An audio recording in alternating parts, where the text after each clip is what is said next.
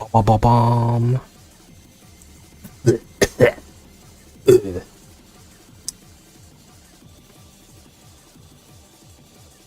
Hi. Hello.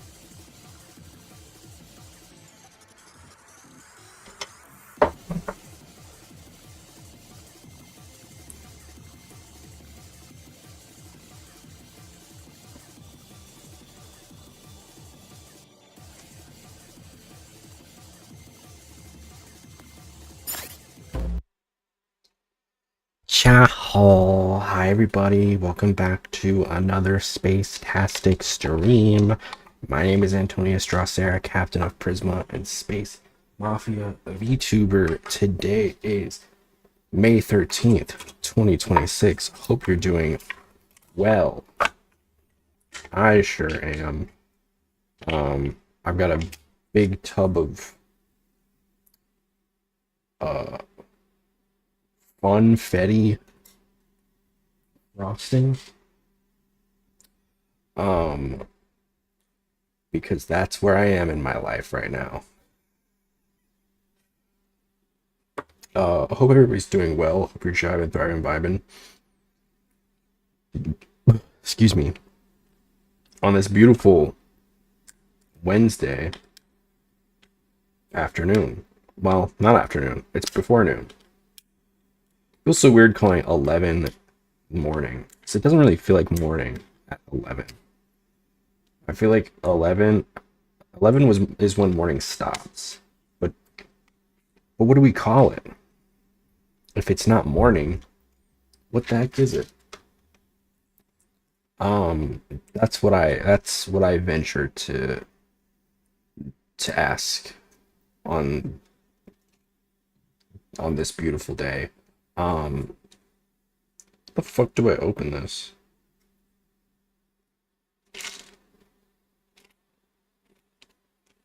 I just puncture it? I don't know. It came with like sprinkles with it. It's funfetti.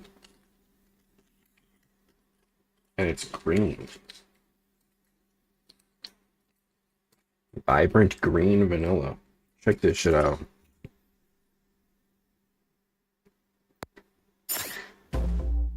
It's literally just green. It looks like Play-Doh. But no, it's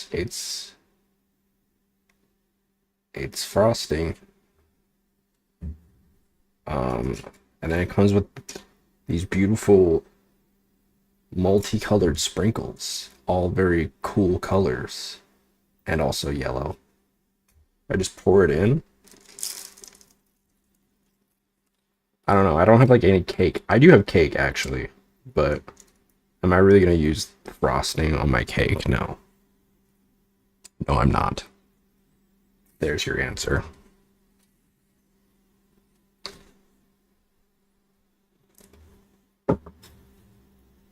I don't know how to do this though. Do I just like mix it up? Mix it in there? I don't know. I've been trying to find like, all right, what are some snacks that I can eat that won't be like super distracting? It's like, oh, cream, or I mean, uh, not cream. I mean, it is cream frosting, I would assume. Frosting could be good. Kind of gross, but it's what I have.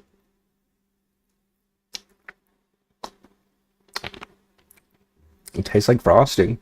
I mean, it is. It doesn't taste like frosting. It is frosting.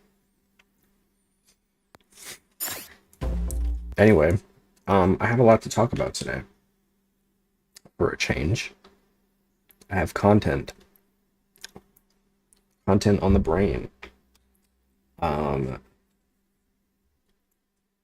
let's see.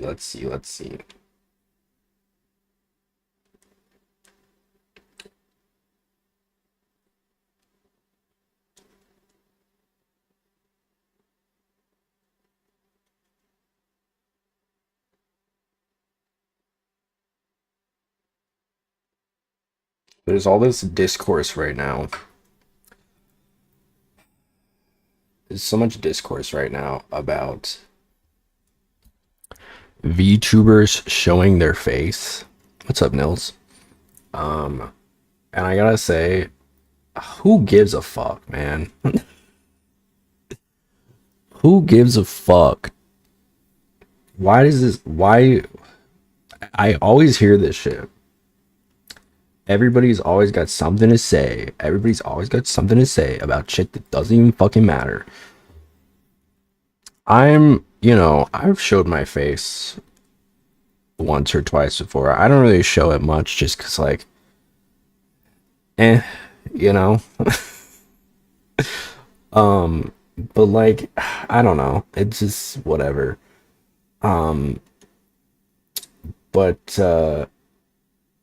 it's one of those things that there's a certain subsect of like VTuber fans that just, for whatever reason, gets so worked up over.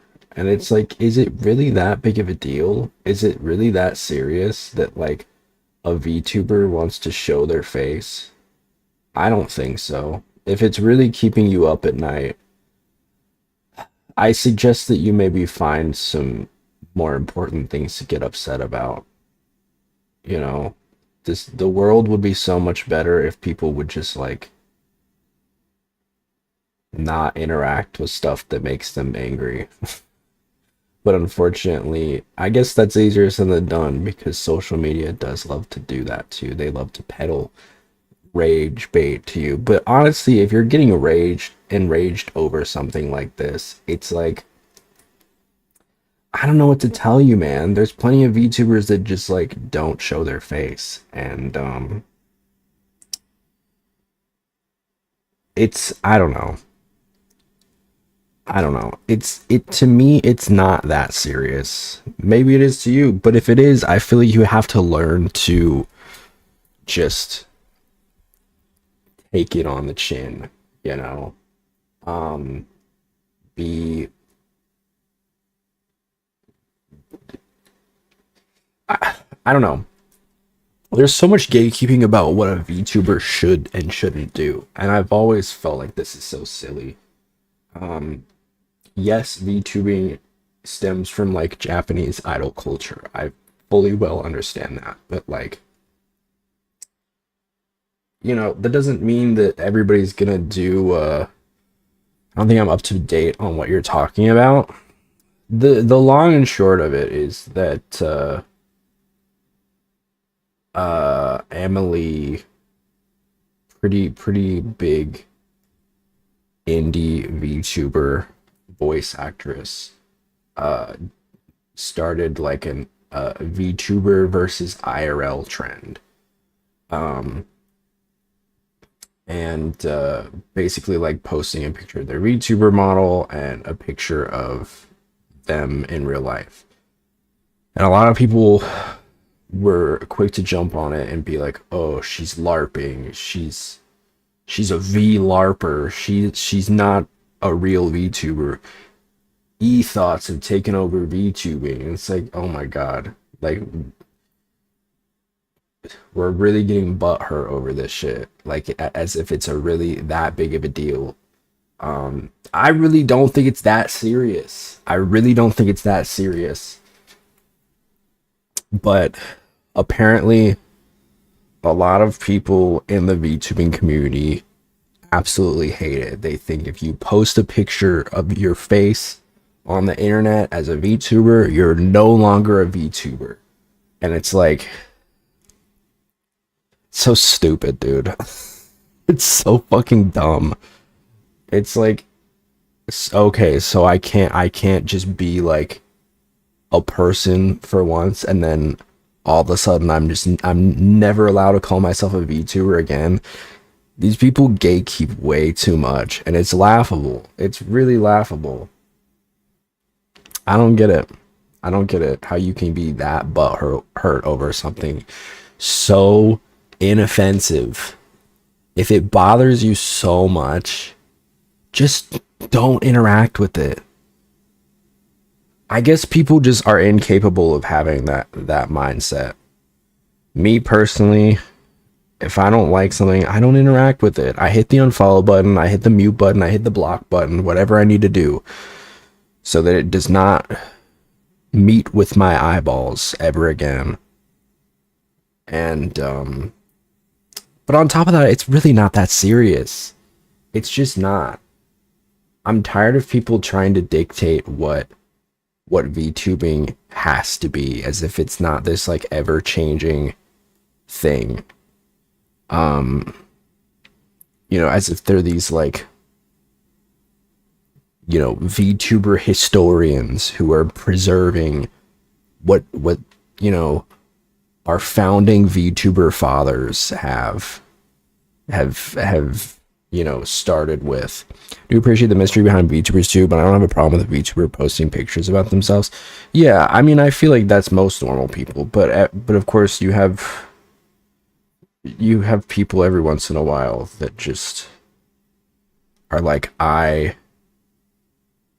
can't handle it. I'm going to have a mental breakdown over it. It's just it's not that serious. It's not. Please find more important things to be mad about. There are many things. I'm not saying you can't be mad about multiple things, but like this is just one of those things where it really doesn't seem that serious. But what do I know? I'm just some small VTuber twink on the internet. I don't know anything, according to these people who seem to know everything about VTubing, despite the fact that they're not VTubers themselves. It's always the bitches that have never actually been VTubers who want to talk about how VTubers should act. What do you know? Idiot.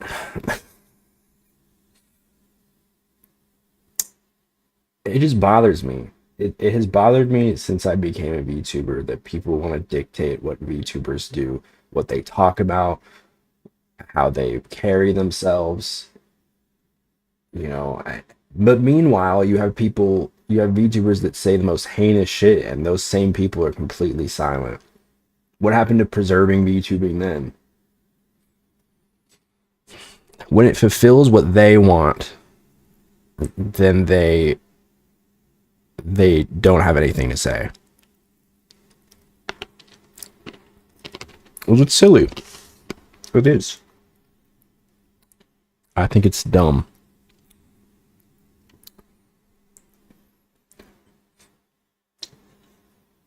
It's okay if something doesn't.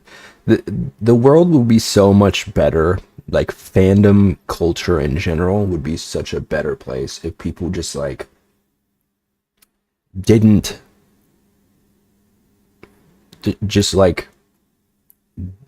do anything to. Let me restart. I spaced out. I'm gonna be honest with you. I had a taste of that frosting, and I was like, wow, that is really good. But the world would be so much better of a place if people just learned to not interact with things that they didn't like. I truly believe that. I truly believe people would be happier, healthier, and I don't know. I guess on the other hand, though, these platforms really encourage you to say the most ridiculous, stupid things because you get rewarded for it. That is the social media culture that we live in. Is just say the most stupidly unprofound thing possible, and somehow you'll find this like small niche of people who agree with you, who have been told all their lives, no, you're stupid, but they don't ever want to listen. Sometimes you are stupid, I get on here all the time and I say stupid shit. All right. I say the dumbest shit sometimes. Sometimes I am wrong, and that's okay. I'm not like a news channel, right? I'm just some twink. All right. I try my best to be right about things. You know, I don't ever want to like purposefully spread misinformation, but like, you know, I'm a human being. I'm wrong sometimes. Less than most people. I'm just kidding. No, I'm wrong. I'm wrong about things from time to time, and that's just being human. I feel like there are people in this world that just refuse to be wrong, and that is a fundamental error in being human. Is to not just like accept, hey, you know what? This was stupid. This was stupid. This thing I said was stupid. Um,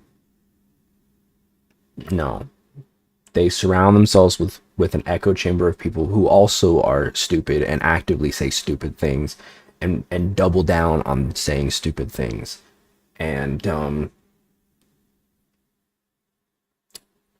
I don't know what to tell you other than shape up, because the real world doesn't work like that. The real world is not Twitter, brother. The real world is not Instagram. The real world is not insert social media platform. It's not Reddit, whatever, you know? Contrary to popular belief, I feel like being wrong is an incredible thing. You know, to have people that are willing to point out the fact that you're wrong is an incredible thing. You know, surround yourself with people who might question you, not all the time, because then you probably would develop like a mental illness or something. And God knows I have enough of those. But um, you know, surround yourself. I have a lot of friends who are not yes men. You know, I don't want to surround myself with yes men, because if I surround myself with yes men, then every single person is just going to agree with me all the time. And I'm never going to learn from that. I'm never going to change as a person. I'm never going to be the ideal version of myself that I want to be. I'm just going to be this non-changing person that, you know, it is in having conversations with people and being told that, like, you know, hey, maybe that wasn't right, that I am the person that I am today, and that I will be the person that I am in 3 years, 10 years, 50 years, God forbid. Um, you know, it's, you have to, sometimes you gotta take it on the chin. You gotta have humility, and that's okay. That's okay. It's okay to be wrong. It feels bad sometimes. It feels bad, you know. You know, sometimes you feel a little like embarrassed. Trust me. Trust me. The first time I remember being humbled, I'll tell you, I was in the 3rd grade. I thought that I was gay. I'm just kidding. Macklemore quote. No, I was in 3rd grade and I had no friends. Surprise. I had no friends, so I was playing tic-tac-toe with my substitute teacher, I think. And I don't know what the fuck was wrong with me, but I obviously lost, but I was like, I won. And then she was like, no, you didn't. I got the 3 in a row. And I was like, I won. She's like, no. I remember in that moment, I felt so embarrassed. It changed who I was as a person. No, but it's like, it is one of those things where it's like, you do feel humility. And I think that is why people don't like being wrong, right? Because it doesn't feel good. It feels bad to be wrong. And I get that. I don't like being wrong, but I know that it is just life. Sometimes you are wrong, and I do try to assess myself when somebody questions me. You know, I sit myself down and I say, okay, why why am I wrong, right? And sometimes, you know, there are some times where I'm not wrong. You know, there's always like a you know, a false negative, right? Where I actually am right. But there are also times where I am wrong. I'm definitely wrong. I'm in the wrong, and those times are important for my growth. They're important for everyone's growth. So I think, you know, it's my feeling is be wrong, not on purpose, but be human. To be wrong is to be human. To err is to be human. And learn from that so that you're not wrong about it again. It's why kids ask so many questions, you know, because they want to know so many things. And somewhere along the way, maybe we've lost that curiosity as grown-ups, but I think it's okay. I think it's okay to be wrong. I know it's okay to be wrong. I wish that people wouldn't lose that innate curiosity. And honestly, I don't think AI helps with that either, because you know, it was already kind of like, you know, everybody would always just say Google it, right? Now it's just like ask ChatGPT. And the problem is that Google aggregates what everyone else is saying, right? Or at least it did. Now AI just tells you it might be right. It might be right, but it also might not be right. It might be wrong. And then you're basically just confirming your wrongness, your and that's even worse. Cuz now you've just built an echo chamber for your own thinking. And it's not even a person that's telling you. I'd rather a person tell you that you're right when you're wrong than an AI tell you you're right when you're wrong. I'd rather no one tell you that you're right when you're wrong. But, you know, if I were to have to choose, I'd rather a human do it. Because at least there's a soul on the other side that is also stupid. At least it's a stupid person and not a stupid robot.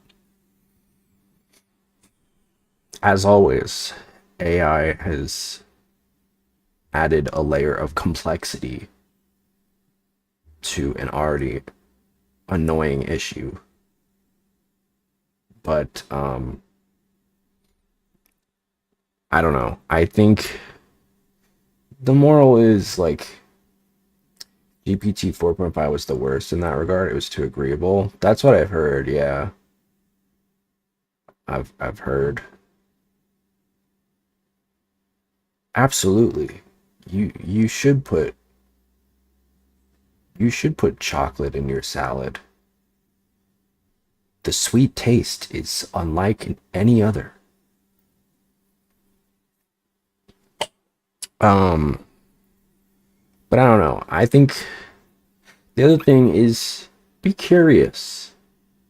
Be curious about the world. Look into things. Listen to people who think differently from you, or maybe come from a different, you know, walk of life than you do. I think it's especially important if you don't have experience in a certain thing. I always say you can't have a true understanding about something without two main components. One, the research, and two, the experience. And obviously, you can't always have experiences, but you can also listen to other people's experiences. And then you can get a secondhand experience in that way. I think that that's really important, to have an understanding of a lot of things, you know, about culture, about history, about, you know, a lot of things going on. But you have to be willing to put that effort in. And I don't think a lot of people are willing to do that. Even before AI. I think AI certainly doesn't help, but I think this was already a problem. This was already an issue with a lot of people, where they just are not willing to educate themselves. And I strive to be somebody that, if I'm ignorant on a situation, that I am able to learn, you know, in one way or another. That's really important for me. And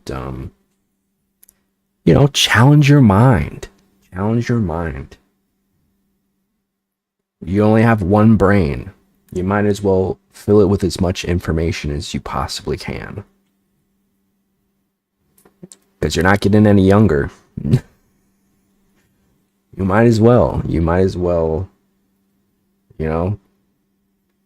One thing I love doing is like seeing a word that I've never seen in my life before and looking up and being like, oh, interesting. Now I know a new word.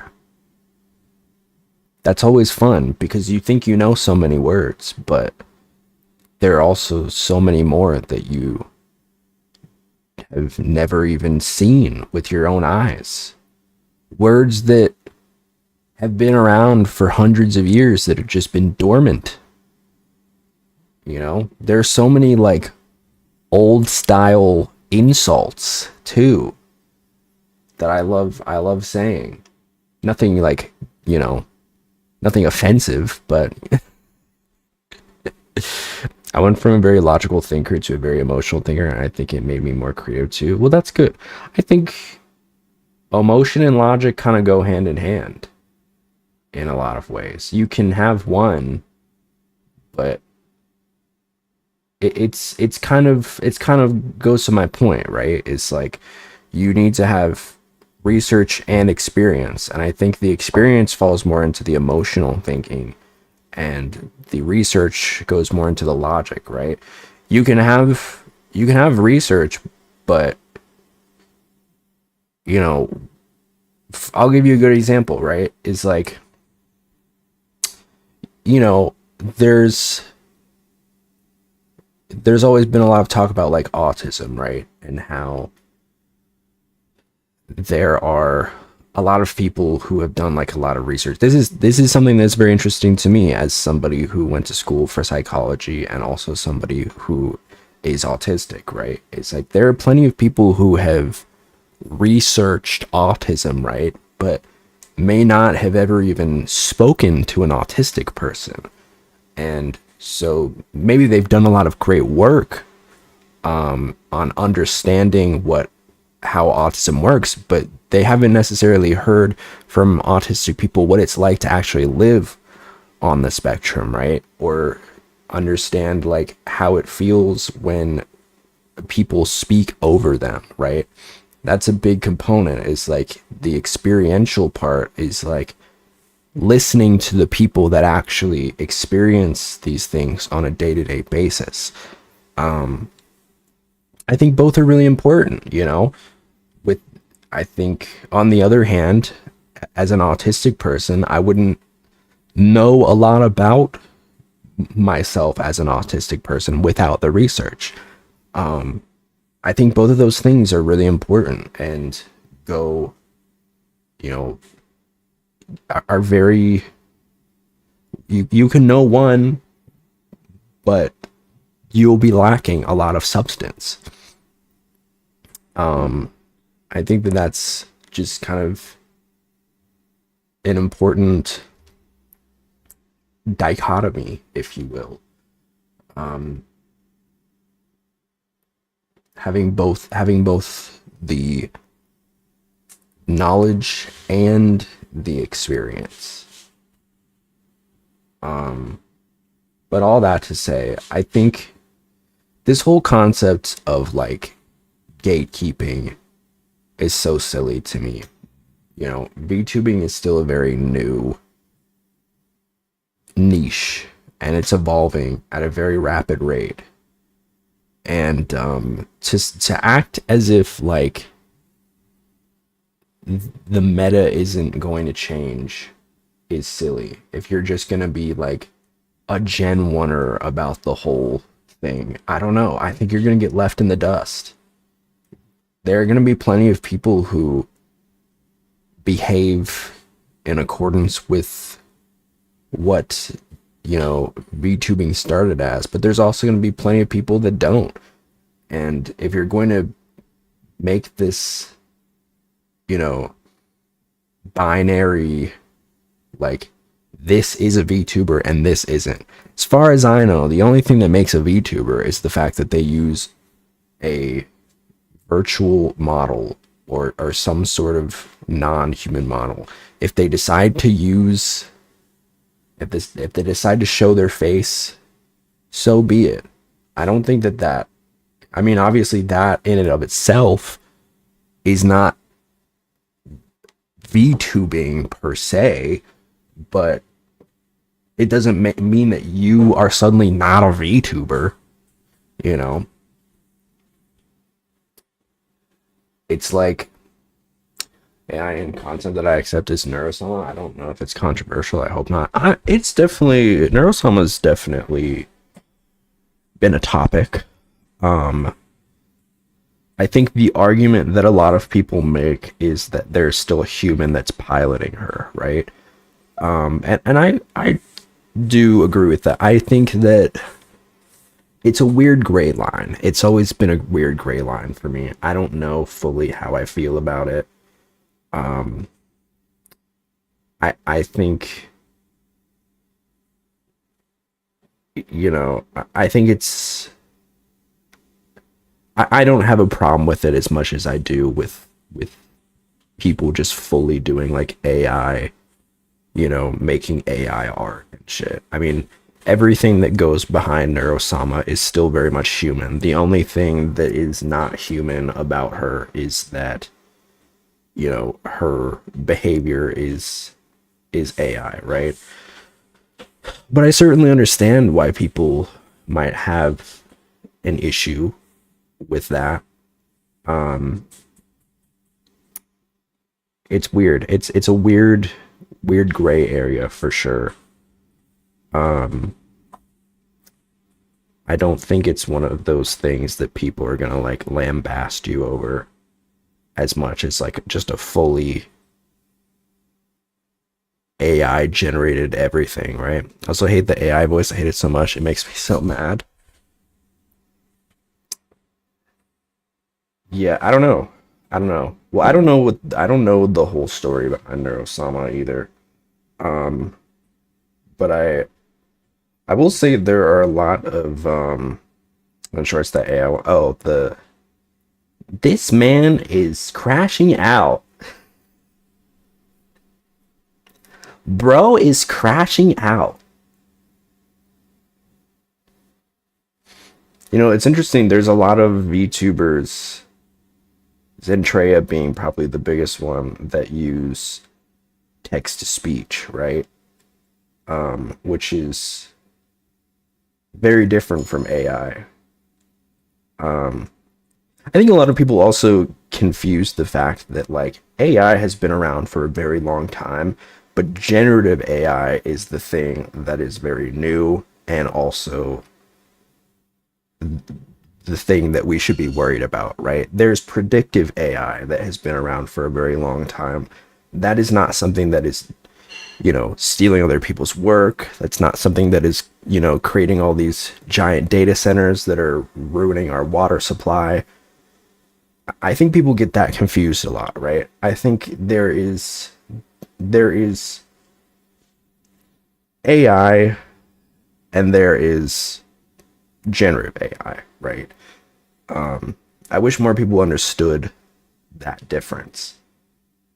For example, like a predictive AI would be something that learns specifically off of you that you fully consent to using. For example, if you're drawing and you ever use that like straightener thing. I'll be honest, I have shaky hands because I take stimulants, and that is something that makes my hands a little bit shaky.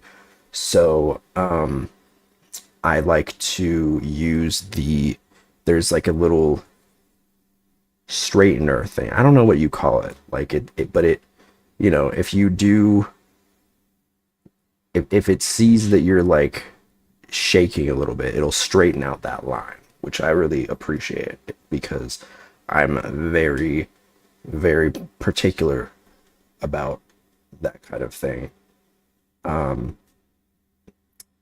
But then, generative AI would be like just basically generating a picture for you, right? And that's bad. We don't like that.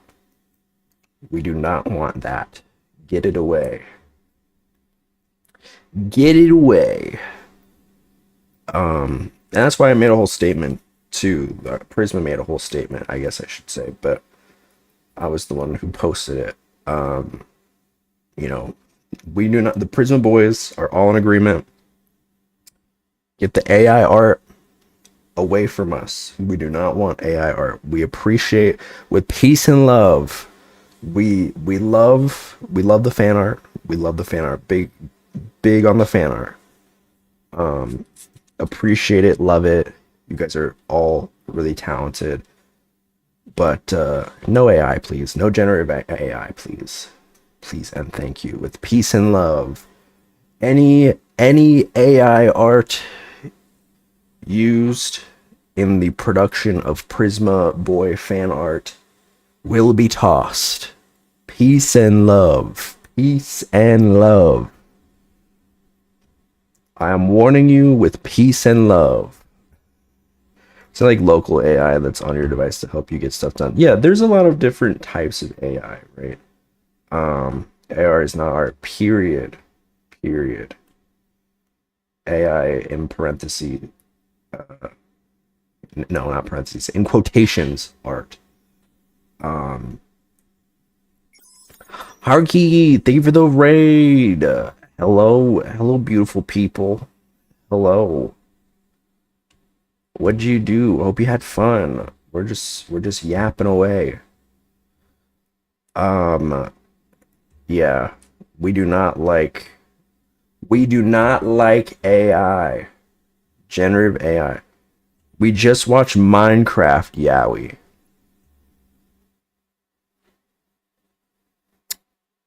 Okay, is that like a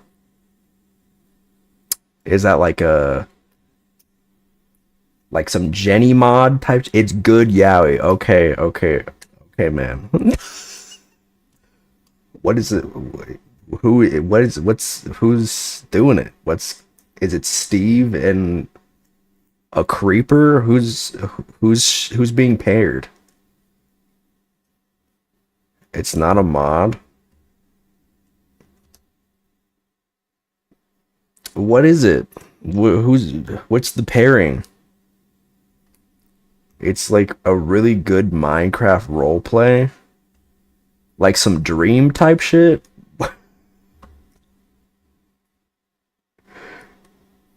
They're doing like the SMP type of thing. Yes, but BL. I'm curious now. Afmal, but when peak? What the fuck is Afmal? Oh, I just put a whole gob of Frosty in my mouth and then immediately was like, I can't eat all that. I can't take it. It's too big. Don't flip that. Abmal is a Minecraft YouTuber. I see. So what is so you have like a link for my own research?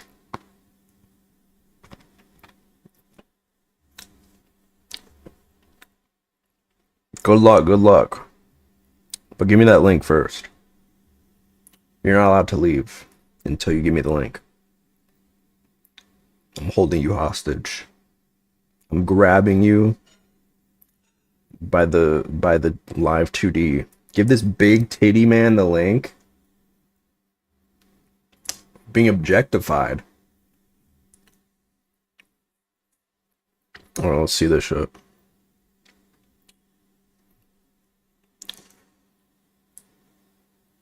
Sorry, it's okay. Trust me, you're among many friends. Those some nice tits you got. Thank you. I grew them myself. Alright, I'm gonna pull up chat on my phone so we can check this out. Well, let's see. Let's see what this is all about. Minecraft Yowie. What's up, Luz? Good to see you, friend.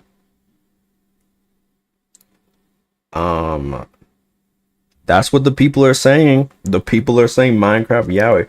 I've always said, why don't we have a Jeffrey mod? We have a Jenny mod, but we don't have a Jeffrey mod. When am I gonna be able to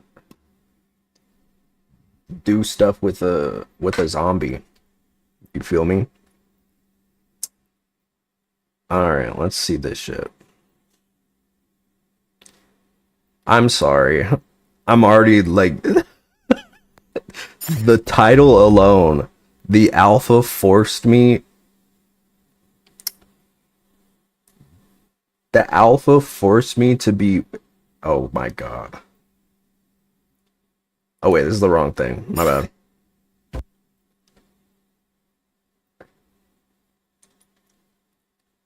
The alpha forced me to be his omega. Outcast higher EP1. Oh boy. Alright.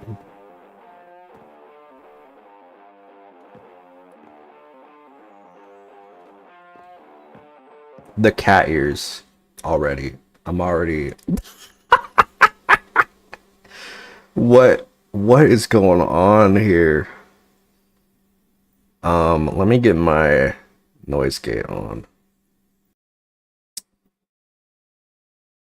20 minutes. I don't know if we're watching the whole thing.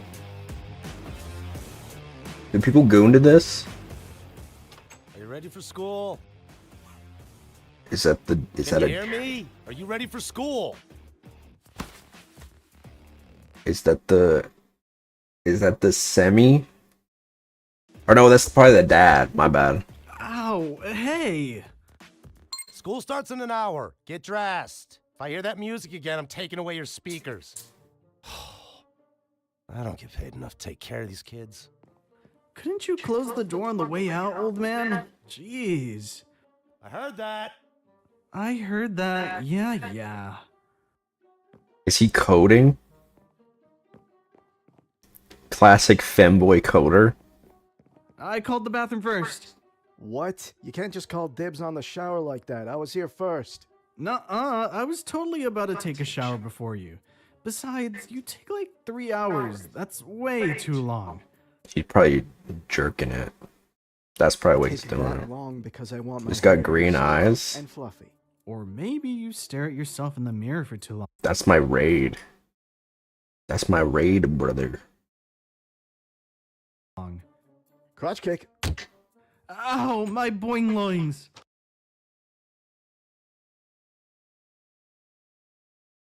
He said what? Mirror for too long. Crotch kick. Ow, my boing loins. My boing loins?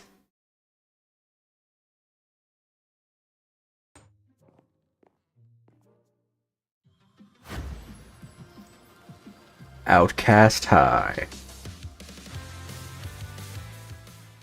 I hope you guys have a great day today. If If anything happens, text me right away. His name says Dad, so you know that he's Dad. Scorpio, What? behave. I don't want you hanging around those troublemakers. I don't want This to get phone MF, calls. this MF's named Scorpio. Maybe I'll accidentally bump into them with my fist. What did you just say? Nothing. Can you just leave already? It's already embarrassing enough that you keep talking to me. What's so embarrassing about a father wanting to talk to his son? You know what? Fine. All right. Love you both. I'll see you at the school. Talking long enough? I already started to feel my social status drain out of my body. Not like you had any to begin with. Wow, first day back and you're already embarrassing me. Awesome. Lucas! I don't like the ears. I'm gonna say that already. I don't like the ears. Sebastian, what's up? It's good to see me, isn't it? Always. It's great to see you again. How was your summer? Is your brother okay? Does he need a doctor? Is anyone here a Strapping doctor? love. You really love putting on a ton of cologne, huh? I can taste the vanilla. This writing, dude. Really? I mean, I only put on like 20 spritz of it. Well, I'm gonna head inside so I don't die out here on the floor.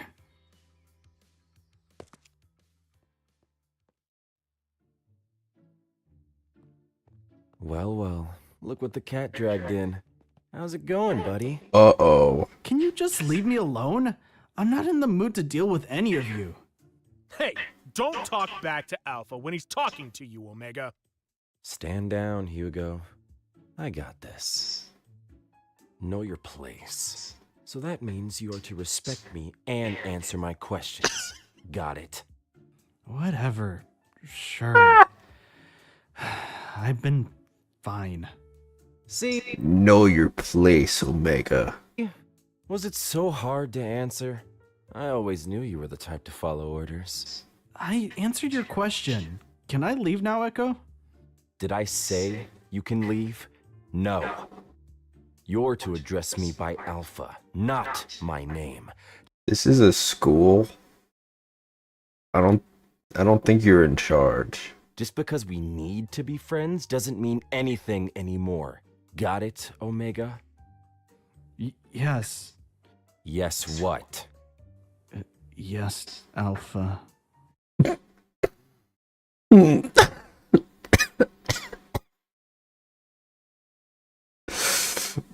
Bro, what the hell? Is this how Omegaverse usually is? Good. Oh, don't forget that halfway into first period... As a school, I'm you ditch reporting them to the class. Dean District. Praxis suggested going to the mall to watch a movie District, instead the whole of being in this state. dump. I don't think that's a good idea. What if the teachers catch us? Oh man, do I hear a chicken? What happened to being a werewolf, Scorpio? Fine. I'll go. I wasn't asking. Anyway, see you later. Later, loser. Hey! Okay, wait up! Abraxas. Don't ditch me.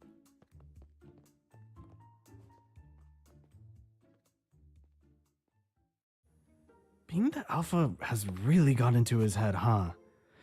I wish I could just show him who's boss. Mr. Lobos, it's nice to see you again. Mind if we have a chat in my office? What? I didn't even do anything. When this shit yet. get What am I good, getting in bro? trouble for now? Breathing? Oh, no. When you're does the not. yaoi happen? It's a lot to him. But how about yourself? Well, my name is Ozius, and I love going to the pool and the beach. You know, being a water elemental and all.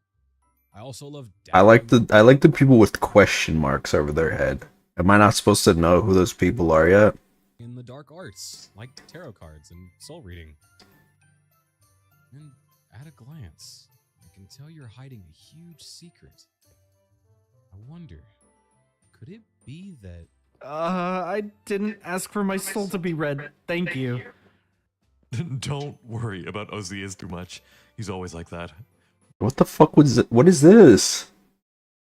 What is this smoke filter? Times his predictions are wrong. Yeah, I can see that, but he kind of gives me the creeps. Well, my name is Hudson. I'm a dragonkin, though I honestly hate how big my horns and wings are. They kind of get in the way. I think it's time for our newcomer to introduce himself. Jesus. Well, my name is Scorpio, and, I like to go ice skating on the lake when it freezes over in the winter.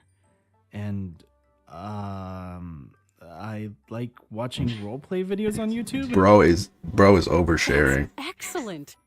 I'm sure someone here can relate with you on one of those things. All right, everyone. Bro, they gonna bully him. I'll be going over something I wanted to try this year. You all will be doing video diaries every day after school. I want to see your feelings grow because of this. 18 minutes of it passed so fast. I know, right? Sure are growing. Maybe we can share our video diaries together. No. When did they have sex? Where is he? I thought we were both supposed to walk home together. He's getting dominated. Trouble. Waiting for your brother? Huh? Oh, hey, Echo.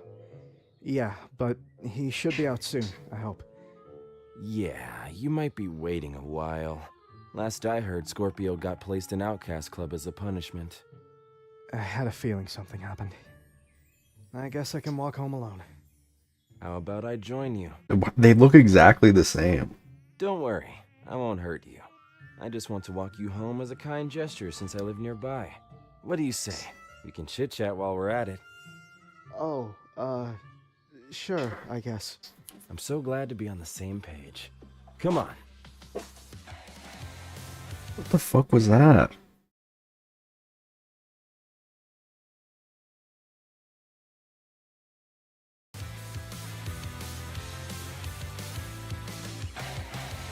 I'm gonna get murdered, bro.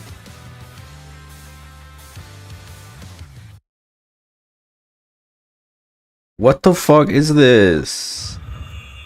This one's 10 minutes long? Damn. Being an outcast isn't bad, though. So, how was school? Are you gleaning anything good. from this? Finally, This shit is... interesting. Doesn't show it. I know he feels the same too. Wow. I'm sorry. When does the sex happen? Didn't know you felt that way. It's fine. Anyways, what about you, V? Wait, there's a girl... Do you want to share? A girl has a crush on him? I don't think I have any secrets I can share. I feel like I'm pretty open about everything. Well, almost everything. Well, now I'm intrigued. Come on, you gotta tell us. I guess I could share. Well, my biggest secret is that I'm adopted. I've always wanted to know who my biological parents were, and I even dream about the day I can meet them. There's a part of me that's scared that maybe the reason they gave me away was because I was a shapeshifter. The only thing I know is that neither of my parents were What? one. I'm out. Is this what Omegaverse is like? Is this Omegaverse? There's an echo. Yeah, my bad. This shit. Is this what Omegaverse is like? Is this Omegaverse? I thought it was like about like peeing and like you know, the what do they call it? Nodding? I don't know. I thought that's what it was. I thought it was about like peeing from your knot or something. I don't know. I don't know shit about Omegaverse, dude.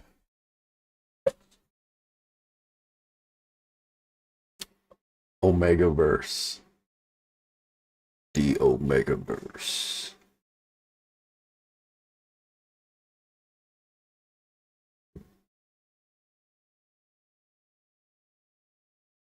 I always thought that's the NSFW material. Oh, is it not like always NSFW? There's like regular.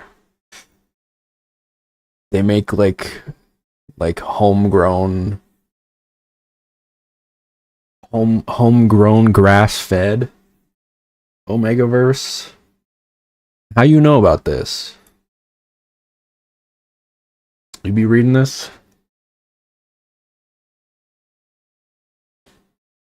Sometimes, not always.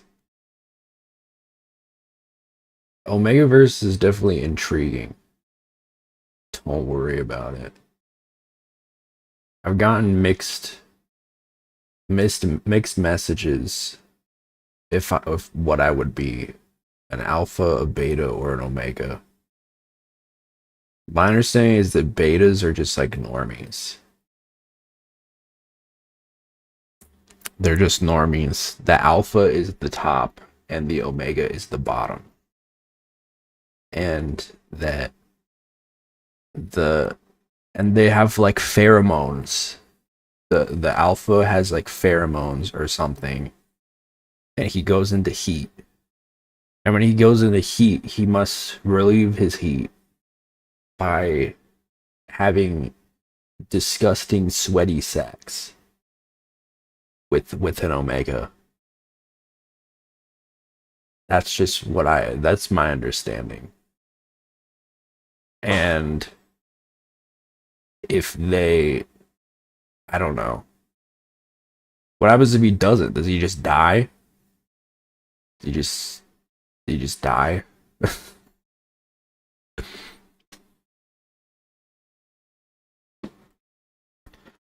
I'm too vanilla for this shit, man.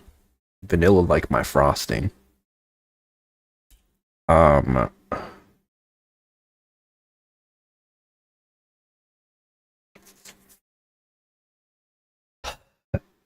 Ooh. It's interesting though. I don't know how one gets into something like that. You know?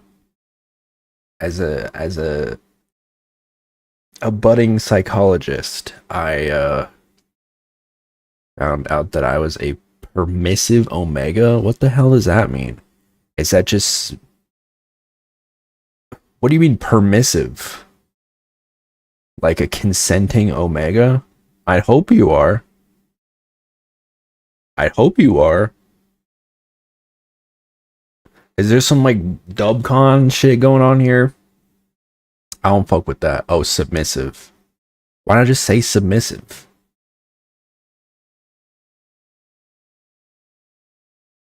Can I maybe there's a test.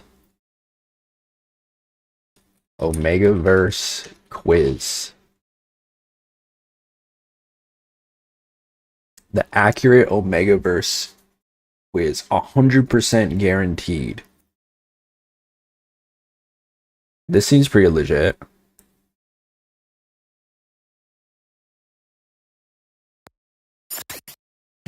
It says 100% guarantee, so like that seems pretty. I mean, 100% is the most percent. You know? I don't. One of my teachers is colorblind. A lot of people are colorblind. I'm not. Because I have supervision.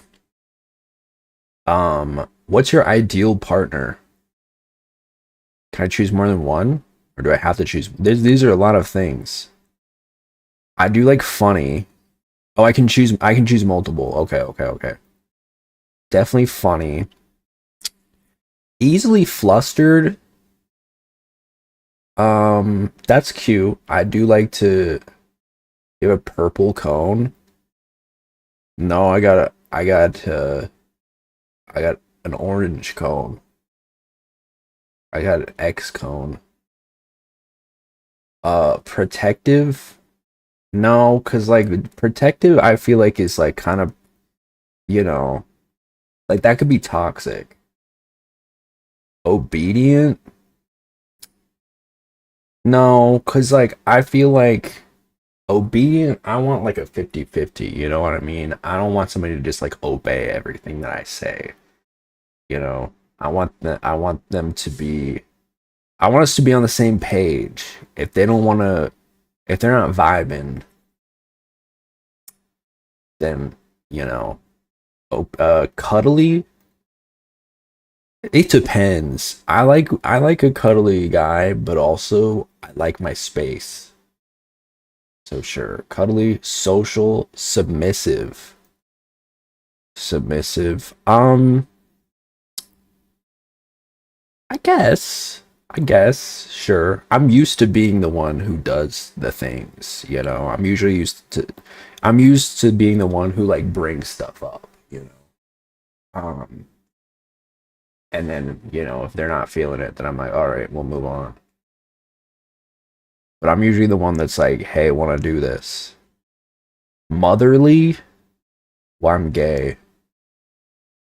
Tender? Sure. Assertive? Kind of. I don't know. Assertive, it depends on what they mean. Assertive, like, I don't know. I don't know. I think okay, independent, sure. I do like independent.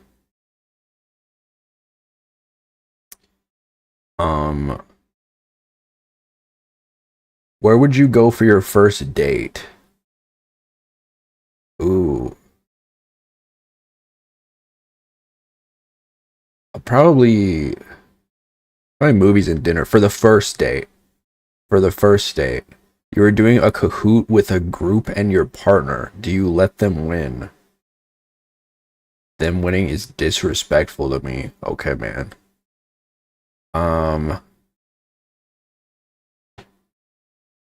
mean, no, I just let them try. I mean, I'd try.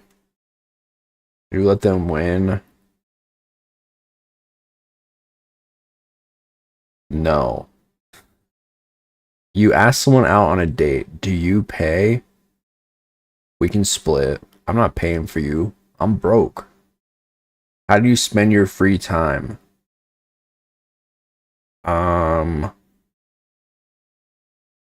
Anything artistic, really. Cooking, spending time with my friends,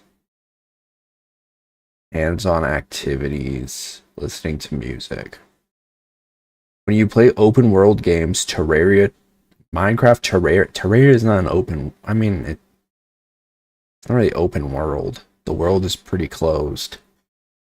What do you enjoy doing?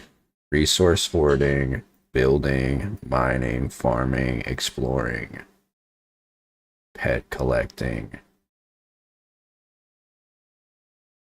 flower picking.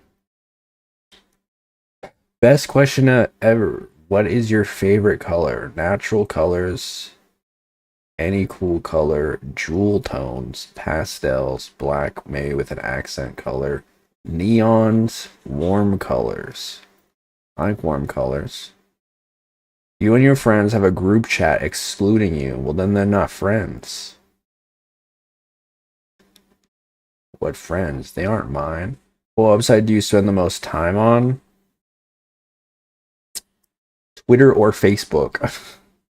I'd say either YouTube or Twitter. Pick your ideal superpower.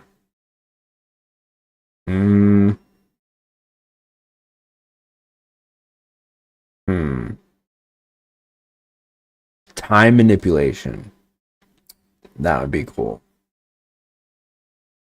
Do you platonically flirt with your friends? Yes. Wait, what was it? What did it say before? It's not platonic anymore. I've been suffering for so long. God help me. What are you, Tyler Catastrophe? Yeah, I flirt with my friends. How do you handle stress? I vent. What's your role in a group project? I'm usually the leader. Make sure everyone else does their shit. Okay, has been. I like to be in charge. Dogs or cats? Dogs. You need to go out late at night to go to the store. It's pitch black and the streetlights are the only source of light. What do you do? Bitch, I'm driving. I'm not walking in at night. Maybe the hydrate loose. I'll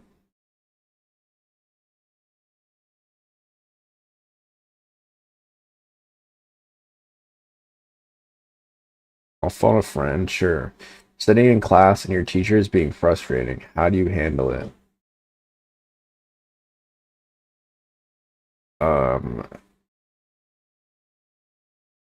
Give them benefit of the doubt. I don't know. What is your favorite emoticon?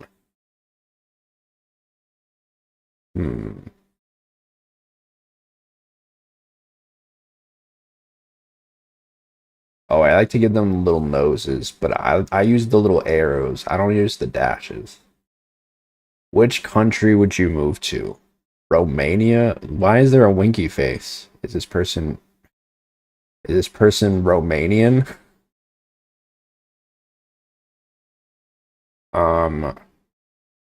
Which country would you move to? Fuck moving to Antarctica, bro. There's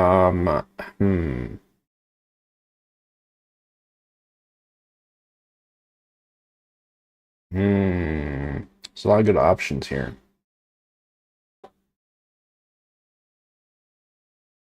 Also, Antarctica is not a country.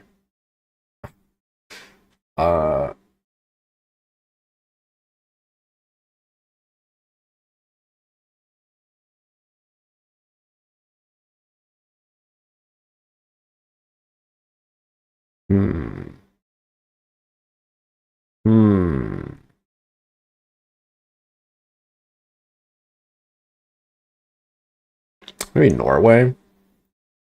Norway could be fire. I guess technically kind of a country. I guess so. What color is math? What is it? What is a synesthesia type question? Okay. Okay, wait, no, I see what they mean. Okay. Well, okay, so red is like English usually, because I usually go English, math, science, and then so on and so forth. So that would be the second one, which means it probably would be blue. It would probably be blue. Do you like Andrew Tate? The fuck is... How does this have anything to do with Omegaverse?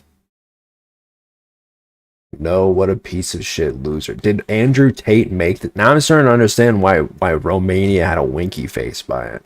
No, what a piece of shit loser. What type of clothing do you wear most often?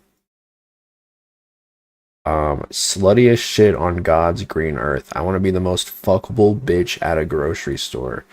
Whoever made this was like 14, I fear. Misogyny, whatever I have and looks good, obvi. I would wear something else if I was more confident. Whatever I have and looks good, obviously. Favorite trope? Enemies to lovers. Enemies to lovers. Which of these fanfics would you read based on the tag? Major character death, angst, hurt, no comfort, found family, terminal illness. That just sounds sad. Comfort, no hurt, sick fic, wing fic. What the fuck? Tooth rotting fluff. What are these tags? What does this mean? Idiots in love. Graphic depictions of violence, kidnapping, Stockholm S syndrome, hurt no comfort, suicidal ideation. What the fuck y'all reading? This is how I know I'm vanilla. Strangers to lovers, tattoo, flower shop, AU, mild angst, fluff, no beta, we die like it. What is no beta? I guess this sounds like the most appealing. You're walking through a public space and see someone beating up an innocent person. It's just you three there at the moment, and the attacker looks to be more muscular than you. What do you do? Well, if I'm getting my ass beat, I'm probably gonna like, I join in. This beta cuck probably deserves it. Is there just like an Andrew Tate ending?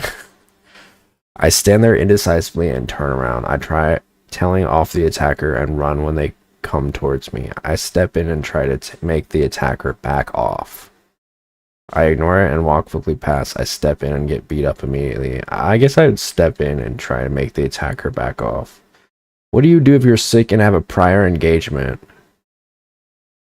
I'm sure nobody will get sick. I go and feel guilty the whole time. No, you should die if that's the case.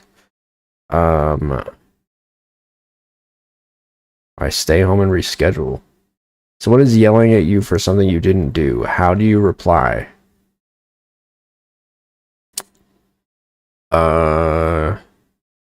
Beat them up and call them slurs? I'll wait for them to get done and calmly explain what's going on. You're on the internet and have somehow managed to get yourself into an internet argument about something you're coming to realize you're clearly wrong about. Oh, we just talked about this. How do you handle this? Admit you were wrong and apologize. Okay. What's your opinion on Elon Musk? He's a massive loser. Your friend comes out to you. How do you respond? Thank you for telling me. I'm so proud of you. Any other responses would be stupid. They should thank me for getting my germs. What is your favorite genre of television / books? I like comedy. I guess rom-com. Maybe fantasy, sci-fi. If you were stranded on an island and could only bring one thing, what would you bring? My phone. You stumble upon a dead body laid on the side of the road. A quick glance around tells you you're not alone. What do you do?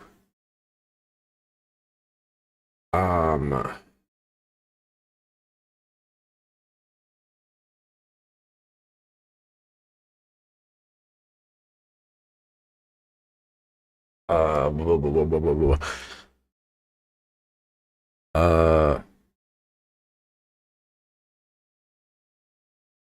Call the cops, probably. Which aesthetic do you vibe with the most? Minimalism, void punk, glitchcore, solar punk. Ooh, this is cool as hell. Cottagecore, dark academia, kawaii, monochromatic, all one color. Cyberpunk, not the game. Y2K-esque. Crowcore, gremlincore. Preppy.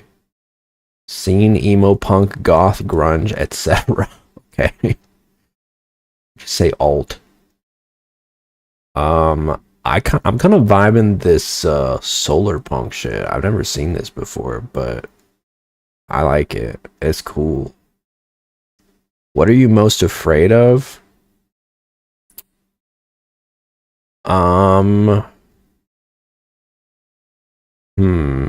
Heights. Probably heights. What time of day do you like the most? I like midnight. Not on some like edgy shit. It's just how I feel. You've been invited to a potluck. Congratulations. What do you bring? I probably would make some shit. I'm invited. I'm hosting the damn thing. That's also probably true. I do like hosting parties. You've been supplied with a whiteboard and a whiteboard marker. What is the first thing you draw? Penis, Among Us, a person. Probably a big titty woman. Random inanimate object. Probably a penis.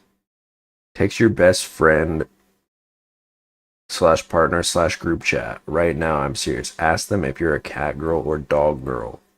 Girl? Which do you guys think I am? You think I'm a cat girl or a dog girl? Or some other animal? I think I know what I am. But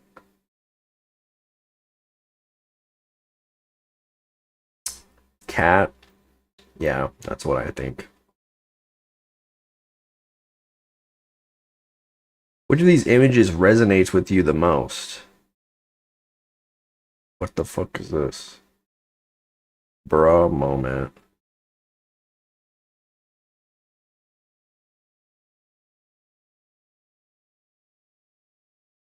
None of these images, you're not energetic enough to be dog. That's fair. None of these images really resonate with me, I'm gonna be honest. I don't really feel any like spiritual connection to anything here.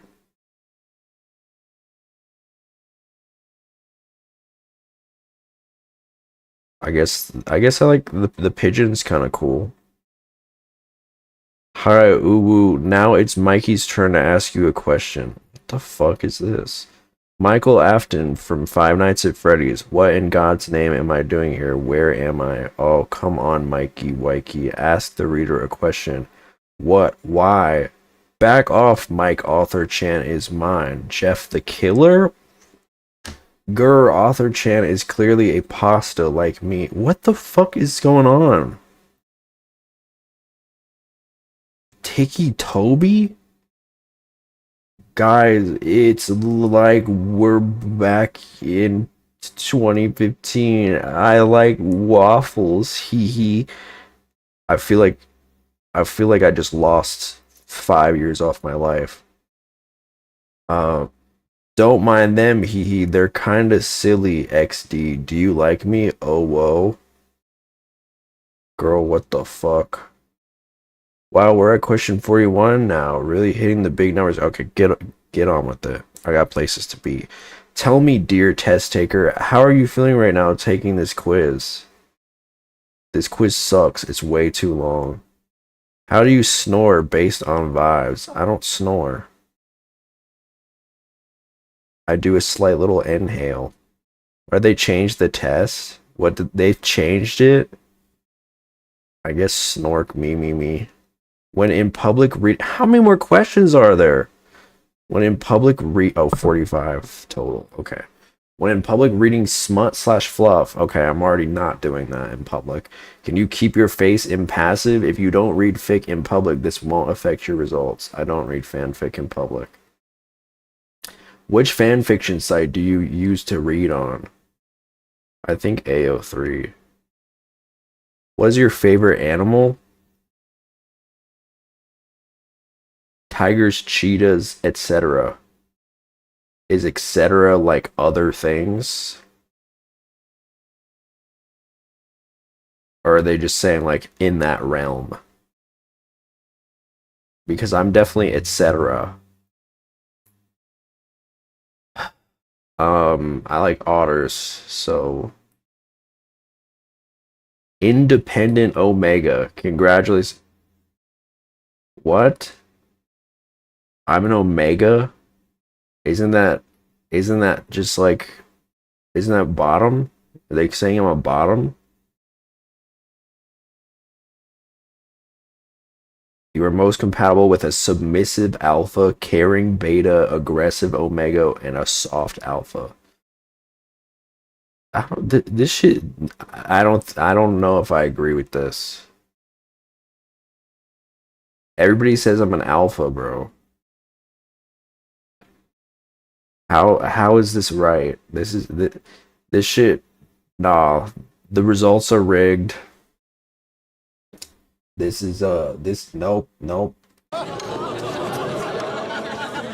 It ain't. This is not true. This is false information.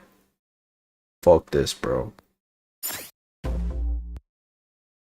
according to this test made by a 14-year-old, I'm an independent Omega. So have fun with that, fanfic enjoyers. Go write your fanfics. I don't know. I don't know if I agree with this information. All right. See you later, Nils.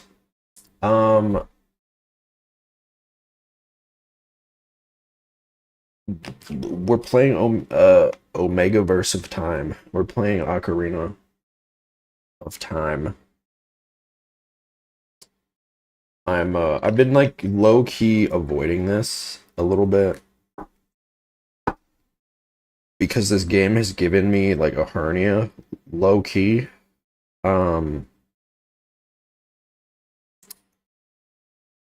But I'm gonna do my best. I've been told this temple really sucks. The water temple. So I don't know. I'm gonna do my best, gamers.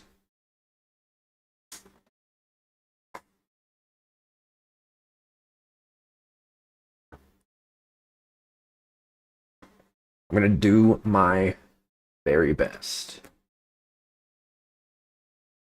And if I'm like, we might end up just like, I don't know, we might end up playing something else after a certain period of time. But I'll do my best, okay? I'm gonna give my best effort. Ocarina of Time. Ocarinas. Ocarinas.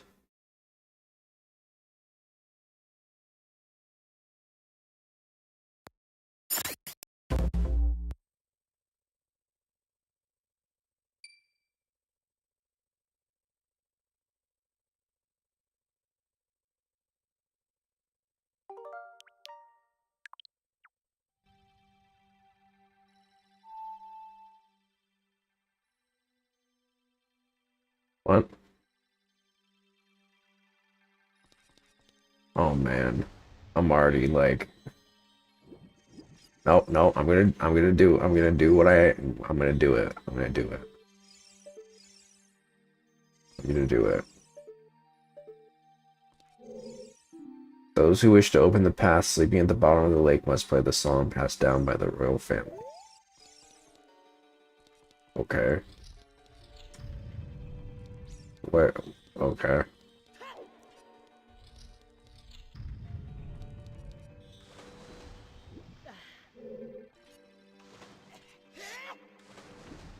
I forgot how to play this game, bro. How do I get... Oh wait, do I have to put on the... I think I have to put on the boots.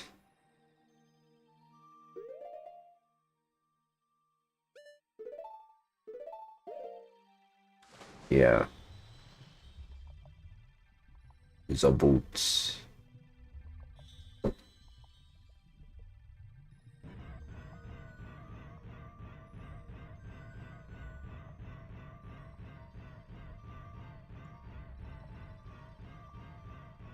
I don't know what I'm doing here.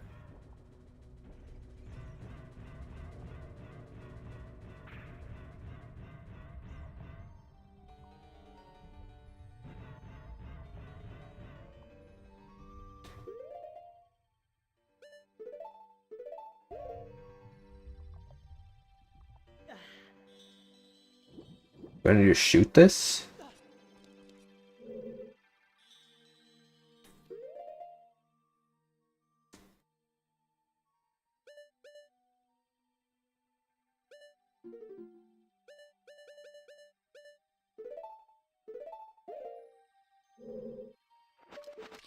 No.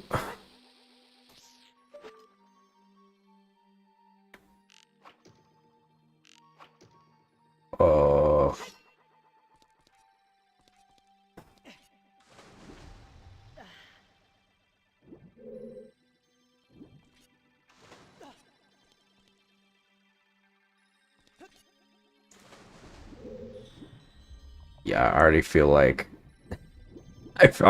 like I'm mentally checked out.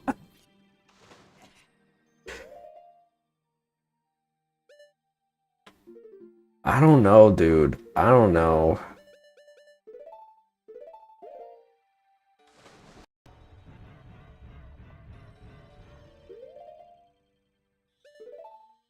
I feel like I have to remember this game is like a product of its time, right? Um,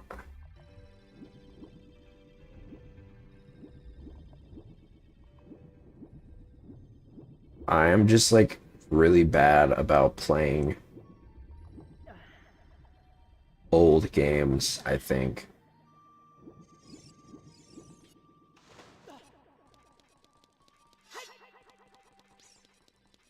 But I've already gotten so far.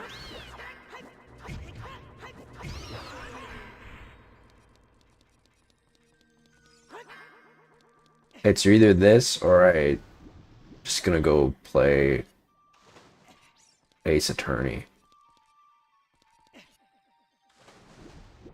This is the entrance, I think. What the fuck?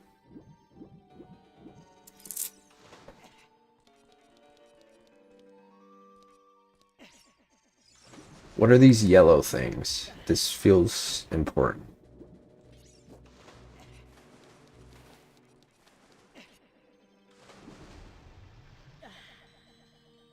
Guess I should just start at the top. Work my way around. I hate that I have to take on and off the boots. That's so dumb. Who thought that this was a good idea? Who was like, yes, this is good. This is the best way that we can go about this. No other way.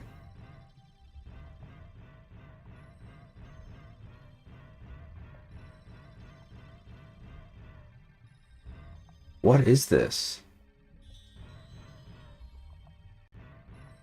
I feel like it's something that we don't have.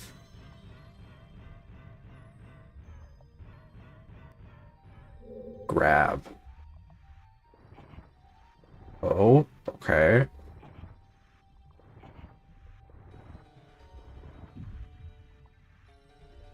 It's like, uh-oh.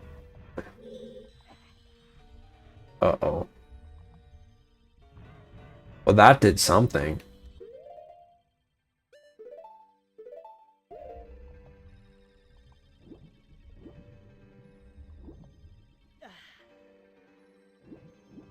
Maybe I can maybe I can cross over behind it now. Es posible?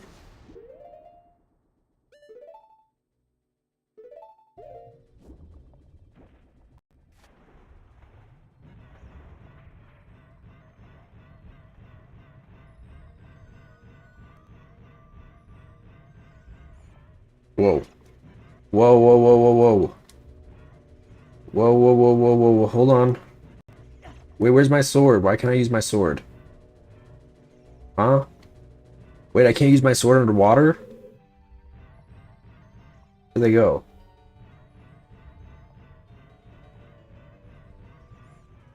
Oh my god. Oh my god. Oh my god. Oh my god. Oh my god. Oh my god.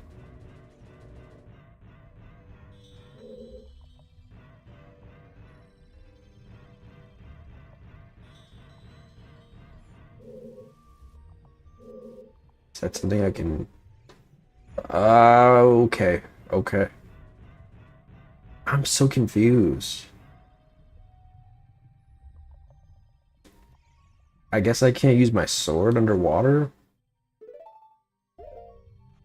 Stop making me try to save, bro. What's happening? Oh my god.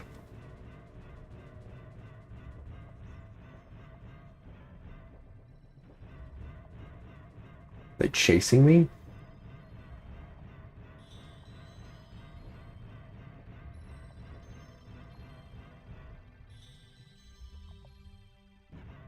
This is confusing. Okay. Take off boots. Remove boots.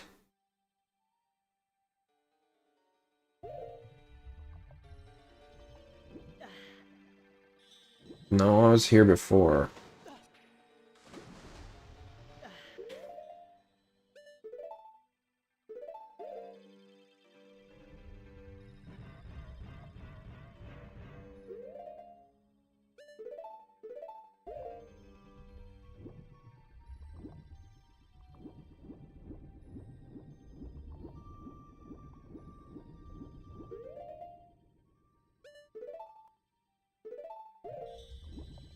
It's pissing me off, bro.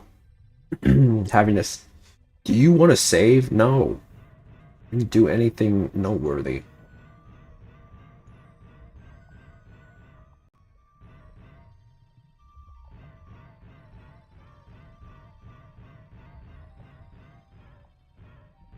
Can I go up?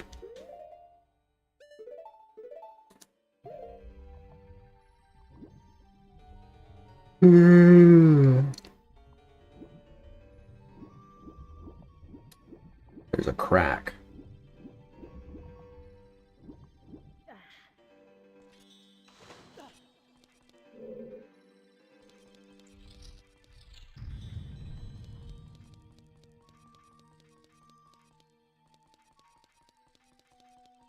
Hmm.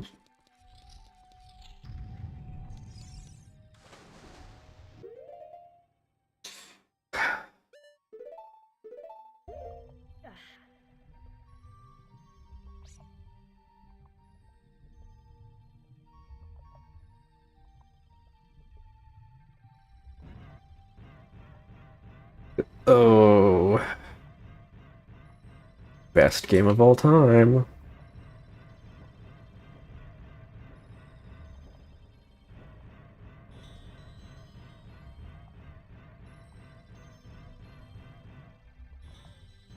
What's up with this one?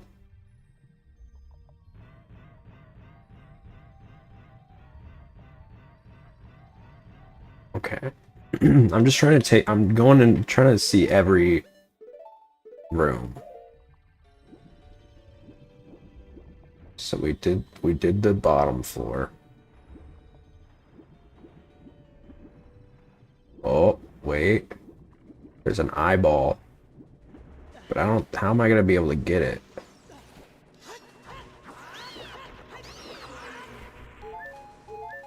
Thank you.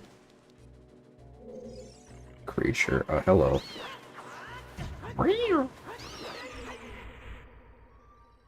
Yeah, I don't think I can reach it from down there.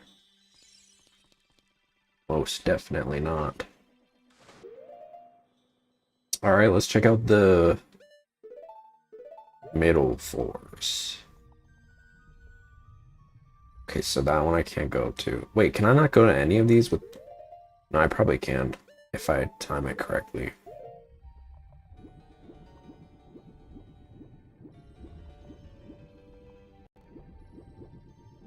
Is this the one with the...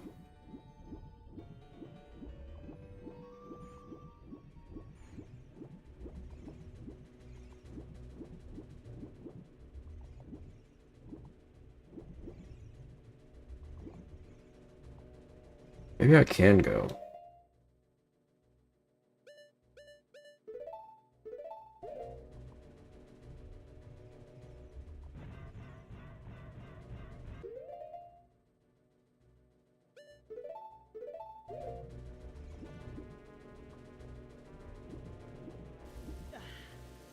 Okay. Ow, ow, ow, wait.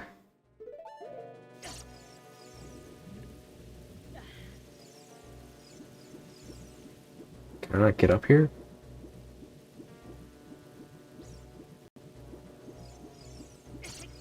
Oh my god.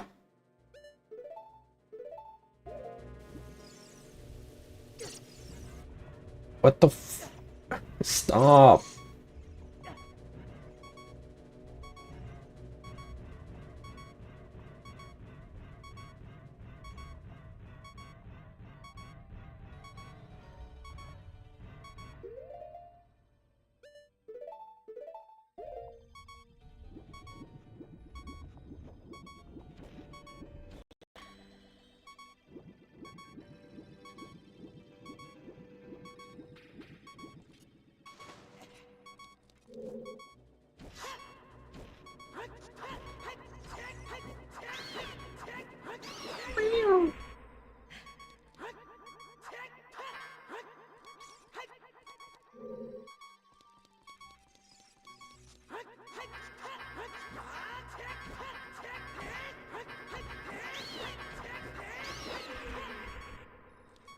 Need some hearts.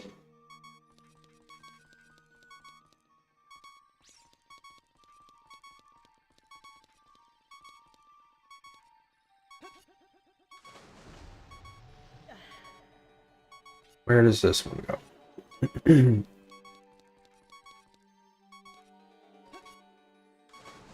Have I been here? Everything looks the same.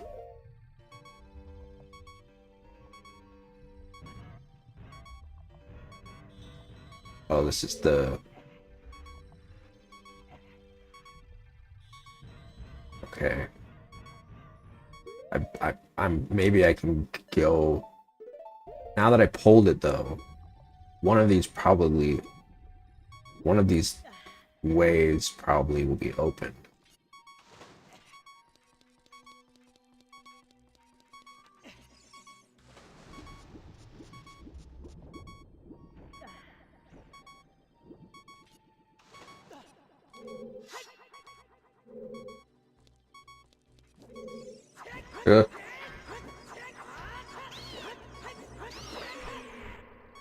I need hearts. I need hearts, man. Brother.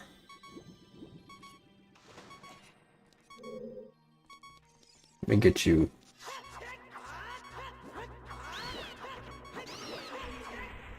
Okay.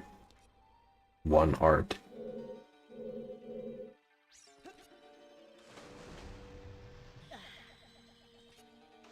This, I don't know if we've been here yet. Wait, no, this is the entrance.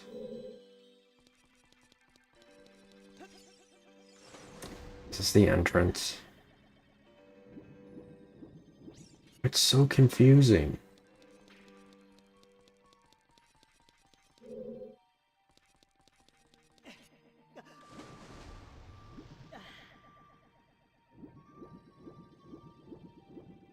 They said I need to play the song. Do I need... can I play that just wherever?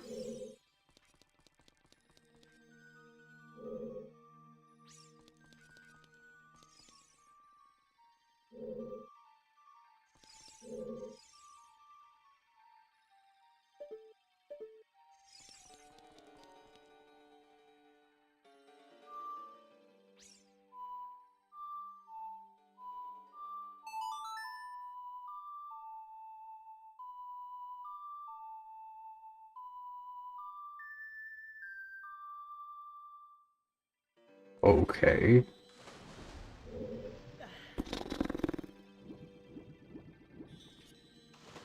Let's look at the walkthrough.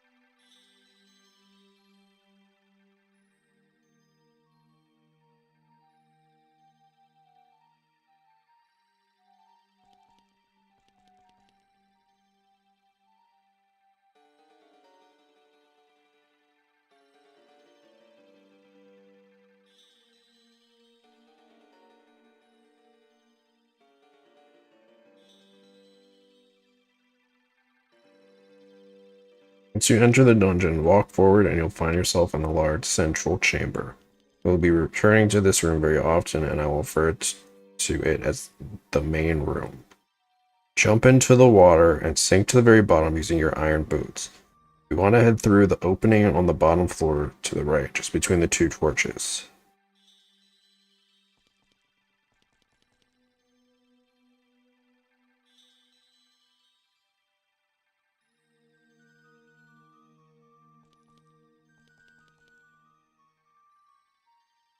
Right, we met Ruto. I remember that.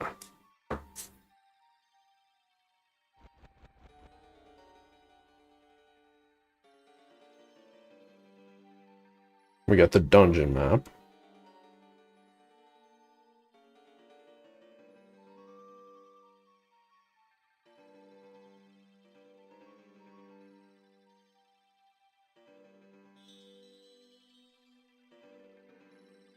Oh.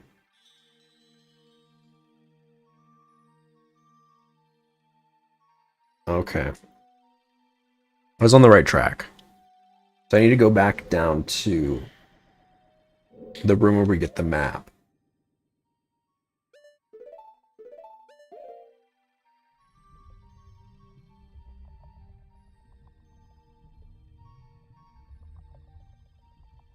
I don't remember which one that is. It might be this one.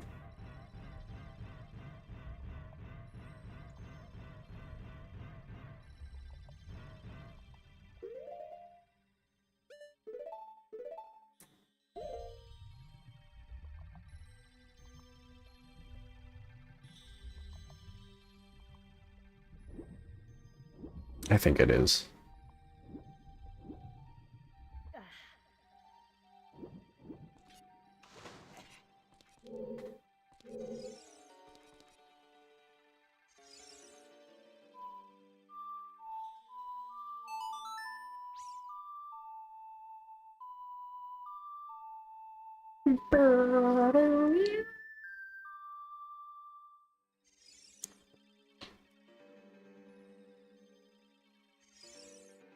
Wait.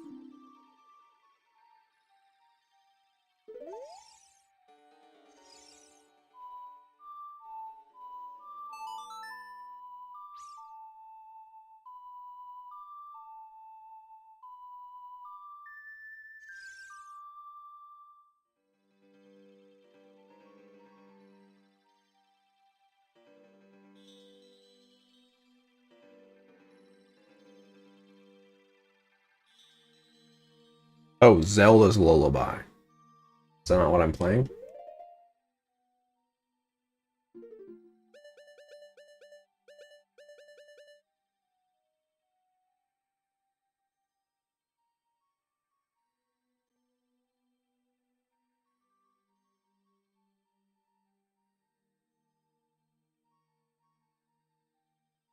Hmm? That is what I'm playing.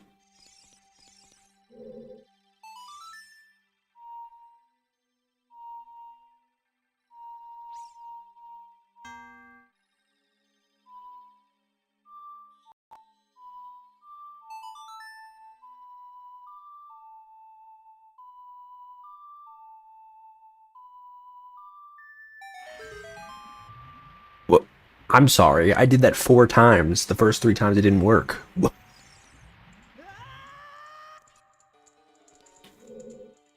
Okay.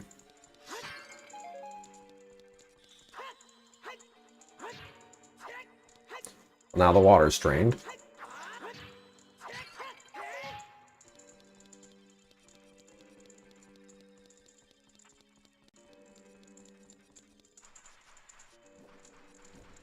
So now we are here. It's a lot of locked doors.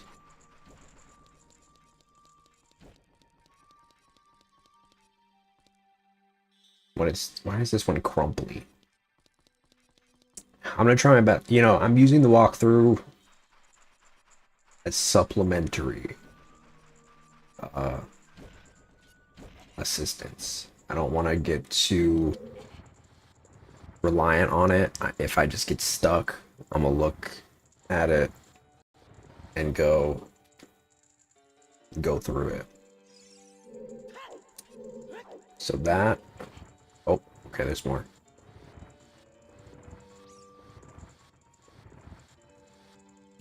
Whoa. Okay, that went down. That's deep. That is deep.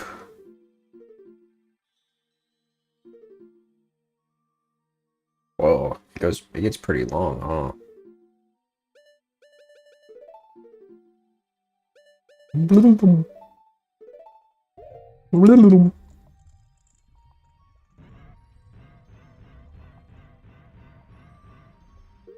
Okay, I think this is new. Never before seen. By Drosera's eyes.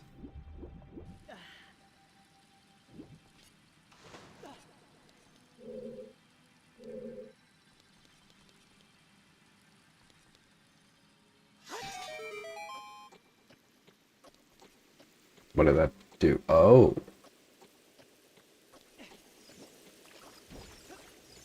Yeah, don't get too excited now. Wait, where'd he go? You fall off? See you.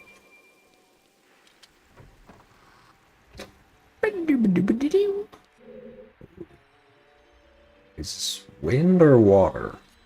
Both. I guess it can't be both. It's current.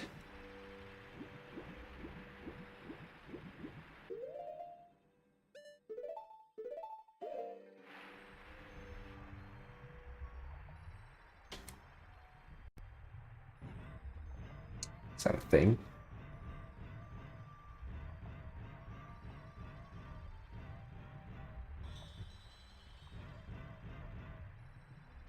Yeah, it's a thing. I see it.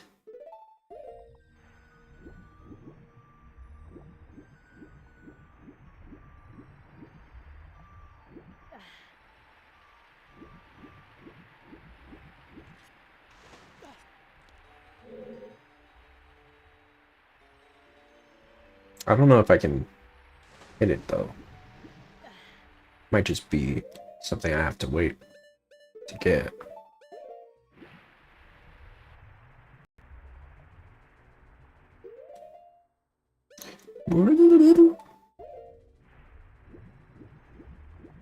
Oh, shoot. Guess I gotta time it. No, I don't want to save, you fuck.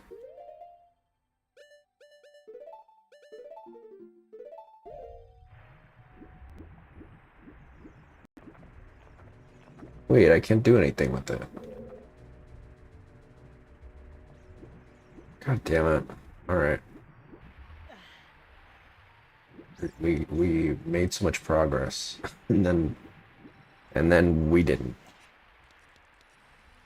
I think these like circle looking things have some sort of importance.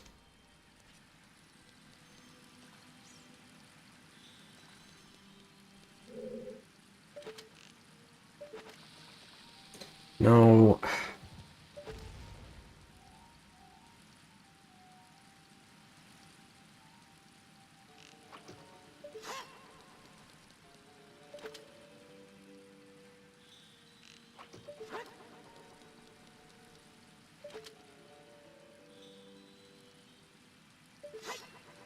Oh. How do I get out of here? I can't reach the thingy.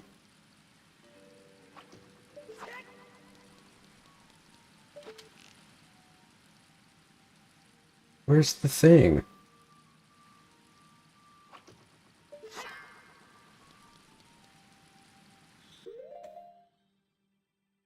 Wait, can I use the hook shot on these things?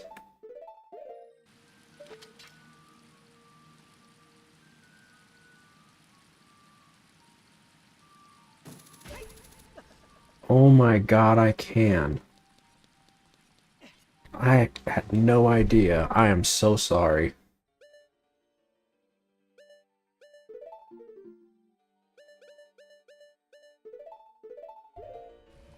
That's probably on me. I thought that...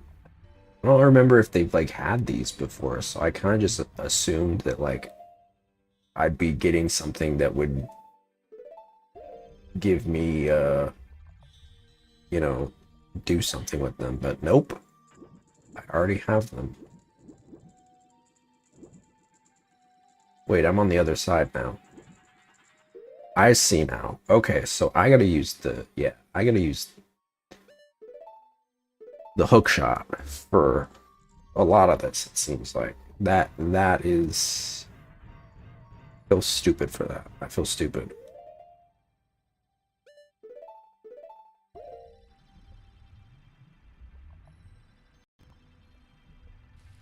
My bad.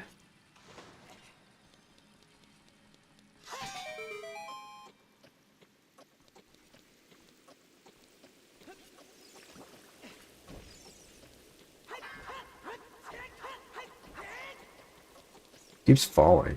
Idiot.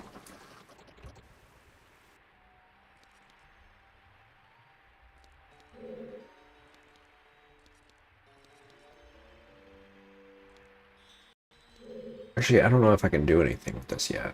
I don't... Yeah.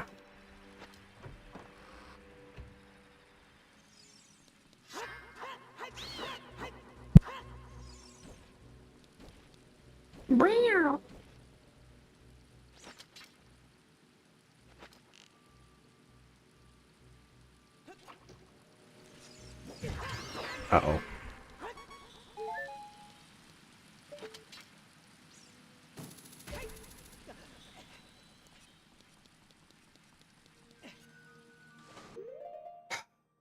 I hate this boot mechanic is really stupid.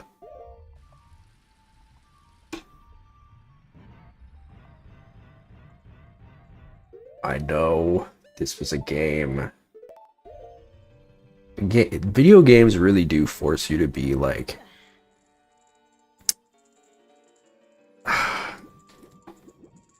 they really do force you to be wait, I have to do something with this. As long as I'm swimming, I can't use the hook shot, I think. So I like have to do something. Uh-oh.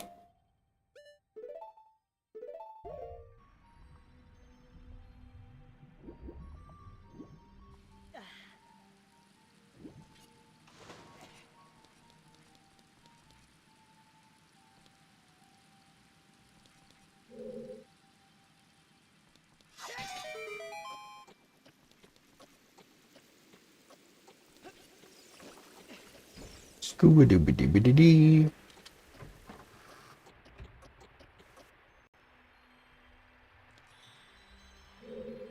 Is there anywhere I can use this then?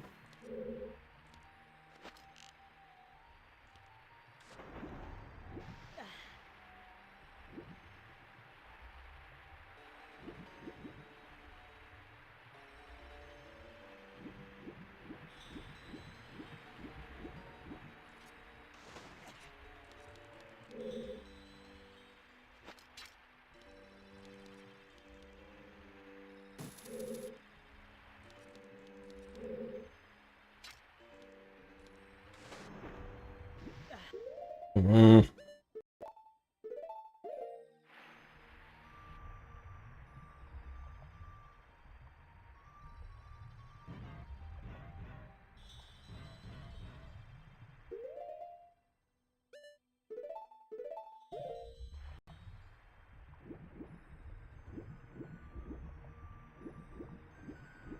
I can't do anything.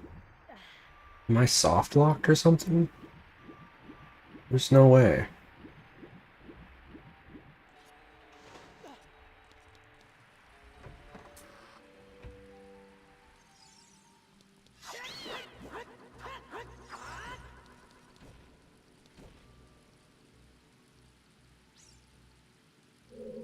What if...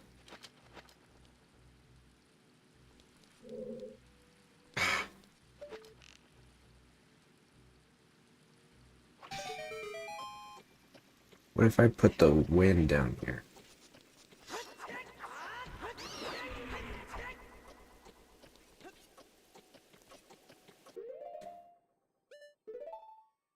I use the iron boots.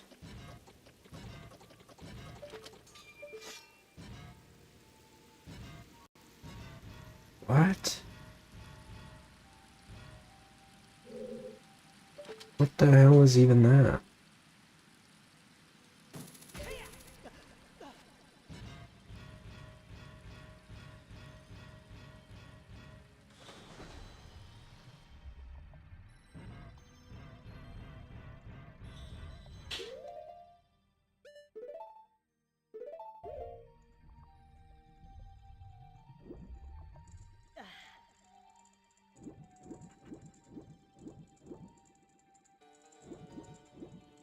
Am I stuck? I feel stuck.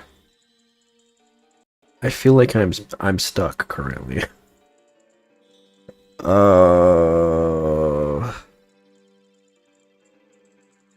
Yeah, I feel stuck.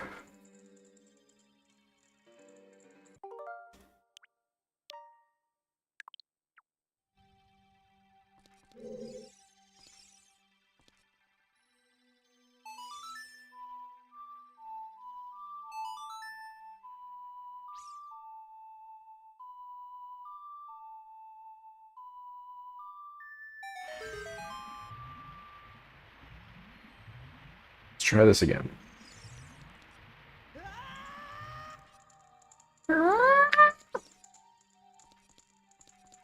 Okay, that one's blocked off.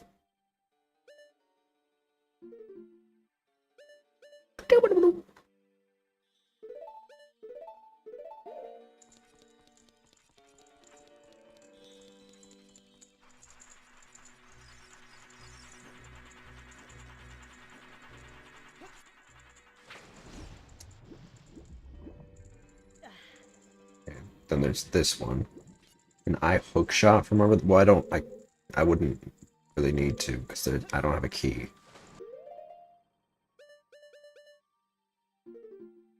I don't have a key, so that wouldn't work. That wouldn't work for me. Let's see, let's keep going around.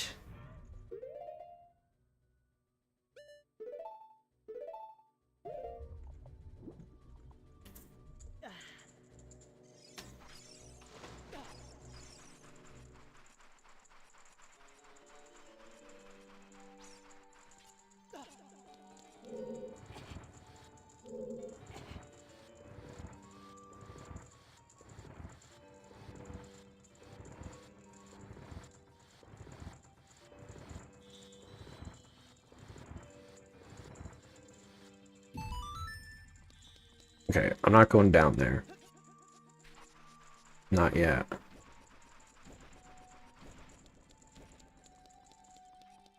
Maybe I do have to, though. I don't know what this is. This feels weird. It's all crumbly.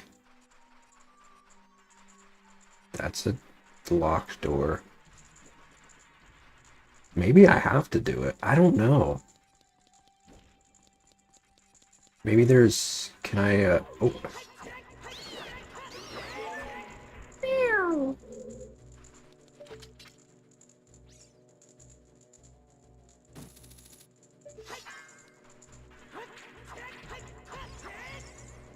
The fuck away from me, bro.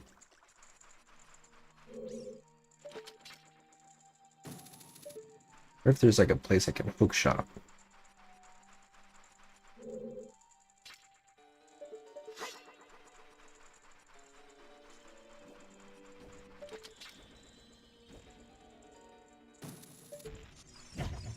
Ah, Jesus.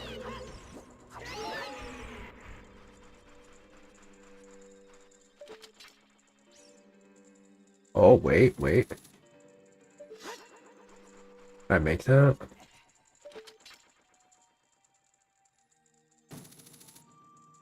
I don't think I can make that.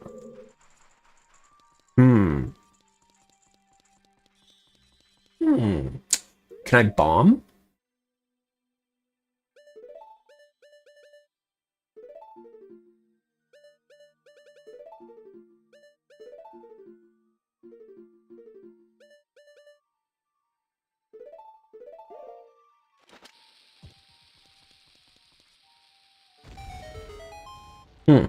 Okay.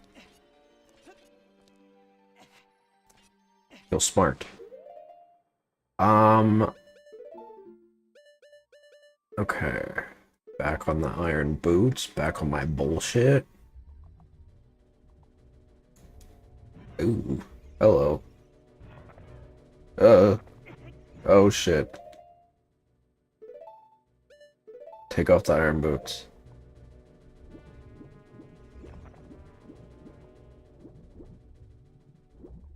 What is in here per chance? What's that?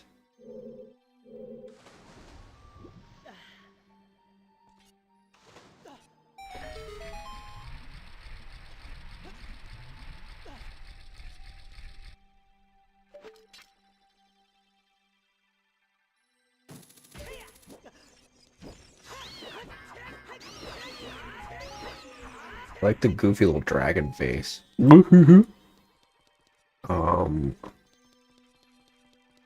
what?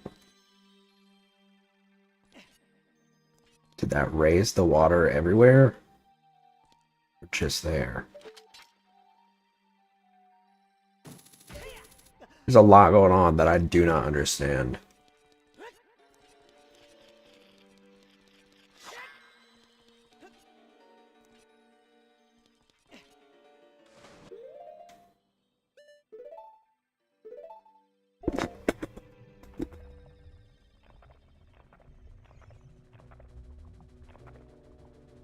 Excuse me, sir. Oh.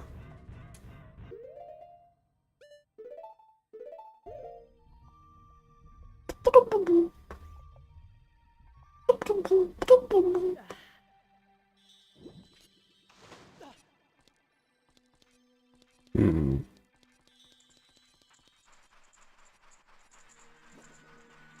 I do not understand.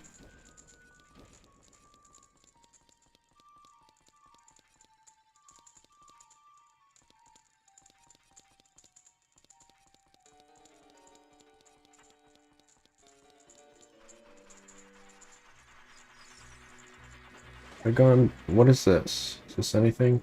Just water? Random water moment?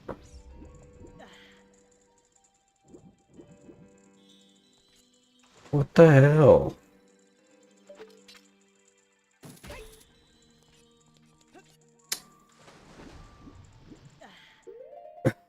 This is...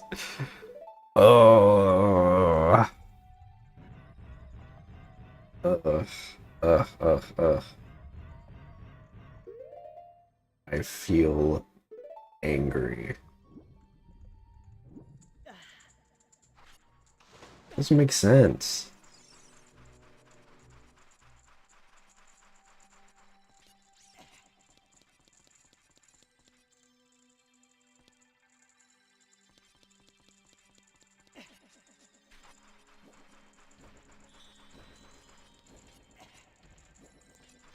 What the fuck?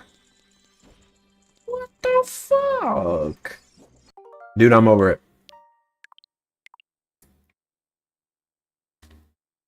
I want to play Ace Attorney.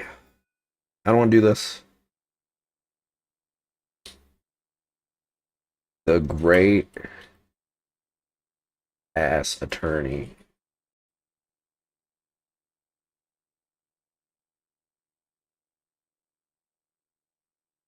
One, two.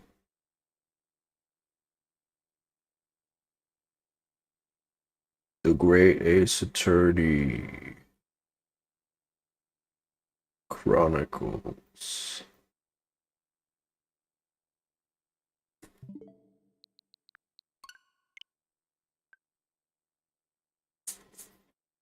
Okay. Let me post in the Discord number.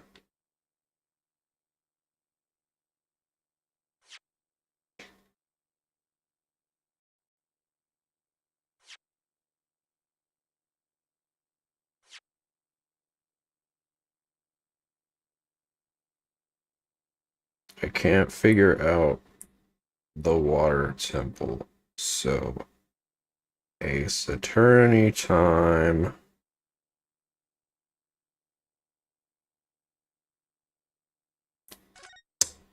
Okay, I'm I'm gonna try my best to fill y'all in. If you haven't watched me play this case, I don't know where we are in this. I'm guessing this is gonna be like one investigation and then one court day. So if that's the case, I think we're pretty close to being halfway through.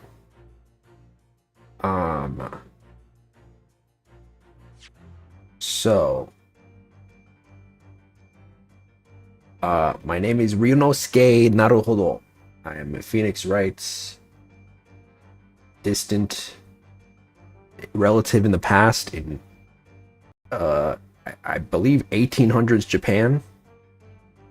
The legal system is still being set up. I'm a student at Imperial Yume University. My situationship boyfriend and I were traveling to the UK on a boat where I was being stowed away. He would stick this paper seal over the doors of the wardrobe for me while I hid in it. It says keep out in Japanese. I'm not sure the Russian crew can actually read it.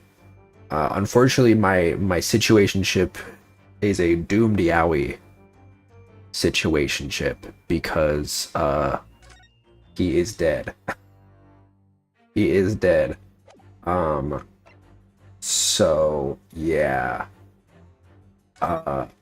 So everybody's accusing me of doing it because I was being stowed away on the ship, and so it's like, well, if I'm committing one crime, what's the chance that I'm not committing another? But now it seems like people are starting to accuse this Russian ballet princess who is in the who is in the room next to us. So we're kind of going through that right now. People involved in this case are me, Susato, who seems like she's gonna be is the princess. Yeah, maybe. Susato seems like she's gonna be the next like Maya Fey /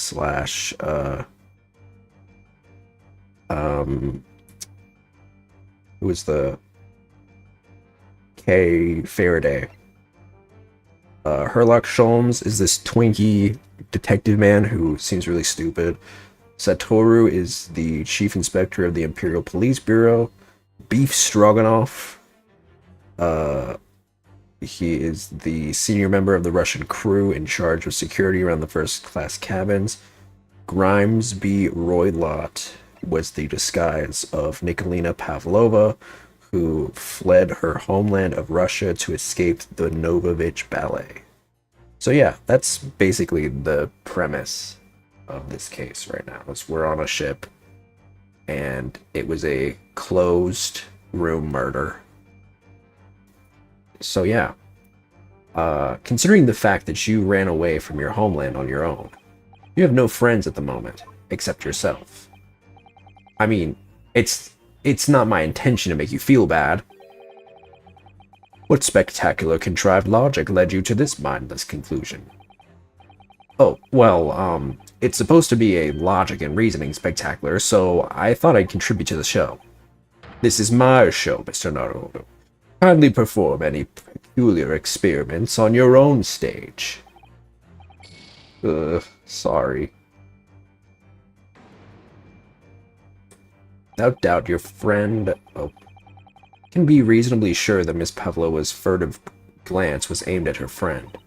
That same friend is probably responsible for the scratch on the back of her hand. We also know that whatever it is, this friend must be small enough to pass through the ventilator. That really ought to narrow it down. Let me scout it around again in the direction she looked. Didn't I say... I feel like I said the cat, right? Feeling that it was this teapot. spot that Miss Pavlova's eyes flickered over to before. You think this is the friend she's been talking about? Well, we're all different, aren't we? Whatever we might say about it, if it's the way she feels. I don't think I'll say anything about that, then. You and the teapot can discuss it instead. Wait, that's not what I meant. I think it's the cat. I thought I guessed the cat, but maybe I didn't. Ah, look at the photograph in this frame. This must be something Miss Pavlova brought with her when she ran away. She's exceptionally beautiful, isn't she? Yes, that's true, but personally, it's the little black creature she's holding that caught my eye. Maybe we'd better take a closer look at this. Yes!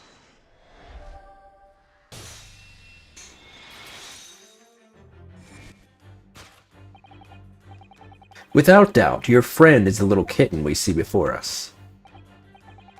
Yes, the scratch on the back of your hand makes that abundantly clear. Oh no. The whereabouts of this black kitten isn't clear, but what is clear is that you brought the animal with you when you ran away, didn't you? Yeah.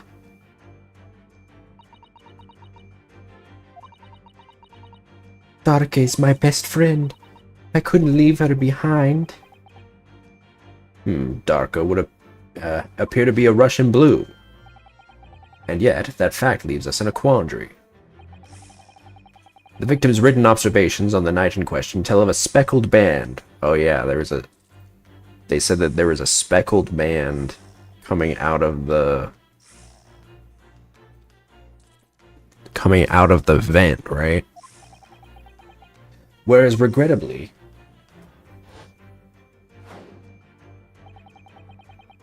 this specimen's markings do not fit that description in any way.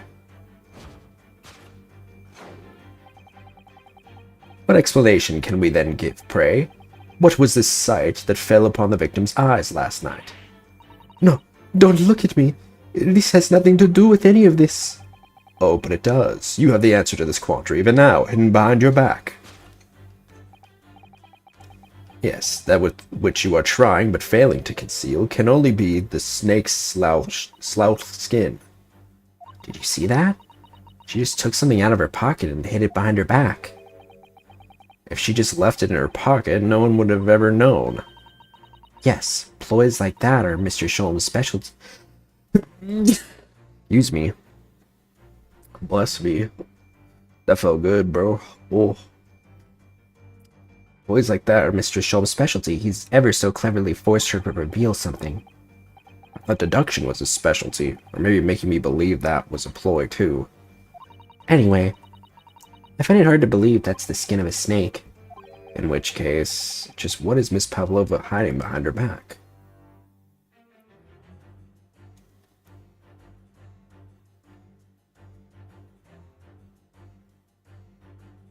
Oh. Yes! Whoops.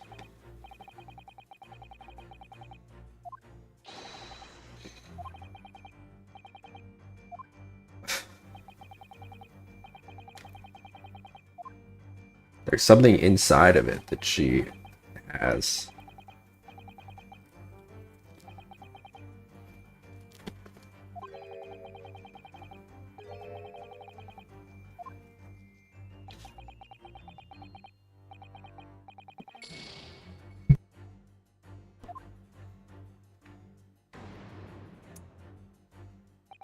There's something.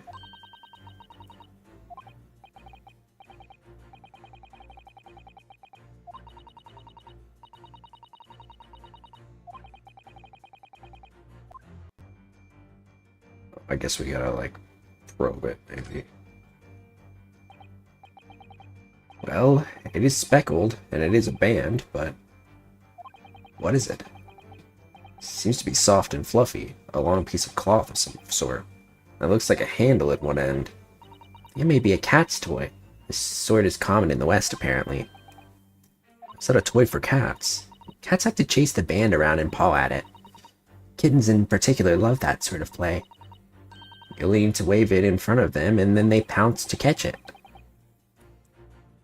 Ah, That sounds positively adorable.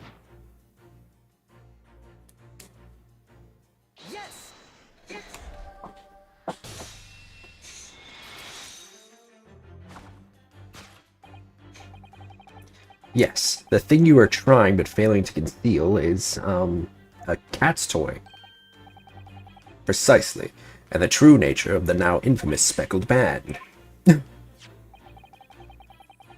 it was this toy that you dangled through the ventilator.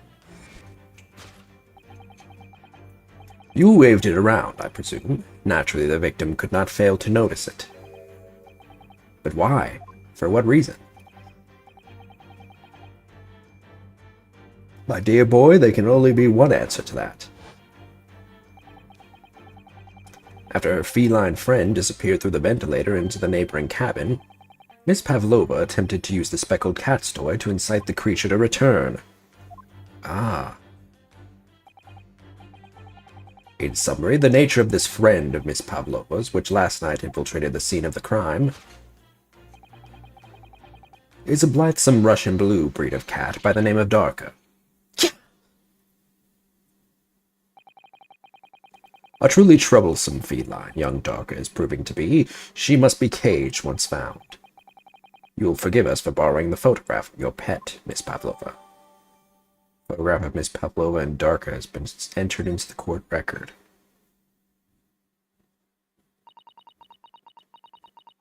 It was after I gave her her food last night. That's when it happened. She scratched the back of my hand and then ran up the bell cord.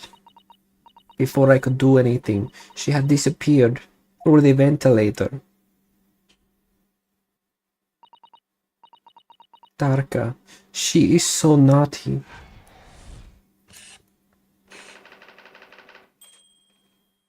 Damn, that was just the first part. Death by a venomous snake's bite. Well, that doesn't work, does it? Moving on, we come to the heart of the matter. The grim demise of the victim. How did this young man lose his life, and why? According to the data of which I have been apprised, it would appear that there were no visible signs of injury.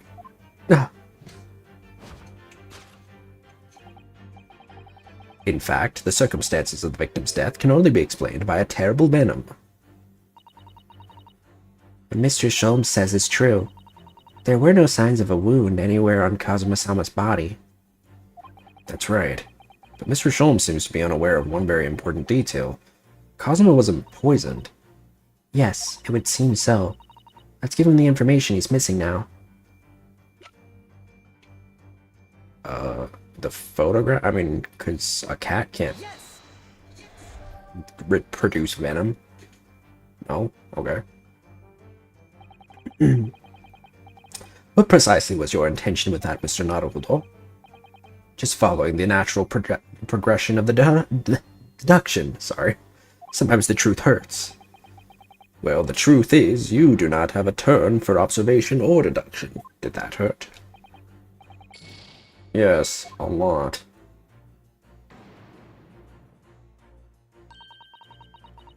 I know that Kazuma-sama wasn't killed by poison. Yes, but it seems that Mr. Sholmes doesn't. He'd shown the evidence we have that details the cause of death. Even a great detective needs facts to work with. The post-mortem report. There were no traces of external injury or poison. Oh, okay. I thought we were trying to put a wrench in his theory based on what we knew from just what we've discovered through this. In fact, the circumstances of the victim's death can only be explained by the post-mortem report. Ah, yes, I knew it was one or the other. His neck was... Indeed, the breaking of the cervical vertebrae is fatal. Only that Goliath would be strong enough to survive that. Seeming strong enough isn't some immortal freak, you know. The jury is out. Anyway, we have on good authority that the victim's neck was broken. If we take that as fact... We can reasonably imagine that there remains evidence to affirm it at the scene of the crime. Oh no, could there be...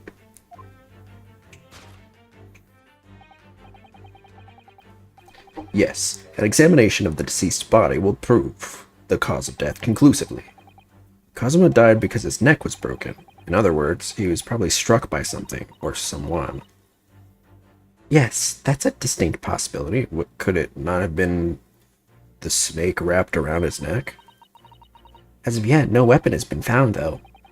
Presumably, Darka didn't suddenly creep up behind Kazuma and do him a fatal blow.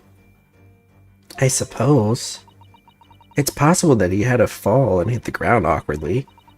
Could have been a terrible act of misfortune that he broke his neck completely by accident. Oh yes, a bad fall could explain it. It's rather hard to believe Kazuma-sama, though. He wasn't a clumsy man. Well, we need to fix his deductions somehow. Is there anything from the scene that could explain what happened?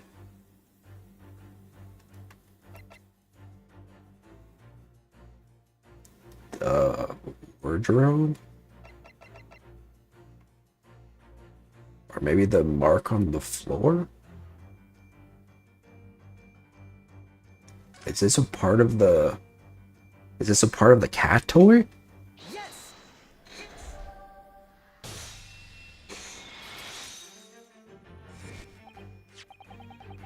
Yes.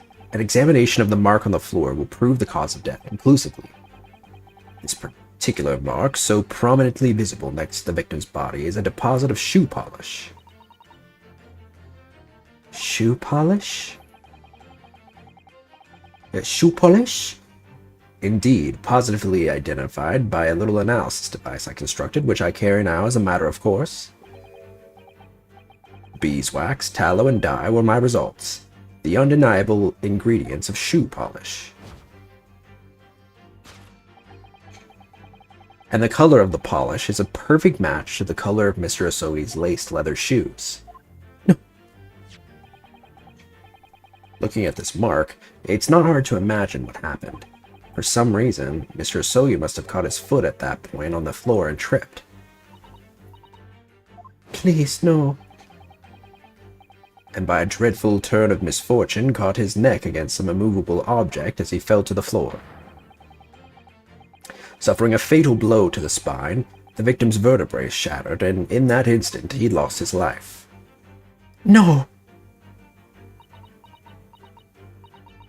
Was it more of a, no! I don't know. I don't know anything about this. Is that really true, Miss Pavlova? No. What about the evidence left of the scene where Mr. Asogi lost his life?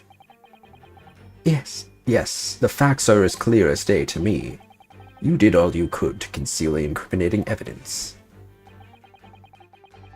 But now your involuntary glance betrays the hiding place you chose. That's right.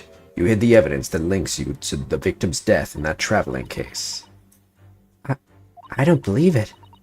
Kazuma-sama merely tripped over and now he's no more? It can't be true. I refuse to accept it. I know it's hard to believe, but the mark on the floor does seem to suggest that's what happened. But... And if this part of Mr. Sholm's deduction is right, Miss Pavlova is trying to hide some evidence that would prove it. Here in this cabin, somewhere in the direction that she just cast her eyes. Where, I wonder? Let's have a good look around. The answer must be somewhere.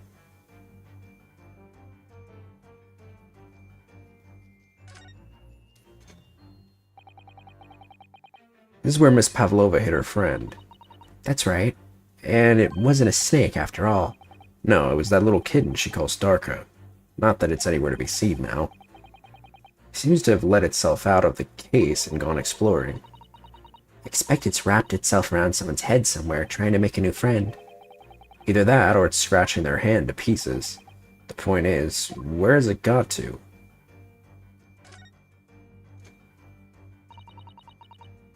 This is a waste paper basket. Perhaps all the first-class cabins have them. But Miss Pavlova only started occupying this cabin late last night. Presumably there's not much rubble in there yet. Ooh, oh. Oh, what's that? It's a broken piece of glass, isn't it? Yes, it is. I feel like I've seen it somewhere before. If it looks familiar, perhaps it's more than your mind simply playing tricks on you. Yes!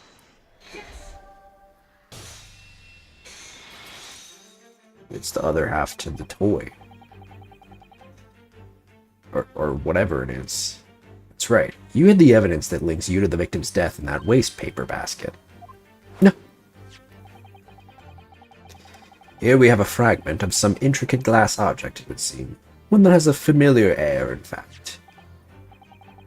I knew that would come up. Precisely. We found another piece of broken glass on the floor in Mr. Asogi's cabin.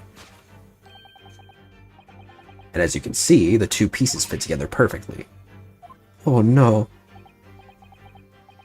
So, Miss Pavlova, shall we consider what this tells us? Why would it be that part of this glass object, which was evidently broken at the scene of the victim's death, should be found in the waste paper basket in your cabin? Kya! You're well acquainted with this glass bell, are you not? I don't know, in that hushed Russian accent of yours won't save you this time, dear girl. Why? Because we have conclusive evidence linking you to the bell in question. What? Take it away, Mr. Naruto. Yes. Evidence linking Miss Pavlova and the little glass bell, that would be... the mark on the floor?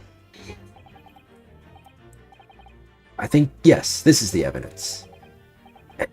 My dear fellow, that evidence deserves one of Miss Pavlova's trademark dismissals, I would say. Would you do the honors, young lady? I don't know. Perhaps you would care to propose some other piece of evidence. The answer is really quite simple, but then there is nothing more deceptive than an obvious fact. Yes. Evidence linking Miss Pavlova and the little glass bell, that would be...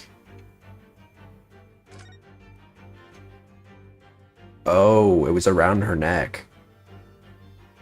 Yes!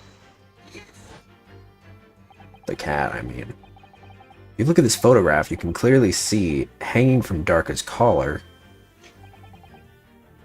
the very glass bell in question.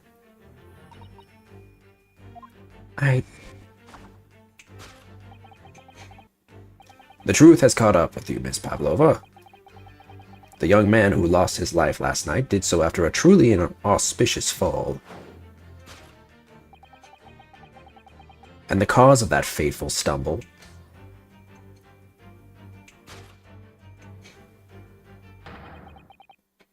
your absent feline friend, Darka.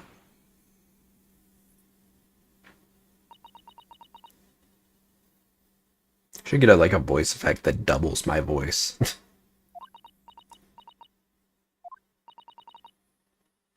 I couldn't tell anyone. I'm sorry. Death by tripping over a cat. I don't know. It seems a bit silly.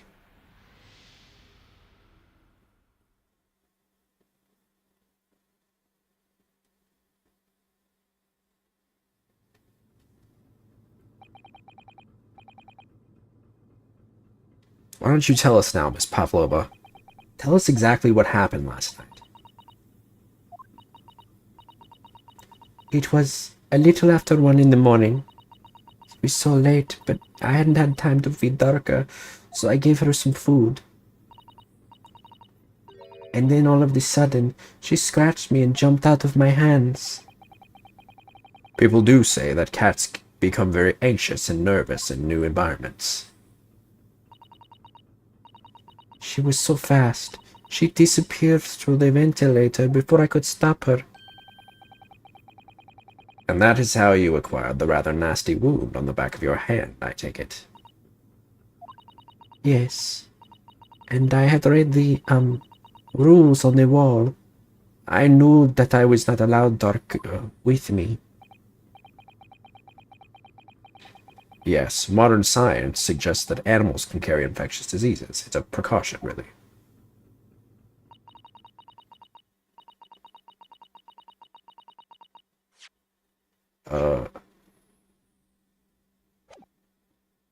Yeah, we've definitely learned that this past week.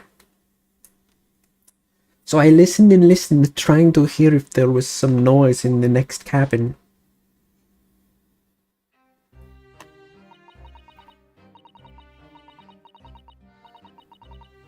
It was very quiet. I was sure if someone was there, he must be sleeping.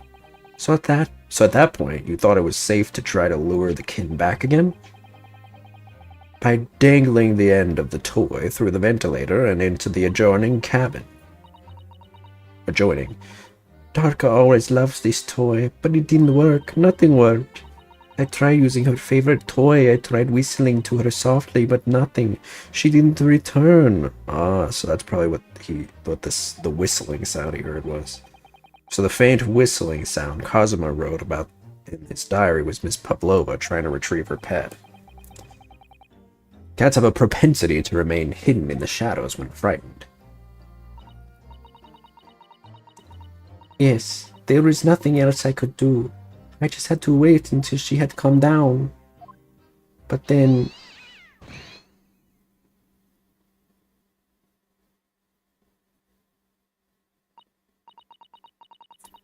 I nearly passed out with shock.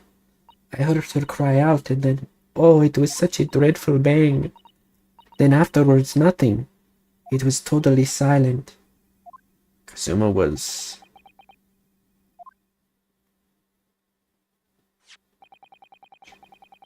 and the appearance of the brown mark on the floor. It seems likely that what you heard was the victim stepping on the glass bell and tripping up. The SS Burya is a large vessel, but even she can pitch and roll violently without warning. Mr. Osogi was already off balance as a result of the ship lurching when the kitten got under his feet. The combination of unfortunate factors could easily have caused him to fall over. But what became of the kitten afterwards?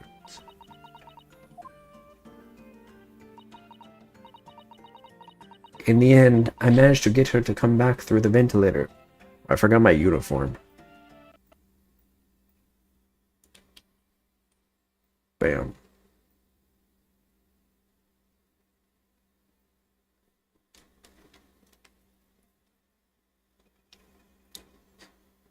Yet Darka is nowhere to be seen.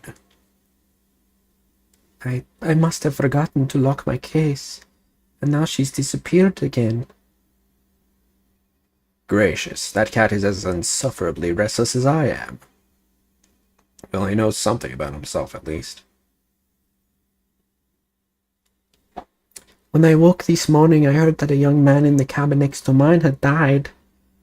I couldn't bring myself to tell anyone what had happened. I think this is a case of a convenient, a very convenient story for whoever really did murder him. So I don't think this is how he died. I was too scared. Scared that they would send me back. Oh, hold on a minute. What about the snake? You're right. Where is it? The snake isn't your friend, Miss Pavlova. Then whose is it, and where did it come from? What on earth is such a dangerous creature doing on board this ship? Oh, I didn't say. Snake is my friend. His name is Pirusko. Pirusko. What? What? That snake belongs to you? He escaped from cage when emergency alarm sounded. I was looking for him. I did not expect to find him in here. Yes, how did that snake get into this cabin? But animals are not permitted on board. We are at sea for 1 year. You want to be so long without close friend, without someone who understands? Could you find someone a little more human who understands you better? But my dear burly fellow, a gargantuan venomous snake, surely you can appreciate the danger you're putting everyone in. No venom. Pirosco does not have venom.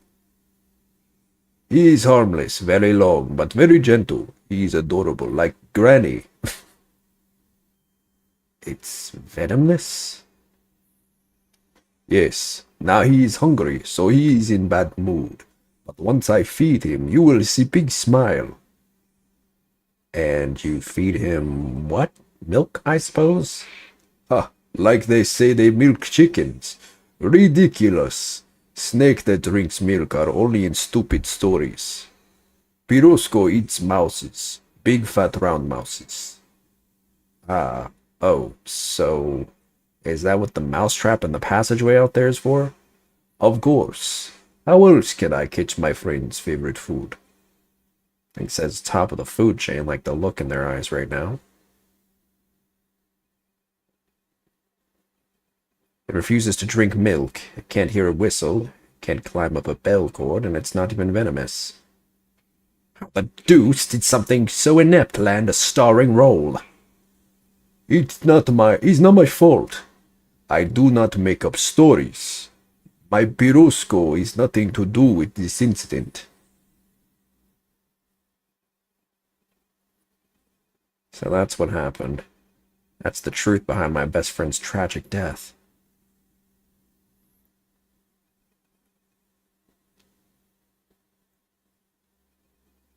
I thought I turned off screen flashes.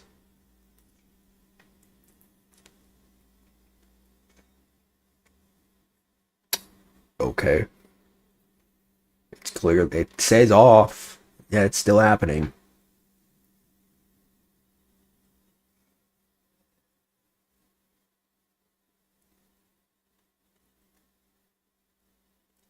Miss Pavlova. I understand the difficult situation you found yourself in, and I do sympathize. But please remember this. A young man lost his life. If you're going to attempt to cover up your guilt with lies, then no matter what the circumstances, I cannot forgive you. But what are you talking about, Miss Mikotaba? What lies? Miss Pavlova just confessed everything. It was just a series of unfortunate events, an accident. Oh. I'm no great detective like Mr. Sholmes. I don't have a gift for knowing the truth. But even I can see that was not the truth. Don't you agree, Mr. Naruto? I mean, I don't have any, like, definitive way of knowing, but definitely doesn't seem like that's the case. Just based off of vibes.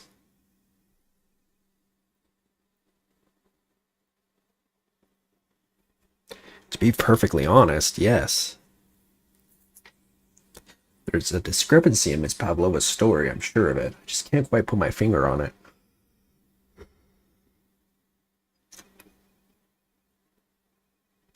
I confess, I was intending to let Scotland Yard deal with any outstanding issues on this matter. Oh. I'm only present here for a very specific reason.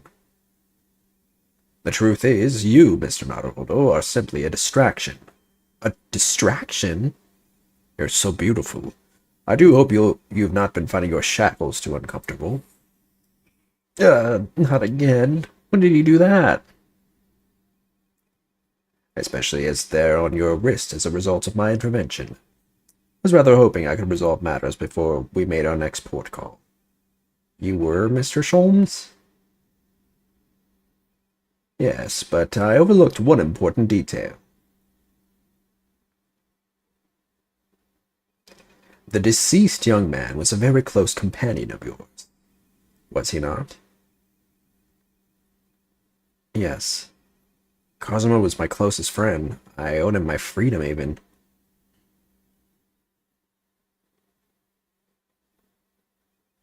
In that case, we must follow this to its conclusion. No further distractions. You must uncover the real truth here, Mr. Naruto. Yes, whatever that may be. Key to this is the discrepancy in Miss Pavlova's story, I'm sure. If I can chase that down, maybe the truth will become clear. The truth about how you really died. About how that scene in your cabin really came to be. Alright, I'll see what I can do. Excellent. Thank you, Mr. Naruto. So then, shall we begin? Yes. What we should ponder first is the victim who lost his life in a cabin that was bolted shut from the inside. Was this truly an unfortunate accident? Or was it in fact no accident at all? And that is what we must establish in the first instance. But we've already established it, haven't we? We've already established it, haven't we? The man tripped over the kitten that had climbed into his cabin via the ventilator. Tragic, yes, but still an accident. Wait, let's just take a step back. It doesn't make sense that that's really what happened, does it? I'm going to have to ask you to spell it out for me, I'm afraid. Yes, it's starting to take shape now. There's a clear contradiction between the facts and Miss Pavlova's story here. The evidence is right there in Cosmo's cabin. It's undeniable. His death couldn't possibly have been a mere accident. Really? Let us show our hand, Mr. Naruto. Time to present the evidence. The evidence that proves unequivocally that the victim's death was no mere accident.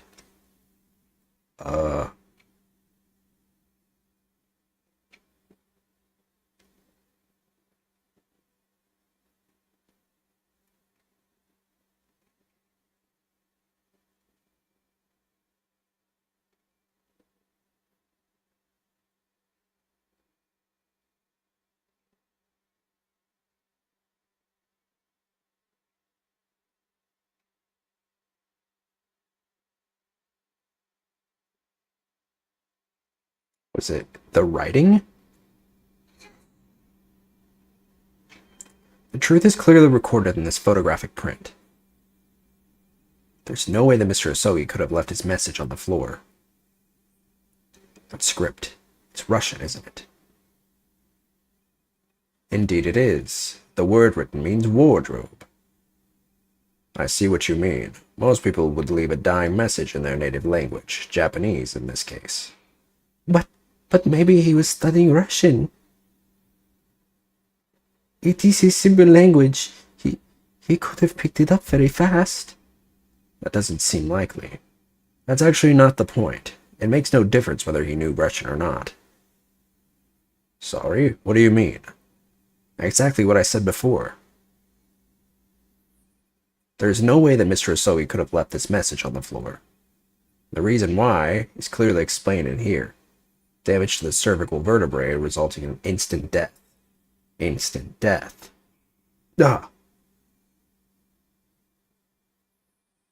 Which means, after the victim fell to the floor, he couldn't possibly have written anything, because he was already dead. That's not the only reason either. There's something else we found in Mr. Asogi's cabin. A remnant of something that couldn't possibly have been there, if what Miss Pavlova told us was true. What? So Susato-san has noticed it too, then. Putting this message on the floor aside, there's something else that gives the truth away. Another piece of evidence that proves this was no accident. In other words... Welcome back, Nils.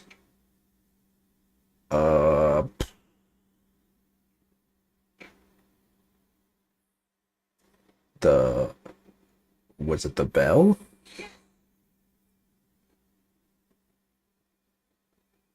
This piece of broken glass next to the mark on the floor. But that's the glass bell the kitten had around its neck. We already know all about that. Librarian Drosera. I guess I do kind of look like a librarian. Am I a sexy librarian? Game audio gone? Alright, one sec.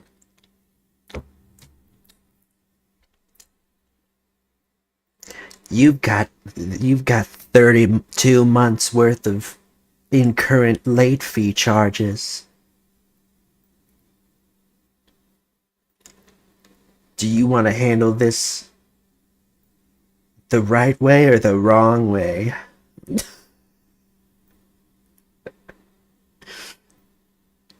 Where are my properties? Here we go.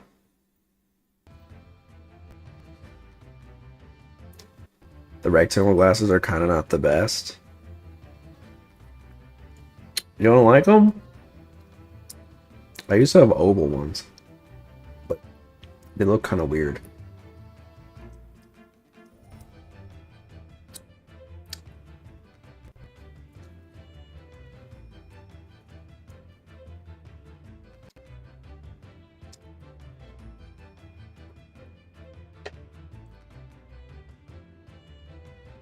Sorry, I forgot to put away my frosting.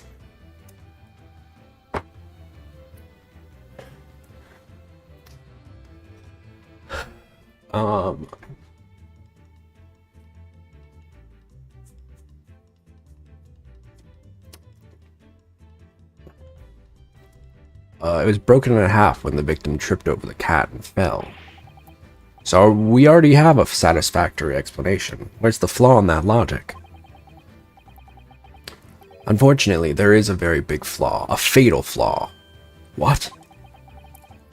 If that's what really happened, rectangle looks very strict and orderly, and you give more of a smooth sine wave with occasionally triangle wave vibe. Interesting.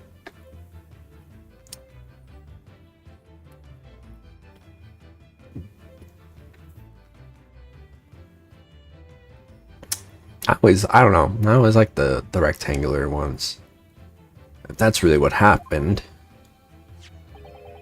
And how did one half of the bell end up back here in the cabin? Ah. Yes, remember that we found the other half of the glass bell in that waste paper basket.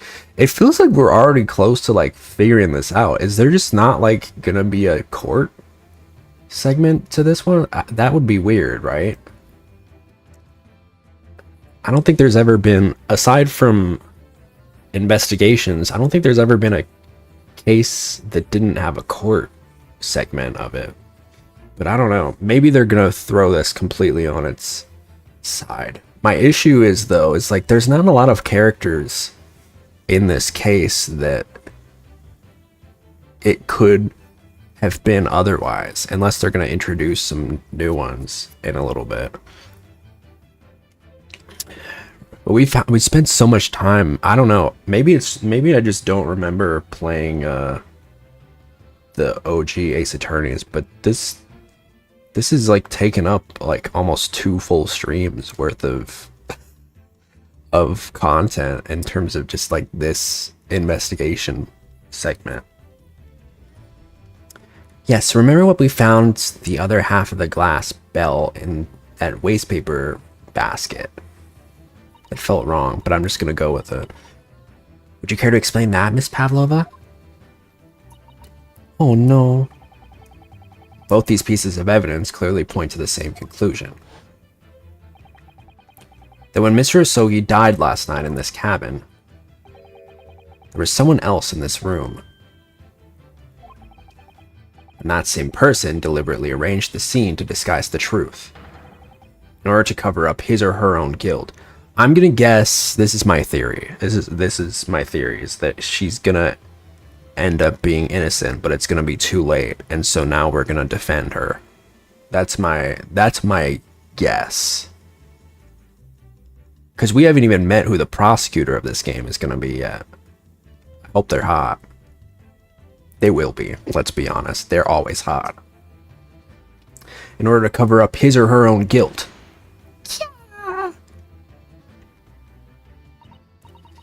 Yes, there was someone else present in Mr. Asogi's. You are wasting time. Someone else was there. Duh, of course, we know this. What are you talking about? Bulkhead was bolted shut from inside. There was no way in or out. Oh, yes. And only other person in cabin when young student died was you. It's true, I was in the cabin when it happened. You were shut inside the cabin wardrobe, to be precise about the details. But I don't know Russian. There's no way I would have left that message. Hi, Susu. Not would have. There's no way you could have left that message, to be precise about the details. Would you mind? Forgive me, my dear fellow. As I was saying, the person in question wrote the word wardrobe in Russian on the floor. And in an attempt to incriminate me for the crime, even though I had been asleep in there the entire time. And then the same person picked up the broken glass bell that had fallen to the floor, for fear of it becoming evidence that would show how Mr. Asogi really died. But why wouldn't this person have taken all the pieces of the bell anyway? Away? Leaving half behind was always going to raise questions. Yes, well, It was past 1 o'clock in the early hours of the morning. The cabin would have been quite dark. How are you, Susu?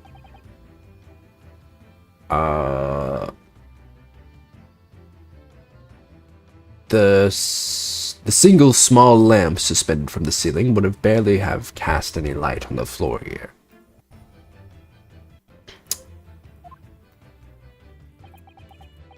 Little wonder, then, that the culprit failed to notice a fragment of the tiny item. You all suspect me, don't you?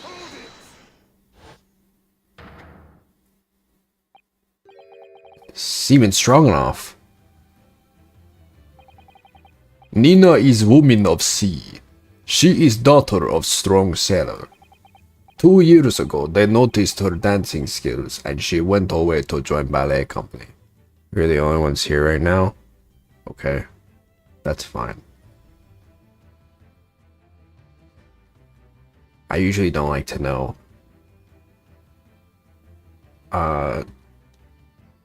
2 years ago, they noticed her dancing skills and she went away to join ballet company. But before she was dancer on this ship, a member of ship's band. You do not accuse ship's angel of being criminal. Ah, so that's it. You said that when young student died, Nina was 3 in his cabin. Was there, sorry. Dyslexia, bad today. But that is not possible. I give my tooth. Well, this is almost interesting. And why would you give your tooth, pray? How can you be so sure? You are a great detective, you should know. Look truth in eyes. Cabin bulkhead was bolted shut from inside. Nobody could go into cabin, not Nina, not anyone. Or do you want to tell me that killer can walk through locked doors? Niet, it's impossible. He's right. But wait, I've read about this in detective stories. People often tie thread around door latches so they can open and close them from the outside. This is my theory. This is my my thinking, right? Is that the bulkhead doors are like, the latches are pretty loose, and sorry if I said something bad, I want to make sure. No, it's okay. I think the bulkhead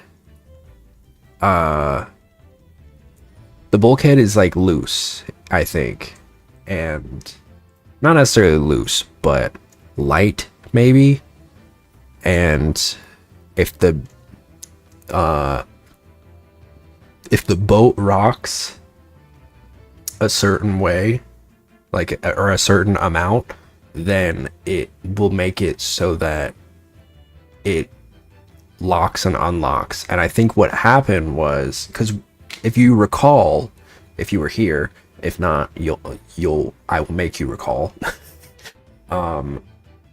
Earlier today, there was somebody rang the alarm, but it was a false alarm, and the boat like rocked really hard, and then the latch came undone. So I'm thinking someone knew that would happen, and they rang the alarm. That way they could simulate it to look like it was a closed door case, right?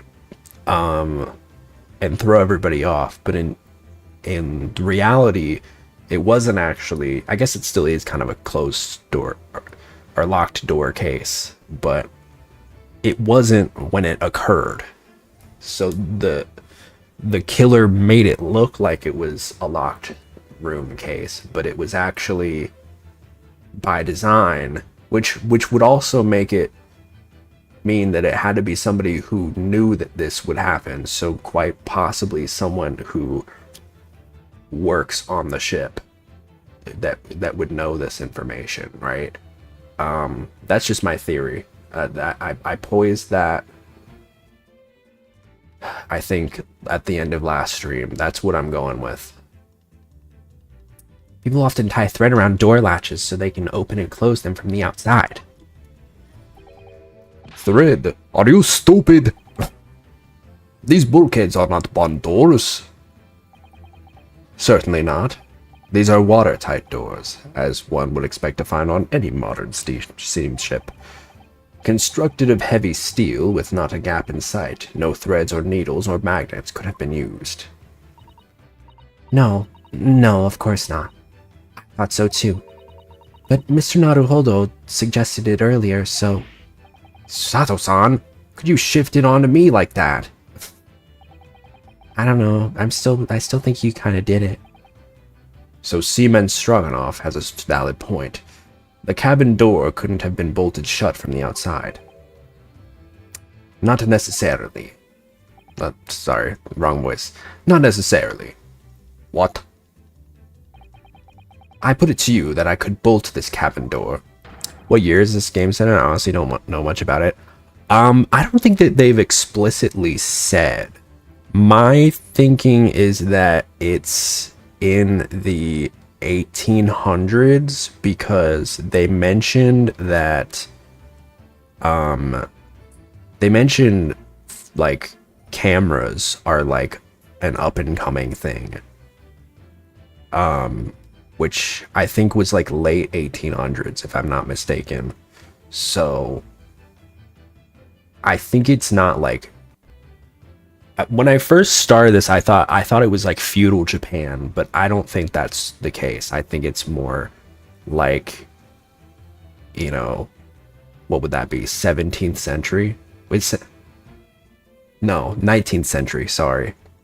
I always forget. It's the century is, if it's 19, it would be, it's always 18 through 1899, right? It was always confusing to me growing up. So I'm thinking it's like late 1800s. Centuries are confusing. Yeah, it's weird. But yeah, that's, yeah. What's up, Ma? 1900s be the 20th. Yeah. So I'm thinking it's 19th century.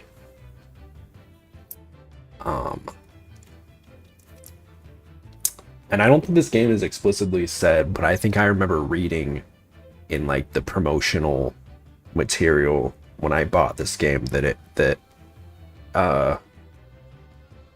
Naruhodo, I don't know if I'm I hope I'm not spoiling that, but I've already said that that Naruhodo is supposed to be Phoenix Wright's like long distant relative. So yeah, that's I guess that's that. But yeah, I don't think they've explicitly said. No.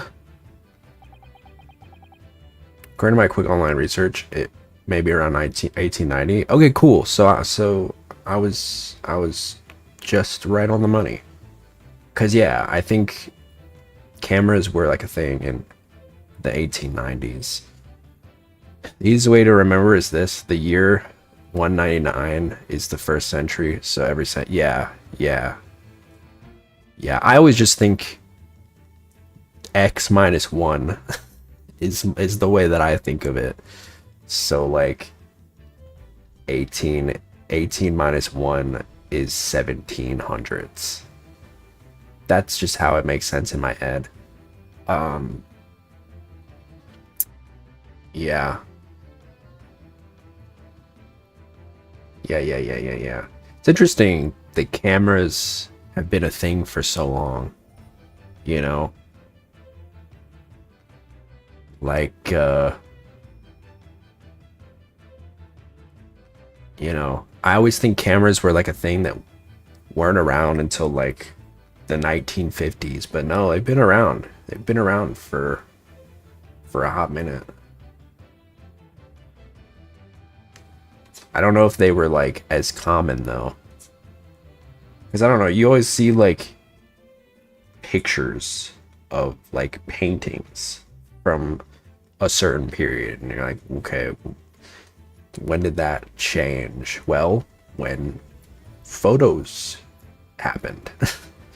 Back then they were wildly different. Yeah, true. Well, that's not even to say that there was color even, but yeah.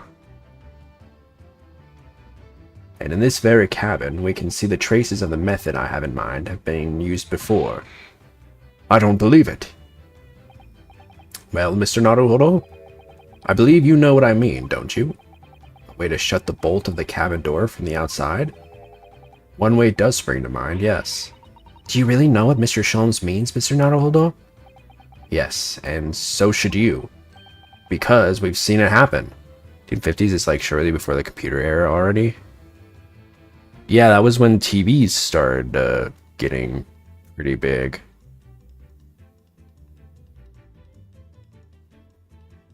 And that was a crazy change for history.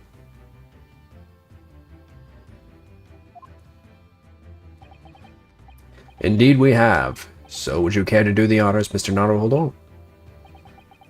Point out the telling signs and the method that was used to slide the cabin door bolt across from the outside. I'm thinking the books, right? Yes. Look at the bookcase there. See how all the books and the things on it have toppled over? That must have happened when the ship made its emergency stop before. Yes, that's right. It's a very powerful vessel, after all. When the engines are thrown into reverse, a violent jolt goes across the entire ship.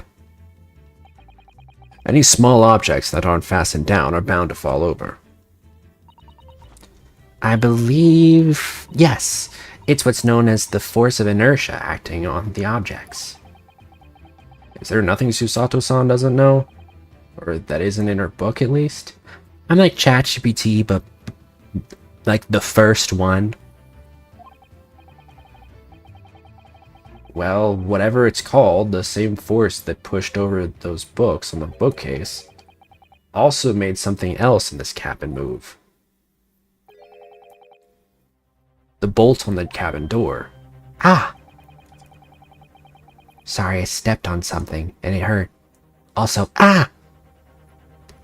It was very obvious just after the emergency stop that the ship made earlier. TVs existed even earlier. The first TV service came from Germany and launched on March 22nd, 1935. Oh, that makes sense. Well, I feel like with many things, especially like before... I mean, nowadays, technology comes out and we use it tomorrow, right? But like, I think back then, you know, you got to think about like with computers...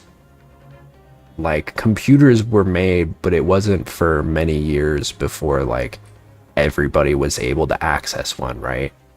I feel like that's got to be the case with TVs too, where like they slowly trickle in. Yeah. And also just like the financial aspect of it. It's definitely different than it is today, because now it's just like people won't even have it like finished. Like you got to think about like AI. I know I keep bringing it up, but like, I mean, that is kind of like the thing that a lot of people compare. It's like the current technological marvel, right? Which, you know, to be fair, it's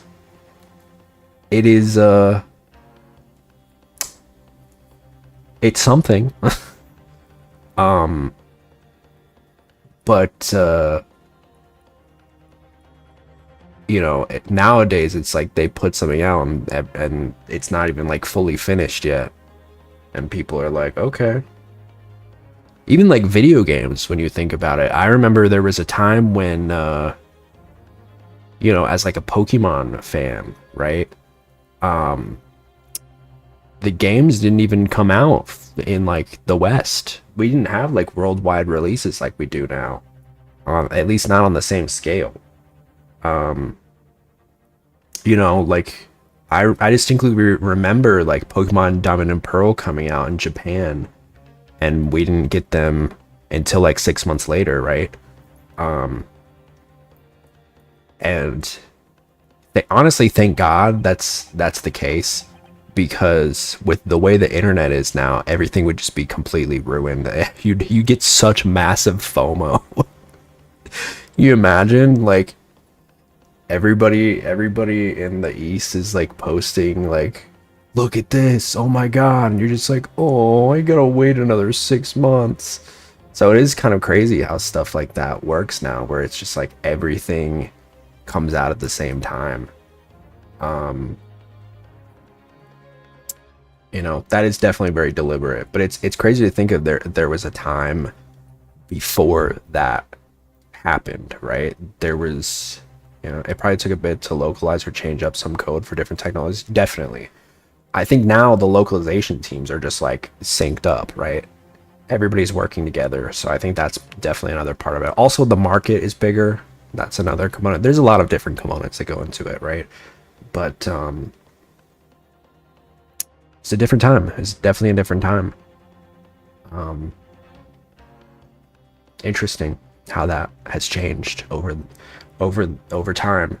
There are definitely still games that only come out in like certain parts of the world, usually Japan, and then like they figure out, oh, okay, this game is really popular, and then they localize it to the States or to the West, I guess I should say. But it's definitely more concentrated, you know? It's definitely more concentrated. Or they just release it globally and then slowly release like other language patches.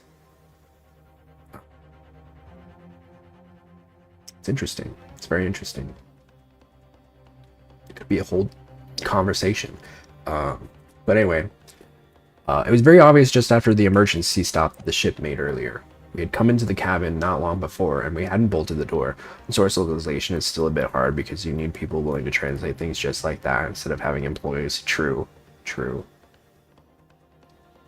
I think big companies just know now that like there's a big enough audience. You know, if you're like a Japanese-centered company, like Nintendo, for example, like they already know that there's going to be a lot of people that play their games. So I think that's why it's just ingrained, right? They automatically have localization teams. Everything's voice acted that needs to be voice acted. Everything's ready day one.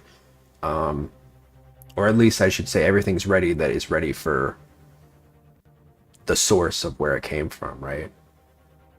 There's definitely a lot to be said about how video games these days do the whole like trickling effect where they'd finish a mostly finished game and then like come out with some free DLC, which I hate when they do that.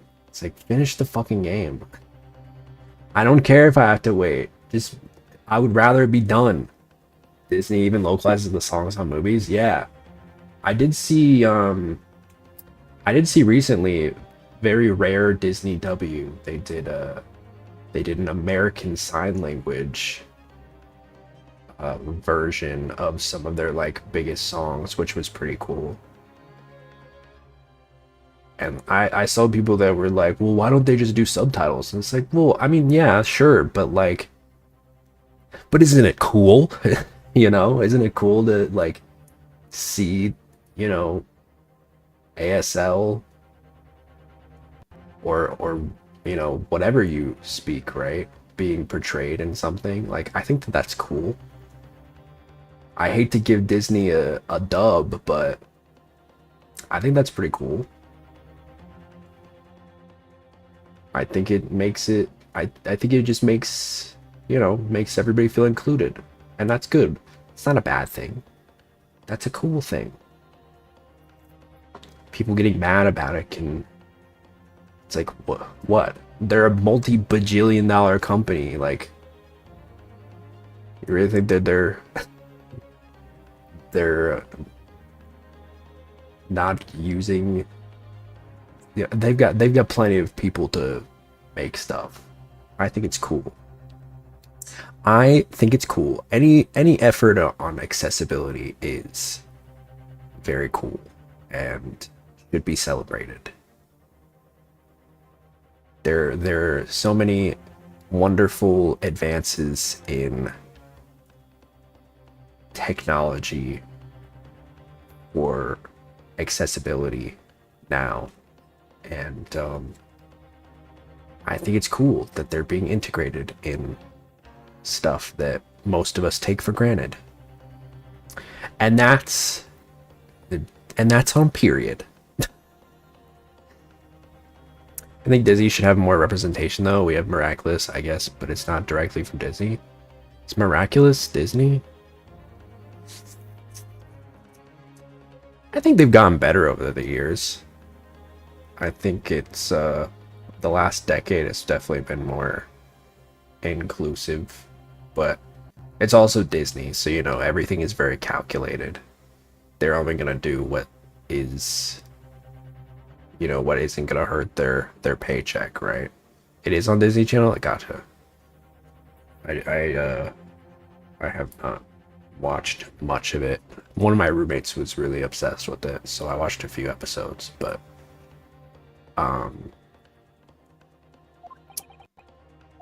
then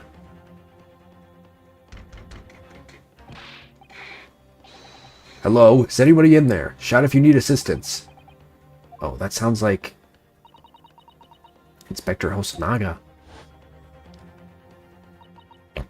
Oh yes.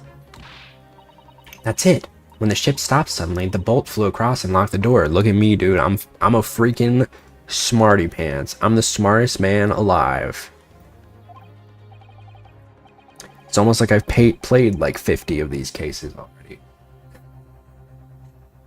Yes, it's made of metal, but it's small and light enough to be moved by the ship's sudden change of speed. Actually, I think I'm more right about that than I think I am.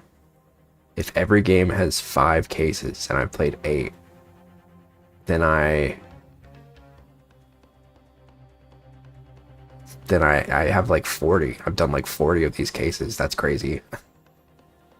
That's crazy. Yes, it's made of metal, but it's small and light enough to be moved by the ship's sudden change of speed.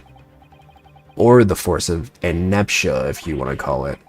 Are you trying to say that last night, after Mr. Asogi was killed?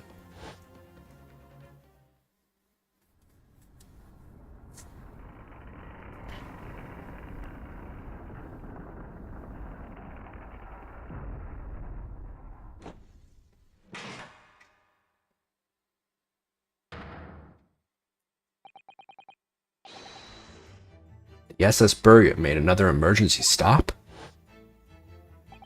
Sorry, I had to wait for that animation. When I woke up this morning and looked around the cabin, I thought it looked a little odd. All the books on the shelves had toppled over, and all the ornaments. It was almost as if somebody had run their hand across the shelves and deliberately knocked everything over. Oh, yes, I remember that. And I stood them up all up again, didn't I? Then when we came into this cabin, we were surprised to see the same thing in here.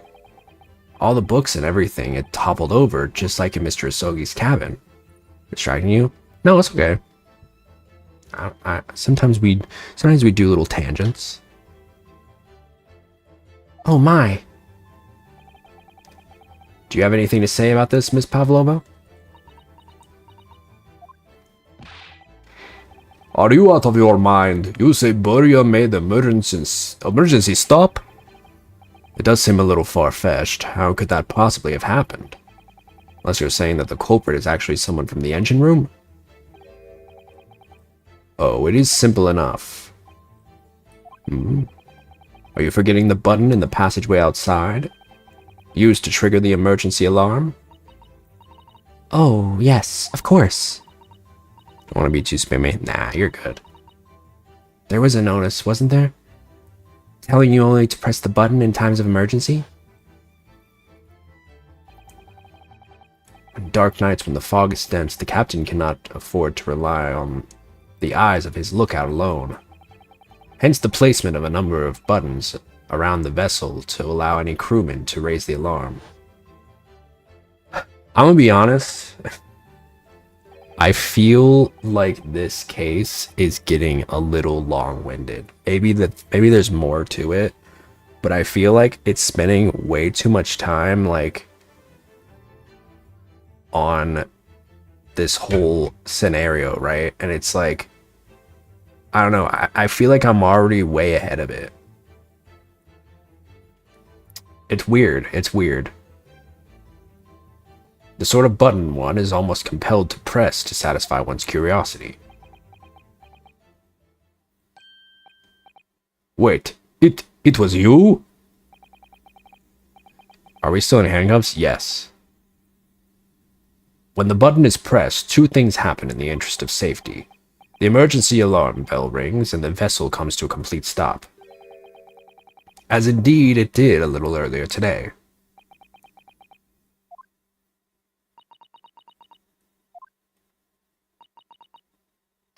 Mr. Sholmes, surely it wasn't you who... As I always say, a button has but one purpose in life. To be pressed, whatever the occasion. He sounds almost proud of himself. How dare you mess with ship?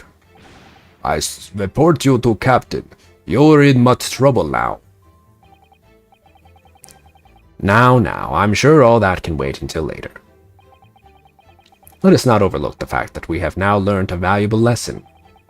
When the vessel makes an emergency stop, the bolts on the cabin doors slide closed. So, what we must now consider... Yes, it all comes down to one thing now. Last night, after what happened to Mr. Asogi, did this ship make an emergency stop, or did it not? You are idiots. Buria is huge ship with many passengers. If we make emergency stop, even in middle of night, there would be chaos everywhere. What are your thoughts, Mr. Naruhodo? Well, it's certainly possible that some kind of emergency happened last night. We have evidence to support that idea. Really? What evidence, Mr. Naruhodo? Fascinating. Do show us, my good man. What evidence promotes the theory that some emergency gripped this vessel last night? An emergency gripped the vessel. There are no entries from 2 a.m. until the early morning. To be fair, I get his point. I also love pressing buttons. I loved it as a kid, too. We were always taught to never ring the fire alarm unless there is an actual fire.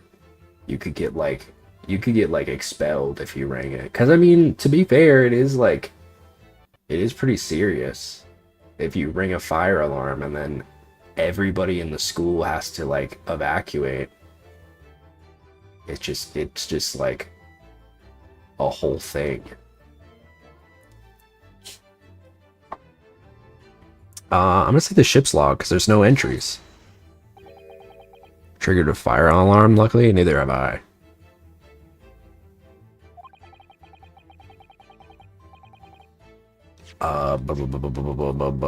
Seaman Stroganoff, it's your duty to patrol the first-class area of the ship, isn't that right? Duh, that is correct. Why? And the ship's log here, this would be where you record the details of your duties? What are you doing with that? That is mine!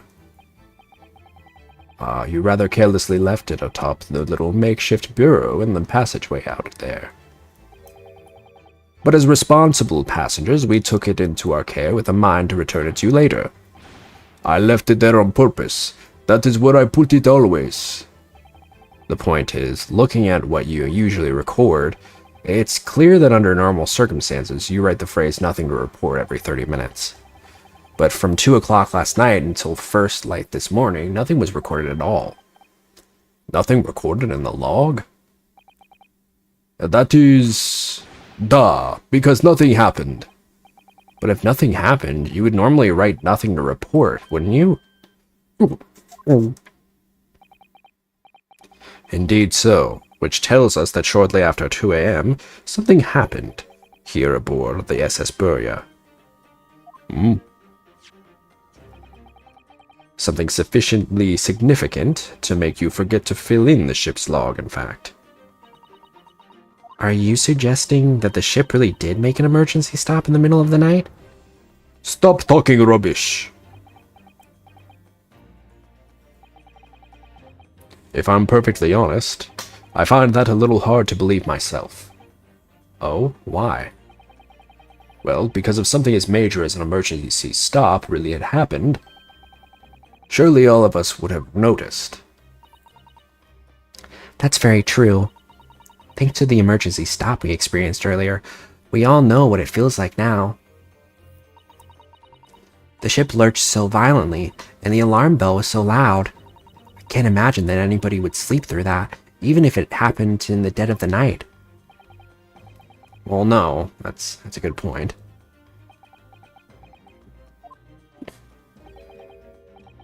What of the throbbing? Excuse me? Sorry, what do you mean? Your head, man. The throbbing of your head since this morning. We have all suffered with it. Ah. Oh, yes. I have had a headache, you're right. In fact, I haven't been feeling myself since I woke up today. Nor have I.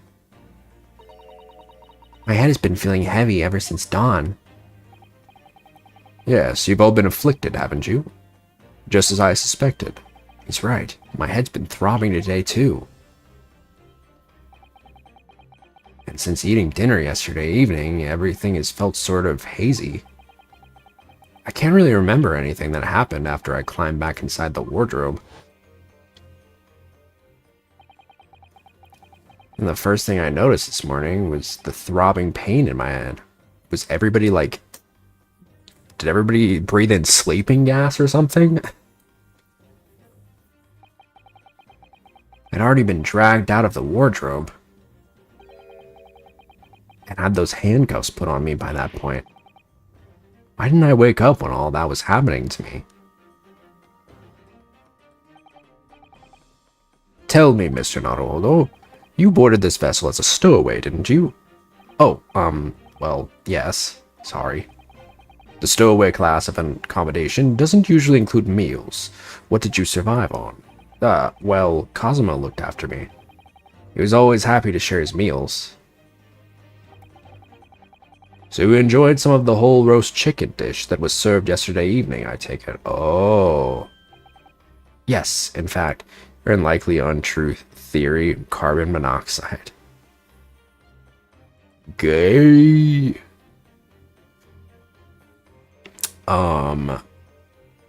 Yes, in fact, I had all of that. Cosmo wasn't fond of chicken. Oh, really? So the victim didn't eat any of the chicken at all? That's right, he didn't touch it. Is that relevant? As a matter of fact, I'm bringing it up now, so yes! My dear fellow, does that not strike you? Oh, Mr. Sholmes, do you mean to say there was something wrong with the chicken? I do. No. Really? Is that really true? The meal prepared for the passengers last night had been tampered with. Tampered with by the addition of a soporific. A soporific. Designed to induce a very deep slumber in those who consumed it. A sleeping drug. Do you mean whoever did this laced every meal with a sleeping drug so no one would notice the ship's emergency stop? Mr. Naruhodo, of course that's not what Mr. Sholmes means. What a far-fetched idea. Actually, it was what I was referring to.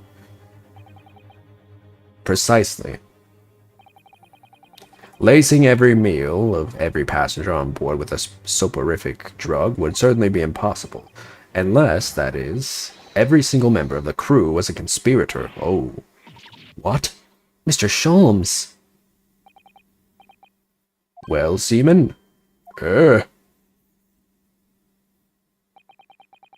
I'm sorry to say that any more deception in this matter will get you nowhere. If you refuse to talk, there would have to be an inquiry made through the shipping company, of course. And were that to happen, every member of the crew and the captain himself would be hauled over the coals. For aiding and abetting a renegade. Renegade. Remember that? I just noticed his little cravat is a fish. That's cute.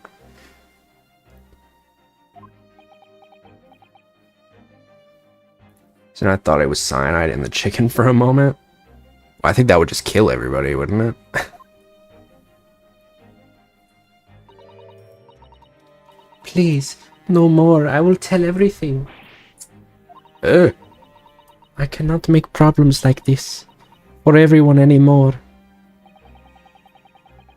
His crewmen are your former comrades, I believe. Yes. So when I decided to run away, I asked them to help me. We all agreed to help. Everyone together. She threw away everything. Her fame in the belly. Mother Russia. We wanted to help our angel. I don't believe it. You are right. We put sleeping drug in chicken last night. Yes, I remember now. I did notice chewing on a lump of something strange and bitter at one point. Duh. We could not make our drug. How do you say dissolve? Ugh, talk about heavy seasoning. At midnight in waters near Shanghai, we brought our angel on board. She was held by comrade on shore with small fishing boat. While all the passengers on the SS Burya slept soundly, thanks to the almost magical effects of the slumber-inducing potion their evening meals had contained. So if that's what had happened, the only people awake on the ship last night were the crew, people who disliked chicken, and the newly boarded passenger, Miss Pavlova. And that means it would have been possible for you. You could have used the emergency stop trick to lock Kazuma's cabin door.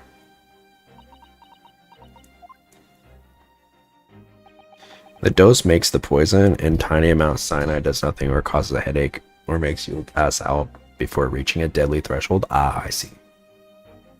But how does that make sense? Surely every cabin door would have ended up locked in that case, and there would have been complete chaos. Oh, I wouldn't say so. What? Ah, of course.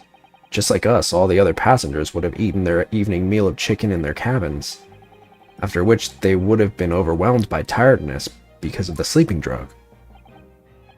Quite. And accordingly, all passengers were already in their cabins for the night.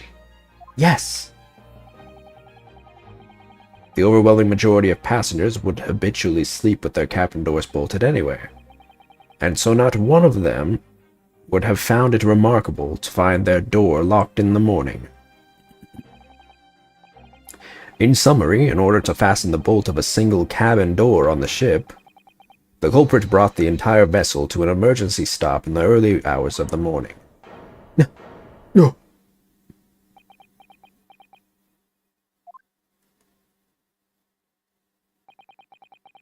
You have talked long time and said many things. What is point? The point is what I said earlier. There was somebody else present on the scene when the victim lost his life last night. Someone who left a message in Russian on the floor in an attempt to incriminate another. Someone who tried desperately to hide the broken fragments of glass that would reveal the culprit's identity. And someone who abused the ship's emergency stop procedure in order to lock a door. All told, a busy night. But... I don't know about any of this. I'm just a little girl. You like to speak with your long English words and explain your clever ideas. But I am Sailor, and you are Twink. And sailors don't listen to long boring stories. We don't believe. Sailors like me, we trust only what we see with our eyes. And also Kelly Clarkson, best singer. A laudable trait. What? I'm quite of the same disposition, my good man. Observation to me is everything. Mr. Naruhodo? Oh, yes? Do you hear it? The accusatory cry of guilt on the wind? What's accusatory cry of guilt? Sorry, you've lost me. Proof of involvement, man. But you can't hear such a call with your ears. No, you must hear it with your eyes, for observation is the basis of all deduction. What the fuck are you talking about? I believe the time has come. For one final logic, Russian has long compound words, by the way. For one final logic and reasoning spectacular to expose the truth. Oh my god, dude. So, Mr. Naruhodo, your assistance, if you please. With what exactly, Mr. Sholmes? With observation, my dear fellow, just as I said, of these two prevaricators. Observation? If you remember, Mr. Naruhodo, we know that somebody tried to fabricate evidence, don't we? Tampering.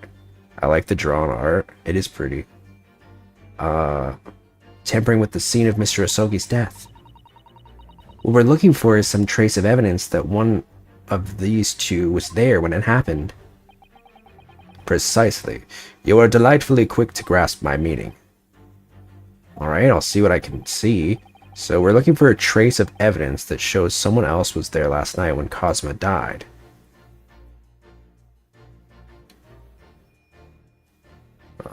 I'm looking at the midriff, bro. Ooh. Ink stain. Hey, what were you looking?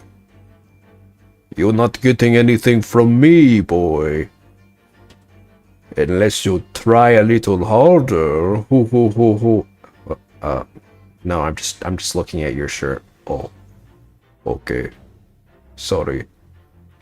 Look at this. It's some kind of stain in an unusual place. Yes, you're right. It looks like ink, if I'm not mistaken.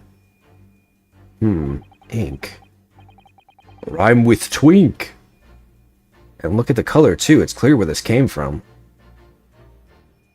Squid.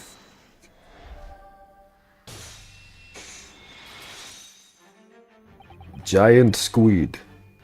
Seaman Stroganoff. You seem to have quite a large purple stain on the back of your white uniform there. Eh? Yes, I don't know where the dirt comes from. So nothing in particular comes to mind about the stain?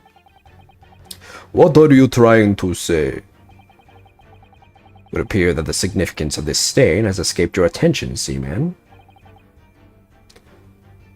Allow us to make it plain.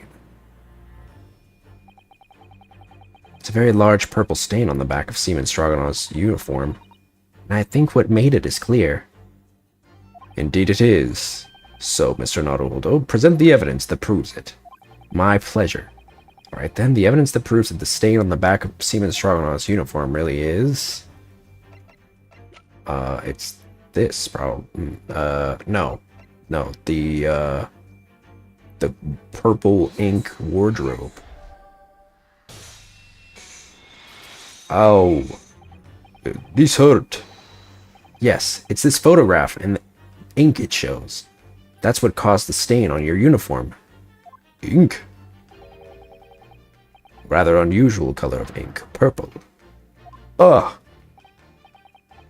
The penny drops, at last. Now you see the significance. The Russian word on the floor next to the victim's body was written in purple ink.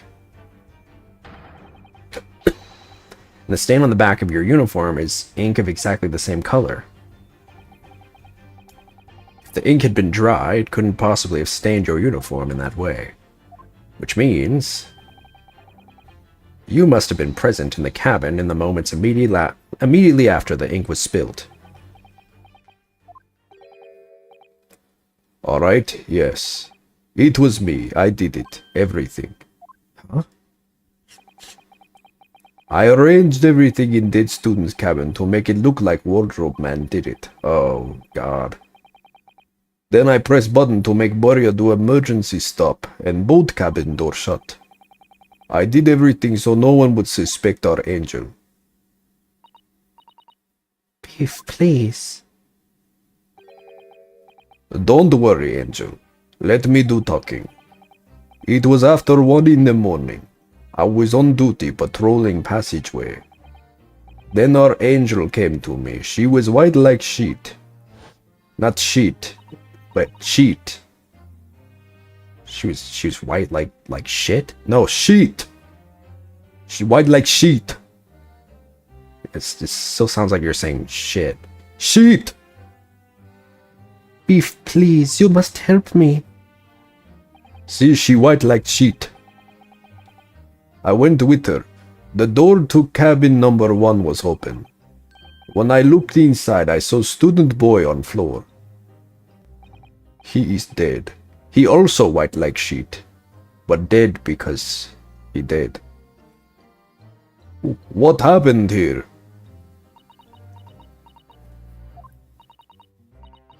Please, don't tell anyone. My little one, my little furry friend. Everything that happened in cabin is like Angel told you. The kitten escaped through the ventilator into Mr. Asogi's cabin. Then he tripped over it and broke his neck when he fell to the floor? Yeah, he's crazy. Furry friend? Not that kind of furry friend. Furry friend like meow meow, but not that furry kind. Furry friend like little furry friend, like Banzo. Yes, that is right. So after the incident when the cat ran away, Miss Pavlova then visited the cabin next to hers, only to find its occupant lying lifeless on the floor. She said she was worried when she heard sound of something falling on the floor. That's when she went to look. No, Angel?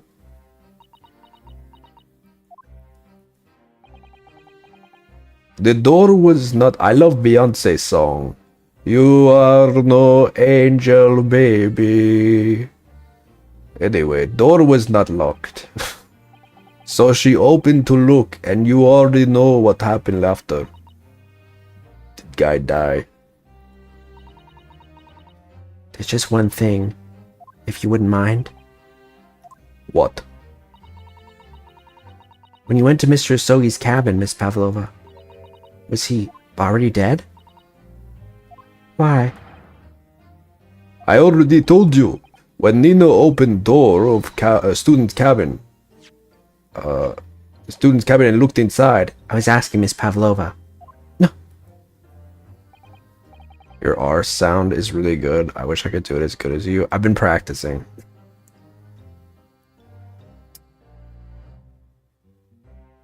Well, Miss Pavlova? Da, I think. Oh. Yes, that is right. I saw him. It was dark and he was wearing black, but he was on the floor. He was white as sheet. White as shit? No, sheet. It still sounds like the same thing. It like sheet, like sleep. Honkshu, like sheet. He was on the floor, not moving. I was scared. I was like, ah. I am scared. I understand, and I believe you. So is that finally it now? We discovered the real truth about Cosmo's death at last? No, bitch! In fact, we just opened up more questions, because that means that she didn't do it if she's telling the truth. Ah, something very nearly slipped my mind. Oh, Mr. Sholmes? This photograph. Yes, I took this myself, you know. The cause of death was a broken neck, therefore the victim died instantly. The unfortunate incident that precipitated these events, a kitten on which the victim stumbled. However, if those are the facts, then there is one particular area in this photograph that seems to me somewhat unnatural. What do you mean unnatural? What are your thoughts on the matter, Mr. Naruholo? Oh, well... Cosmo tripped and fell, and by some terrible stroke of bad luck, broke his neck. Which part of this photograph print seems unnatural?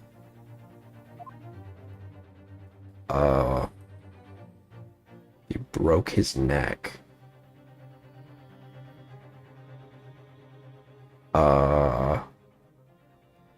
The writing? He died instantly, right? This word in Russian clearly wasn't written by Cosmo, so if you're looking for something unnatural, that's the obvious point. Very true, it is certainly peculiar, but it's not what I meant by unnatural, I'm afraid. That particularly crass detail was orchestrated by the culprit.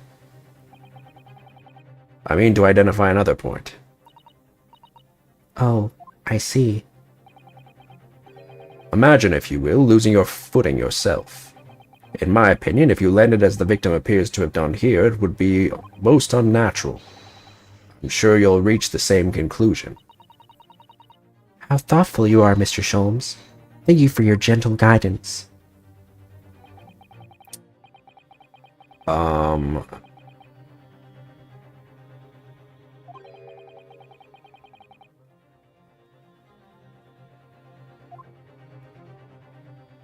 I don't know if he broke his neck. Why is he laying that way?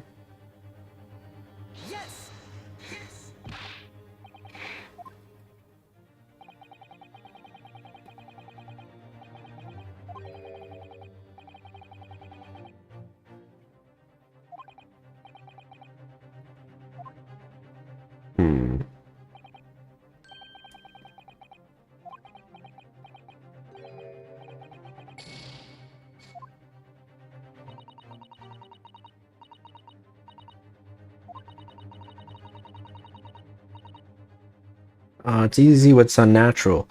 The word written in a foreign language underneath his fingertip, surely. That particularly crass detail was orchestrated by the culprit. No, I mean to identify another... Okay. Losing your footing yourself. If you land as the victim has, what of your hands?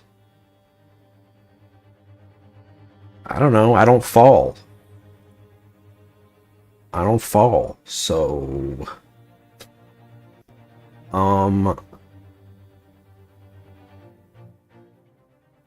Oh, maybe the clenched fist? I guess he would probably reflexively have open palms so that he could brace for the impact, right? Is that what they're implying?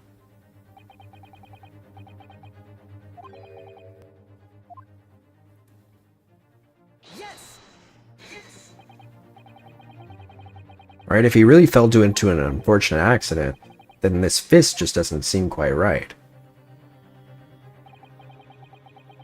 The exact same thought occurred to me. In a fall, one's instinct is to open the palms flat. Right. And here we see the victim with his left hand tightly balled into a fist. Almost, you might say, as though he were gripping something. Wish he were gripping me. No. What do you mean? Simply that I took the liberty of investigating the victim's fist a short while ago. You did? And what, pray, do you imagine I found there, my dear fellow? Mr. Sholmes, show us. Why, of course, my dear madam. Would I keep you in suspense? This is what I found. Oh, a crescent moon with a little gemstone in the middle. Yes, you're right. A crescent moon. It's very pretty, but what does it tell us? It tells us nothing. Not so sure. Crescent moon looks familiar somehow. I'm sure I've seen it somewhere before. Observation, Naruto. That is the key. What? The truth is now tantalizingly close. How did that crescent moon come to be in Cosmo's clenched fist? I wanted Yowie still. This is the final clue, the last piece of the puzzle, before another 15 pieces. Ask yourself, what does this little crescent moon mean? What significance has it? And observe, find the answer with your own eyes. Earring.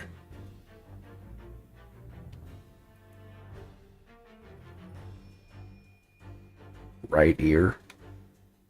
Yes.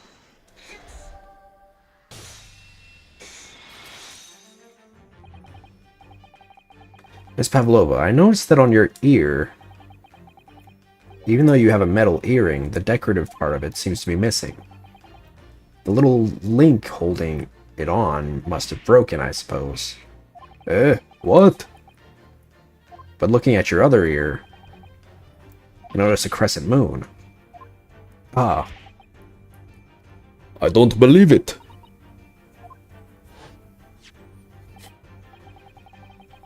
Now, the missing crescent moon was found in the victim's clenched fist. Clearly, there was only one logical conclusion. Wouldn't you agree, Mr. Naruto? Yes. Miss Pavlova, Mr. Asogi must have grasped that crescent moon and pulled it from your ear. Perhaps just moments before he fell to the floor. In other words, last night, in Mr. Asogi's cabin, you witnessed the moment when the victim fell with your own eyes. In fact, you were quite literally at arm's length from him. But then the question is, why did Mr. Asogi do that? Why did he pull your earring from your ear and hold it in his clenched fist during his final moments? Oh no. Angel? No one can protect you now. Please, Miss Pavlova, tell us the truth. Last night, what did you do to Kazuma? No.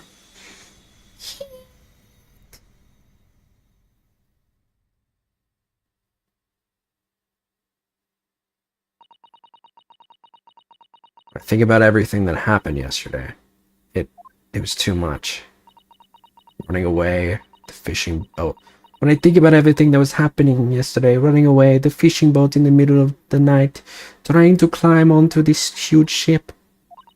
And then, when I was at last in this cabin and I could relax after this horrible long day. Darka, wait!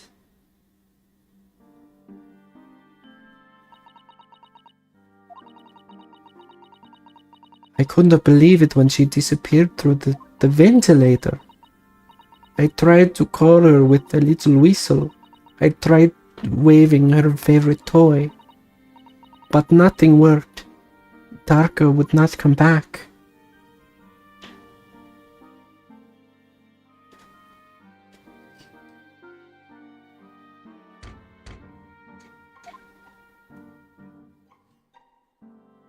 Congrats on Boy Scouts, Bonzo. Oh yeah. Bonzo's a Boy Scout now. I don't have the heart to tell him that he's not selling cookies. I mean, he definitely is. Of course.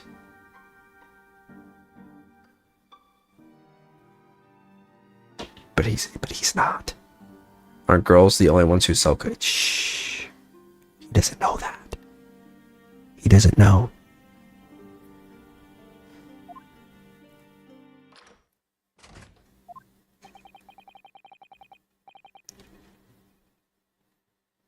What are you doing here at this time of night, Inspector?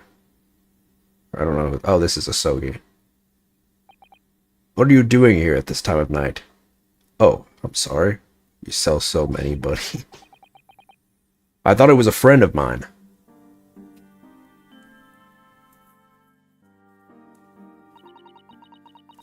That was the last time anybody saw his beautiful face. Alive. The young man from your country. He was very polite and kind. He helped me to find Darka, and he promised not to tell anyone. But then, when I had my friend in my arms again and I was going to leave the man's cabin... Just a moment. Sorry, but... Oh, yes? I'm sure I know your face. I've seen you somewhere before. Ah, of course. You're Nikolina Pavlova, aren't you? The Russian ballerina. Huh? No, I don't know that name. My heart nearly stopped when he said that. He knew who I was. How could this man from a land in the faraway east know a Russian ballerina? Because he's gay. Yes, I saw your performance in Japan. The beauty of the ballet made a deep impression on me. But what are you doing on this ship? I'm sure I read that your ballet company was performing in Shanghai at the moment. I can't fool him. I have to tell him the truth and hope he doesn't tell anyone. I have no other choice. I see. So you've run away in Orange. Please, please keep my secret. Don't tell anyone. Give me a moment. I could use another opinion here.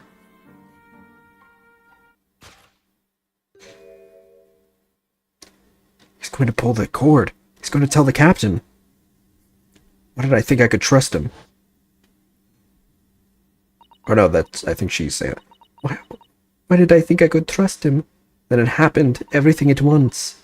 It was only a second, but it felt like forever. Wait! I shouted, and then...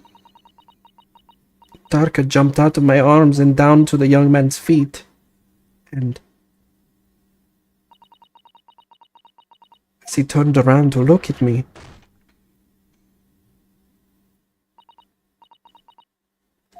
I pushed him. I don't even know why. I don't know why I did it. I was just so scared. And... I had to stop him from telling anyone about me. The poor gay man pushed.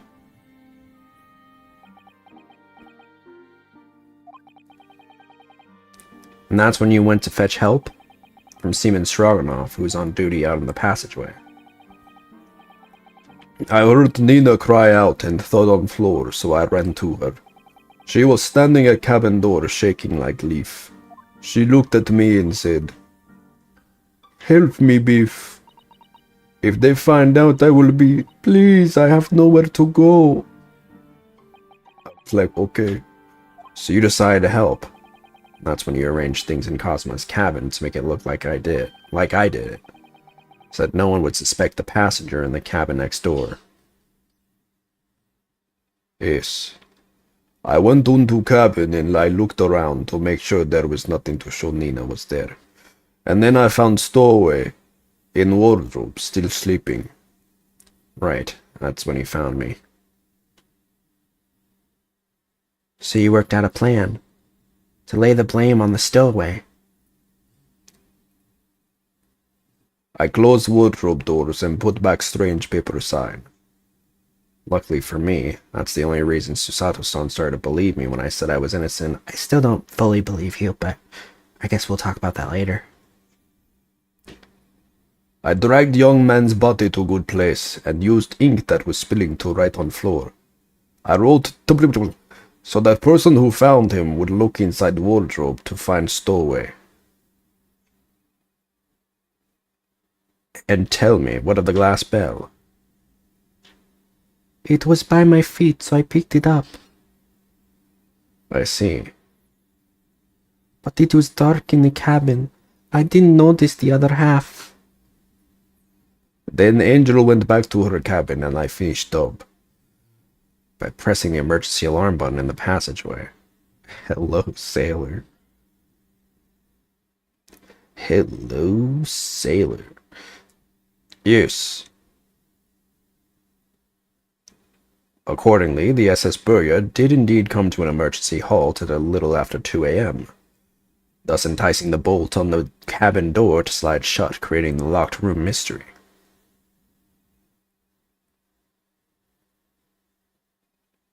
There's still one thing I don't understand, Miss Pavlova. What? Well, you said that you told Kazuma about the fact that you'd run away from your homeland.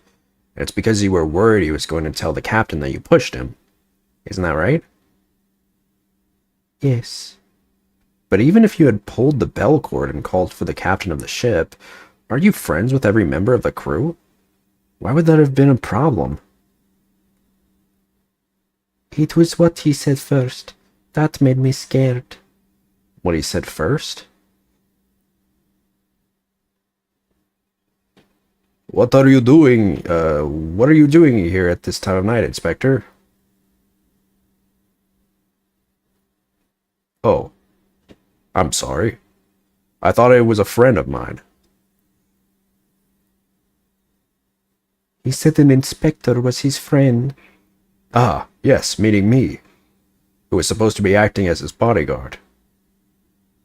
I thought that if police knew about me, they would arrest me. So before he could pull bell cord, May I stop you for a moment, please, Miss Pavlova?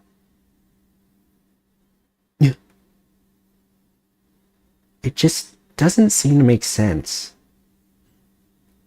I mean, was Mr. Asogi really going to pull the bell cord? I don't know. What? What do you think, Mr. Naruhodo? Well, I'm not Kazuma, so I can't know for certain, but he was a man of his word. If he told you he wouldn't give your secret away, then he wouldn't have done. No, he was walking over to it. He was going to pull the cord. He was going to make them send me back. Well, Mr. Naruhodo, the day's work is not yet done, it seems. Oh my god. There is one more deduction to make. What? Another deduction? They're really drawing this shit out. Just get to the court case already. Jeez. Yes, what was the victim really about to take at that moment? Me. We determine whether this young man's gaze was directed?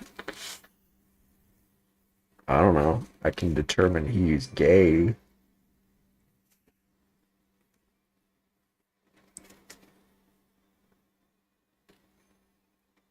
First, consider the victim's location within his cabin.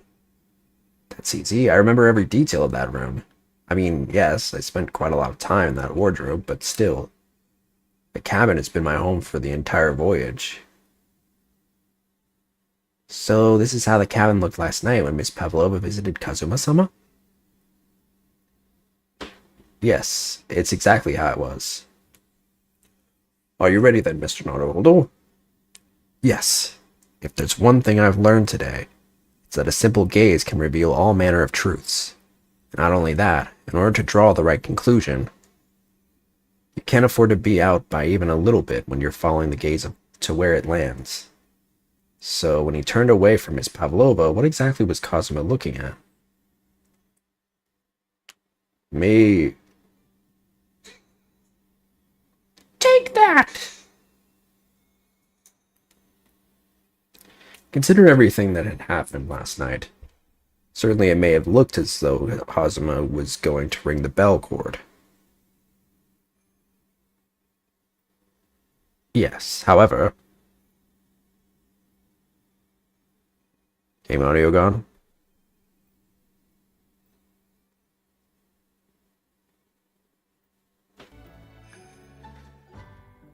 What is directly beside the bell cord? The wardrobe.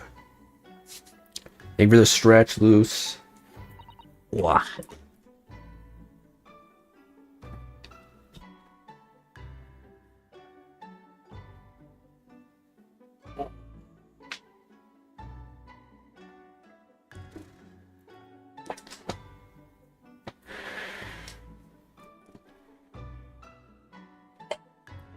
The wardrobe? More importantly, what was inside the wardrobe? The man's great friend, sleeping soundly. No. Miss Pavlova, please, think back very carefully. What were Mr. Usogi's exact words last night? Give me a minute. I could use another opinion here. Another opinion? It's that time of the stream. I must inject my nose because it is getting stuffy.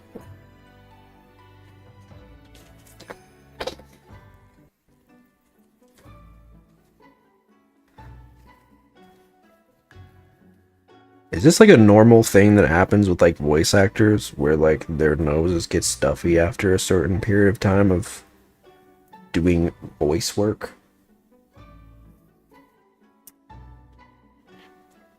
It's so weird because it only happens, what's with your nose? As just, I don't know, it just gets stuffy after doing, anytime I do like Ace Attorney streams. Maybe it's just because I'm talking so much, but I don't know. It just gets very, it gets very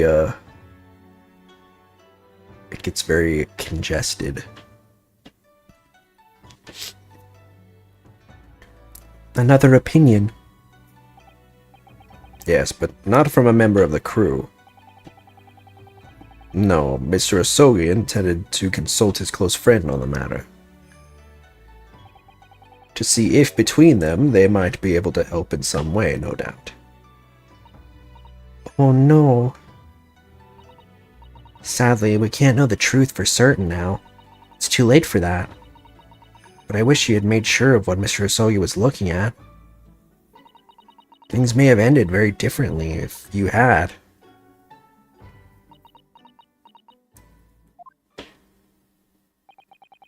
Miss Pavlova, I want to thank you for finally admitting the truth. But unfortunately, the truth is, a man lost his life because of what you did.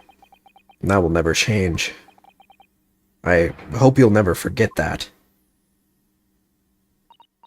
I'm sorry. Really, I'm so sorry. What have I done?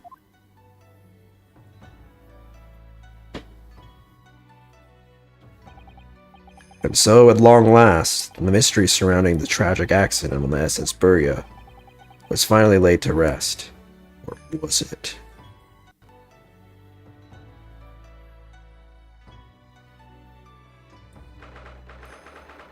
January 9th, 7:14 p.m. SS Buria, first class cabin passageway.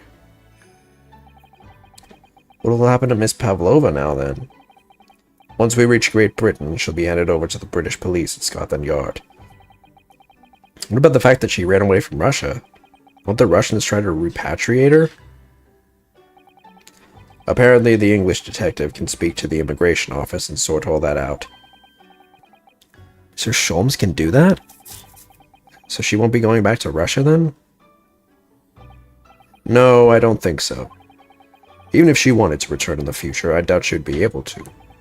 She ran away, so now she's in exile for life. I see.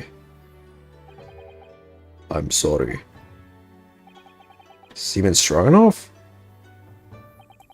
I wanted to help our angel, no matter what.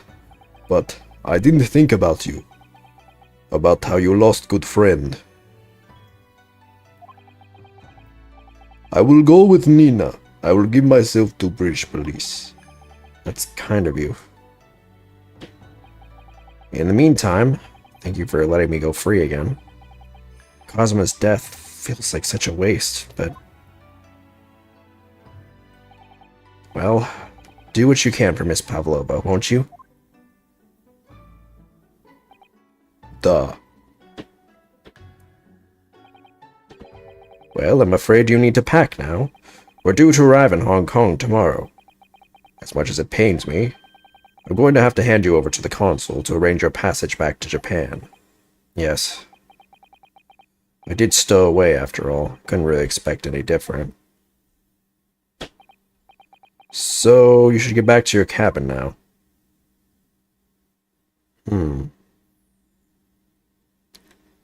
I don't know. It feels like it's over, but I don't think it is.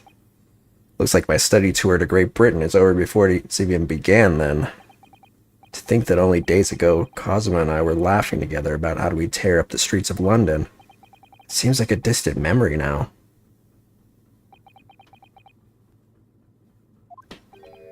Oh, what's that? Is it someone weeping?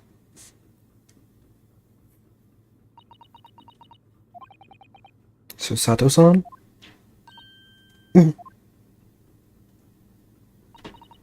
Naruhodo-san. I didn't know you had returned.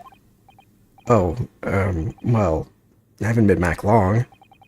Inspector Hosonaga just told me I should pack, you know, ready to leave the ship tomorrow and all that.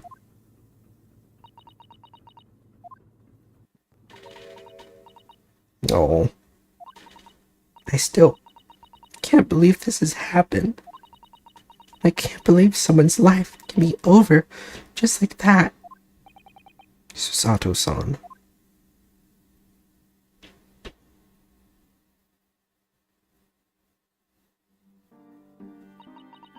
He had such grand ideas for this visit to Great Britain, so many dreams. And now they've been cruelly taken away, just as he has. I thought I could never forgive the person responsible. But now we know the truth, that it was just an accident. Just a silly series of mishaps. It's too much, Naruhodo-san. It's just too much. Yes, I know. I wish there was something I could say. Inspector. My duty was to see Osogi-san safely to Great Britain, but I failed, and caused his two closest friends great pain and suffering as a result. I've let everyone down, and I will do anything to make up for my terrible blunder. Nobody blames you, Inspector. And I'm free again now, at least. Huh?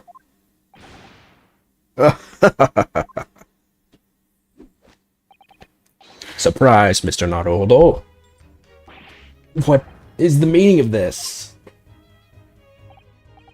Oh, a trifling matter. Simply that in my head, I think I shall always picture you wearing those shackles. Okay, freak. Without them, the balance seems all wrong. It's distracting. Sorry? So I decided to restore them, for old time's sake, shall we say. You are a stowaway, after all.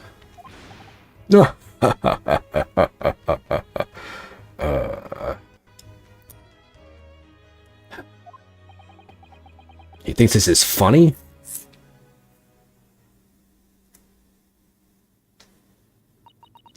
Mr. Sholmes. We do appreciate all your assistance. I'd like to thank you from the bottom of my heart.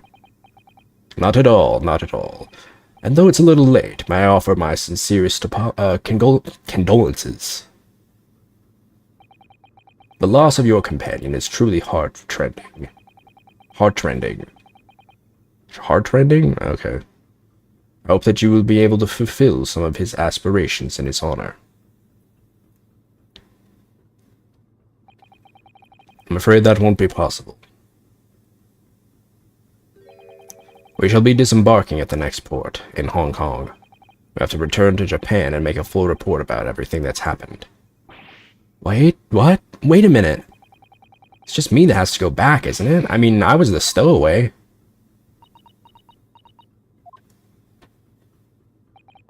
The terms of this study tour were negotiated by the Department of Justice in both Great Britain and Japan. It was to be 1 lawyer and 1 assistant. Was to be. In the light of Mr. Asogi's unfortunate death, I'm afraid the study tour can no longer go ahead. Oh no. Well, I don't care for me, but... Poor Susato-san. Oh, she'd be in the mood anyway. My dear fellows, the majority of problems have an extremely simple solution, you know. All you require is 1 lawyer, and the study tour can continue, surely. But there is no one else with the necessary qualifications, Mr. Sholmes. We know of no other lawyer. Qualifications, you say? Any qualifications obtained in your own country will be of little value in Great Britain, I'm afraid. Oh, but... But anyway, the voyage to London still promises a good month of time. Ample opportunity, I would say, to find yourselves another suitable lawyer. Yes. Miss Susato? Yes? Do you think perhaps I might be able to do it? Ah. But you're not a lawyer, Mr. Naruhodo. Oh, unless... Are you studying law? No, I'm not, but... I'm sorry, in that case, I don't think there's even a chance it could work. Yeah, man, you're not even gonna major in it? But as I said, there's still more than a month before we reach England's shores. Isn't that right, Mr. Naruhodo? Yes, I have a month in which to study, to learn what I must to become a lawyer in Great Britain. Mr. Naruhodo. That's ridiculous. Are you seriously suggesting anybody could learn all of that in just 40 days? There's only one way to find out. Would work with my fingers to the bone, Inspector, every single day. Will you let me try? Hey, no worries, Nils. I'm glad it helps. And if by the time we reach Great Britain I haven't learned enough to be recognized as a lawyer, I'll take whatever punishment is deemed appropriate.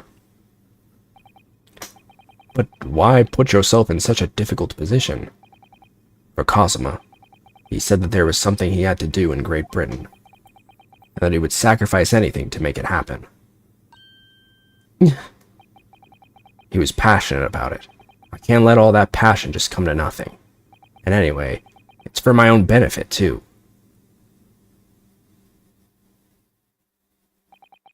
I will become a lawyer. I have to. What do you say, Miss Susato? That is the most idiotic fucking... I think it's a wonderful idea. Thank you. So, what does our bespectacled inspector friend say? Are you serious? 1 lawyer and 1 assistant. The numbers are indisputable. No, it's madness. Yet fascinating, wouldn't you agree? Fascinating. Duty and rules are the dull routine of existence that we all harbor. Give us interest. Give us fascination. Speak for yourself. Besides, qualifications are no measure of a man. What matters is his character, no? And you've witnessed ample evidence of this man's exemplary character today with your own eyes. From the early hours of this morning until the very moment now. Despite contending with the passing of his close companion, and despite the accusation of guilt, this man has shown resourcefulness, intelligence, and above all, courage.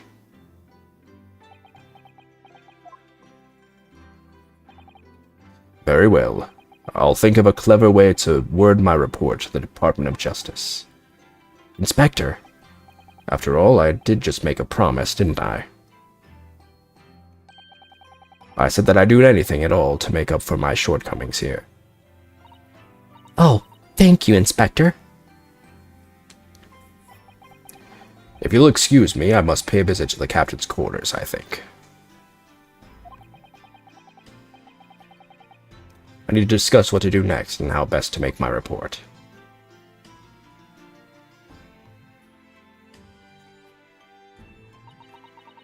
Are you really prepared to attempt this, Mr. Naruhodo? Yes, I'm going to try. I wonder, would you consider teaching me what I need to know? Everything about being a lawyer? I would be delighted to help you. I am a judicial assistant, after all. Thank you. And, Mr. Naruhodo, I'd like you to take charge of this. What? Me? Are you sure? I'm sure it's what Kazuma-sama would have wanted. His name is Karuma. It's a great sword that's been in the Asogi clan for generations. Very well, I accept. I'll treasure it always.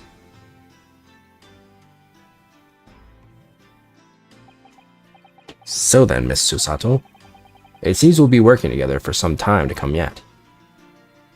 Great. I mean, it'll be an honor, Mr. Naruhodo. Just look in this book, I guess. And for the next 40 days, I shan't grant you a single minute of freedom. We shall fill every spare moment with study. Yes, that's exactly what I need. I'll make a Quizlet. Wait, that's not a thing yet.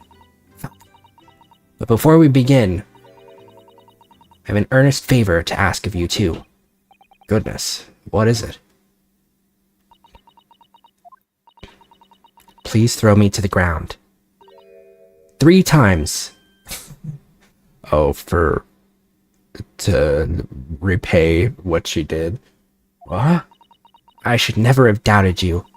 You were Kazuma-sama's closest friend. Of course you would never have done anything to hurt him.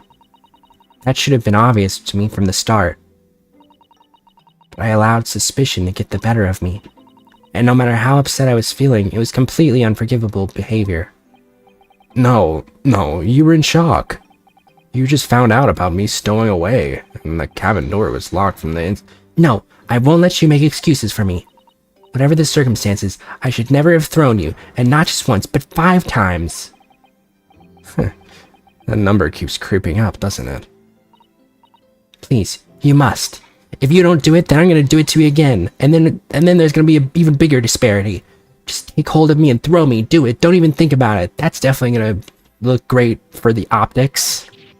No, I don't even know how. I've never thrown anyone in my life. Very wise, Mr. Naruhodo. It isn't a skill one acquires without considerable training. Oh, Mr. Sholmes. I observed your throwing technique several times with great interest. I confess I was most impressed. When did he see that? I presume that would be a form of Japanese wrestling? Oh, well, in a way. It's not wrestling, but my own interpretation of an ancient jujutsu technique. Apparently it's called the Susato takedown. Leaves your head swimming, believe me. How beguiling. I am a practitioner of the combative arts myself. I'm a somewhat accomplished boxer.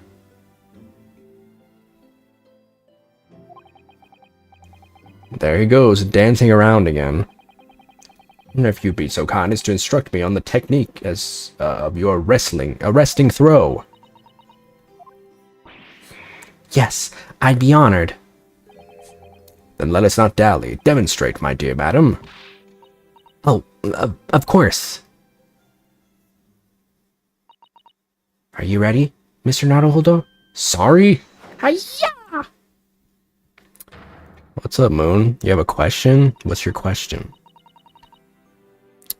He's flirting. I don't. Well, he's like twice her age, so I'd hope he's not flirting. As you can see, you throw from the abdomen. Oh yes, arresting indeed. And that is what you term the Susato takedown, is it? Actually, no, that was a Susato squash.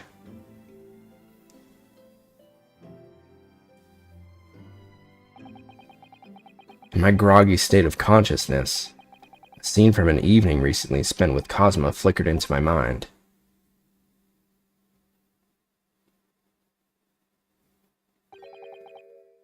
Karuma?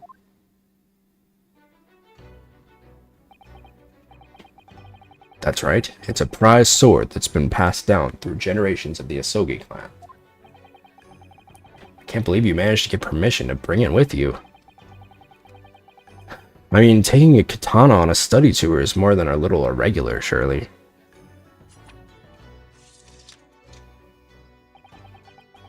A Japanese man's sword is his soul, Ryunosuke.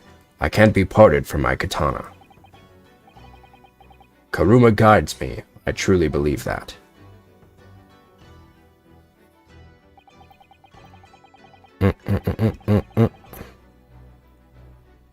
So its name compels its wielder to slice evil in two? Not that you would need much compelling. On that subject, there's something very important that I have to do in Great Britain, and I'll sacrifice anything to make it happen. I'd appreciate you seeing it through with me. Of course I will. Whatever it is, I'll see through it to the end with you.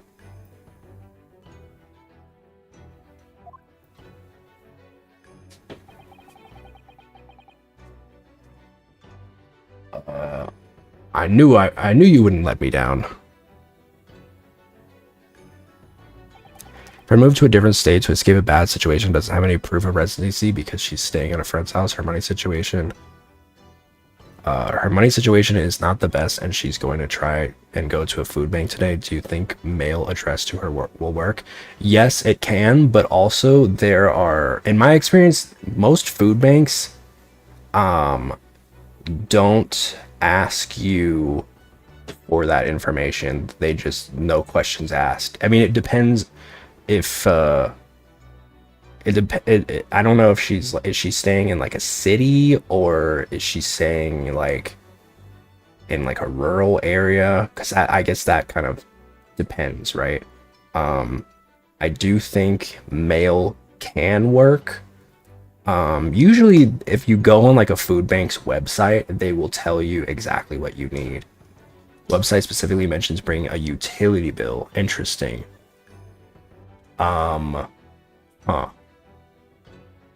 Yeah, that would mean, I mean, that is such a weird thing, especially considering you would think that the people going to food banks can't afford it.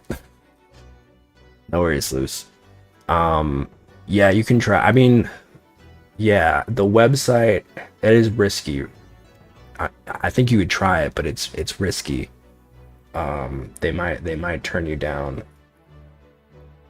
I mean, maybe in that situation, maybe she just calls them and asks, like, is there anything else that she can provide, right?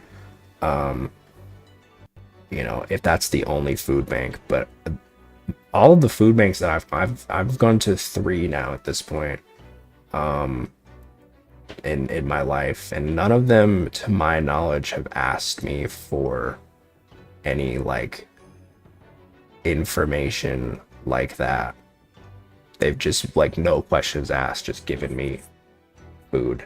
It's the only one in the area. Ooh. Yeah, I guess if I were her, I would just call and say, like, hey, is there anything that I can do? You know, I just moved here. Yeah, I hope so too. It's annoying. It's annoying that they would require that. Yeah. Much love to your friend. I hope she can work things out. Yeah. Important thing you had to do. Still don't know what that was. I'm sure we won't know what it is until case 5.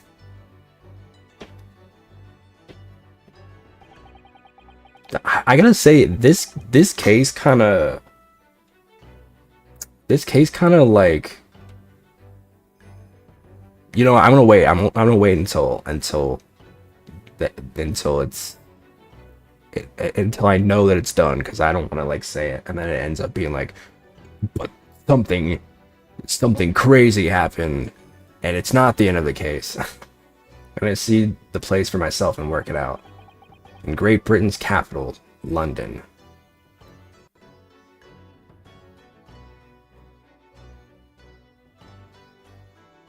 Oh, okay, yeah, it's over. It's over. It says end. Can't see it over my striking physique, but it is over. That was so disappointing. What the hell? That was so disappointing. Where was the court session? That's so lame. What the hell? What the hell?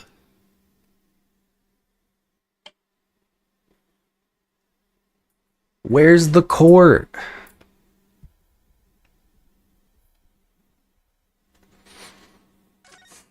There's never been a single, to my knowledge, there's never been an Ace Attorney case.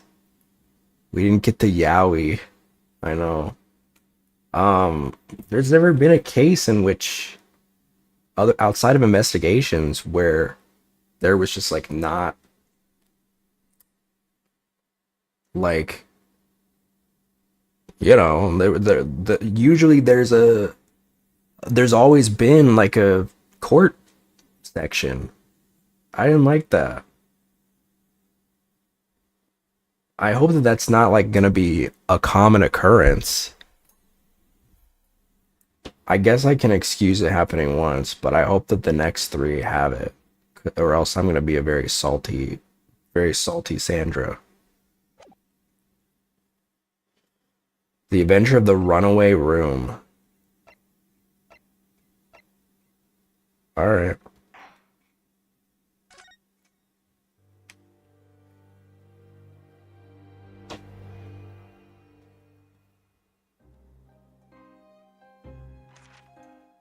Glancing over my records of the late last century, I am faced by the events of a certain bitter winter. A murder in a carriage as it sped through dense London fog in the dead of night. Though the victim and the perpetrator were the only ones inside, there were multiple witnesses to the crime itself. However, none could have imagined at the time that such a seemingly obvious case as this would end in such a horrendous manner. My friend, Mr. Herlock Sholmes, once said of the incident, "I believe that perhaps that case was indeed the prelude. The beginning of a long concerto that impressive Japanese student and I were to play together." I think Sherman might be gay, dude. Or whatever the fuck his name is. Is this really just a railway station? Railway station or not, I've never seen such an enormous building before. And look at all the steam locomotives. This country is incredible.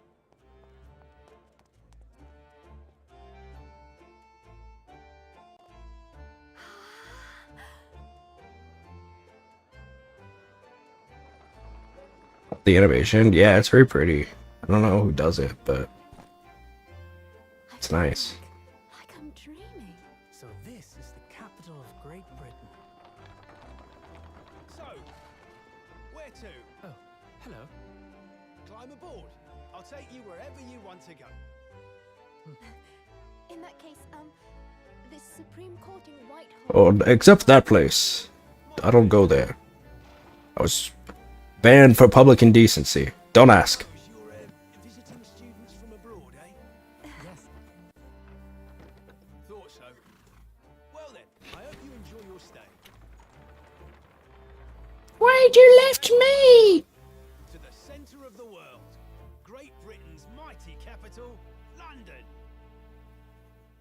Yeah, that didn't last long, did it?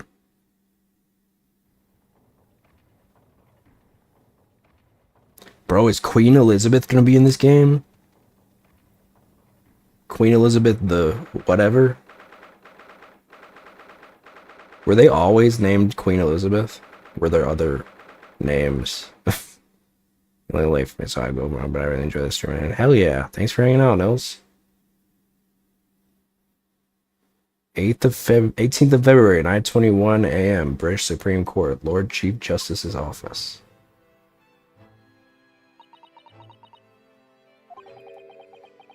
What an incredible place.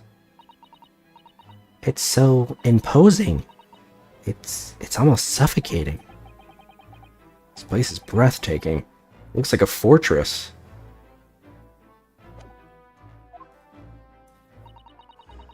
There are some stone buildings like this in Japan now, of course. They've only been built in the few short decades since we opened our borders to the outside world. An authentic example like this has quite a different impact, wouldn't you agree? A far cry from the wood and paper most of our buildings are constructed from. It's certainly unfamiliar. But I think there's more to the differences than just construction materials. What is this place again? What is this place again? That's better. This is the Lord Chief Justice's office, Naruhodo-san. In the Supreme Court of Great Britain, that was definitely the better one. Glad you went with that one. The Lord Chief Justice office. We had instructions to report here at this time, if circumstances were different. We were supposed to let the Lord Chief Justice know that we had arrived from Japan. But Kazuma can't. No. So instead, we are here in a different capacity. As envoys to report the news of Kazuma-sama's death. Could have been an email. We didn't have those. Could have been a carrier pigeon. That's better. Yes. Having delivered his or her message, an envoy's duty is done. So we'd have to return to Japan. If we want to remain here in Great Britain, I have to take Kazuma's place as the law student selected for the study tour.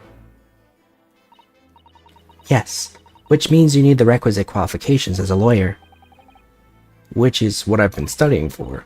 Here in Great Britain, it is the Lord Chief Justice who appoints lawyers. So that's the second reason why we're here, to have you officially recognized as a lawyer. It's the only way that we'll be able to remain here in London. I hope I'm up to scratch. Ah, good morning. Sorry for keeping you.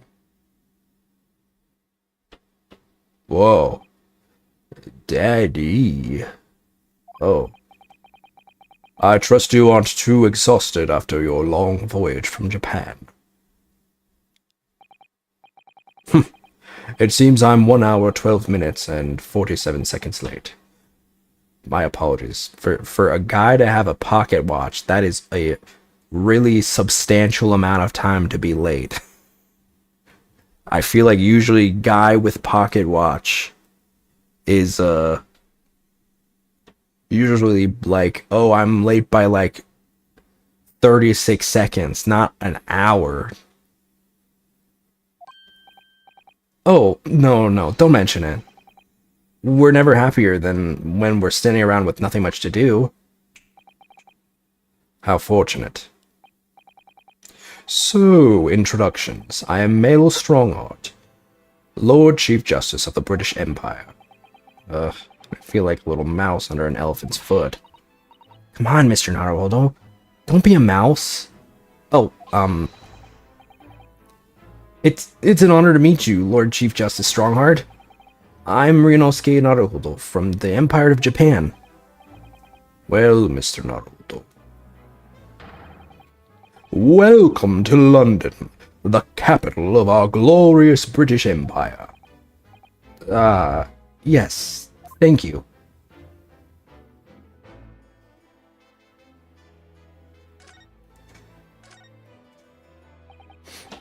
So, what are your impressions of our capital so far? How do you like London? Oh, help. Been so nervous ever since I got here that I can't remember a single thing about the city. It's simply splendid, isn't it, Mr. Naruhodo? Oh? We had a wonderful view of some of London's streets from the carriage on the way here from the station. Everything is so impressive and grand. I must say I'm almost lost for words, even though I've said like many of them. I'm glad to hear you like it. The city boasts tramways, piped water and gas, even cables supplying electricity. We spearhead every revolutionary new technology in the world. Every visitor to London is astounded. Oh yes, astounded is the word.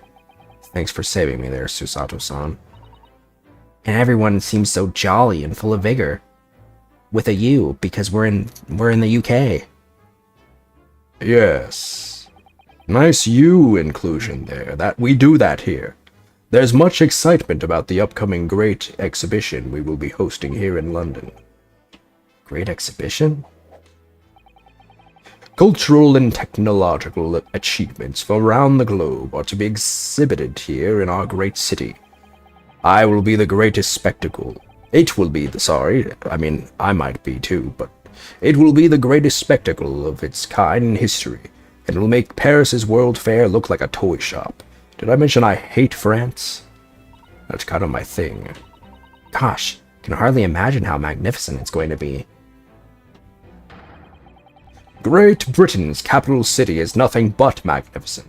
London is the center of the modern world, or at least for another 12 years. Even if you do say so yourself. The sun will never set on our great empire, except for in 12 years, probably. Perhaps it is fate that in these progressive times, we welcome visitors from the land of the rising sun. Lord Chief Justice? I think you were expecting a student of law for this study tour, weren't you? Absolutely. A Mr. Kazuma Asogi, if my memory serves. That's right. The British government has already been telegraphed a full report on the situation. I understand the young man lost his life aboard the steamship bound for our shores. That's amazing. The news reached him before we even arrived. Yes, we give our carrier pigeons steroids. My country naturally extends its deepest condolences to yours. Oh, thank you. And you honored this appointment specifically to inform me of the news. Yes. We are here in the capacity of envoys from Japan to report the sad news in person. Could have been an email. That wasn't a thing yet. Could have been a carrier pigeon. They tell me you Japanese are a people of protocol and courtesy, and I see that it's true. Japan is all about the respect. That's what Logan Paul once said. And it is with some regret that I must inform you that the death of the young lawyer means this study tour arrangement can no longer proceed. If you would just hear us out, Lord Strongheart. What do you have to say, madam? It's about the study tour. Mr. Naruhodo here would like to make a proposal. Would he now? Well, Mr. Naruhodo. This is it then. Moment of truth.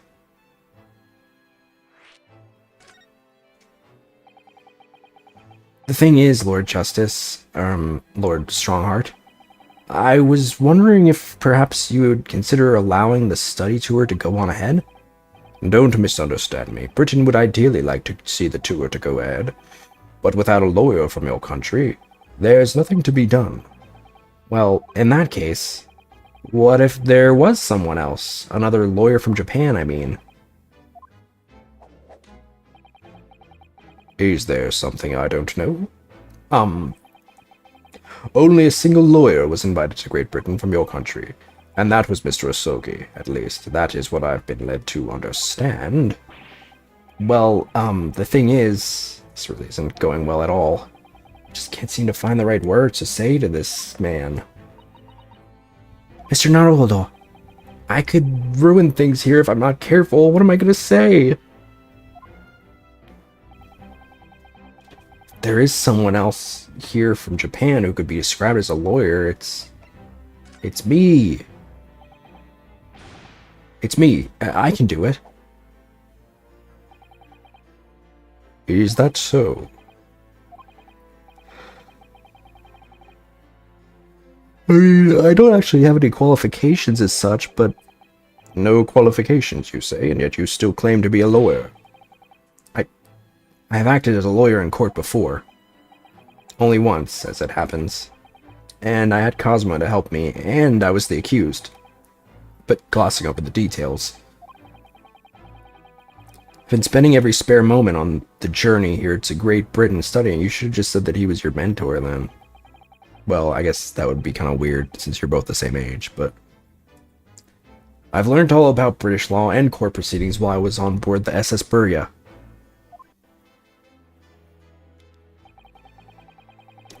The voyage from Japan is some 50 days, I believe. Not what you might call a full education.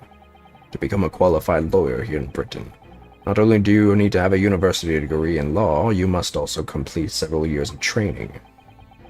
I realize it's far too short a period of time, but I can't just go back to Japan. Cosmo, Mr. Asogi's journey had only just begun. Coming here on this study tour was all he thought about. I have to carry on and do everything he planned to do. I know it must sound like I have an overly inflated opinion of myself, but I would do anything to prove that I have what it takes. Any test you care to set me. Just one chance, that's all I'm asking for. Please. 31 seconds. Sorry? Your opening statement there, Mr. Naruto. It was 31 seconds long. Not too brief, not too protracted. A perfectly judged appeal, I would say. Which is a skill that would stand you in good stead as a lawyer. Oh, thanks. So, you're willing to put those words to trial, are you?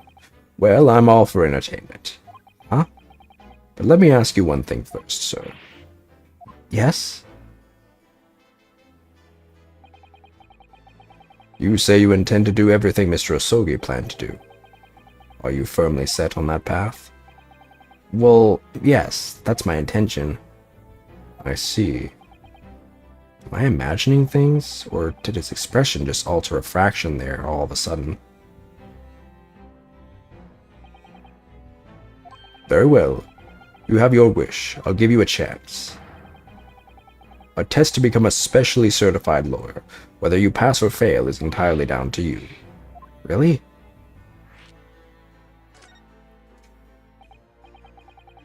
So, what form will the test take exactly? Tell me, Mr. Naruto, what do you consider the role of a lawyer to be? Well, defending people, of course. Well said. So, let's have you defend someone. Huh? Your timing is perfect, in fact. There's an apt trial about to begin later today.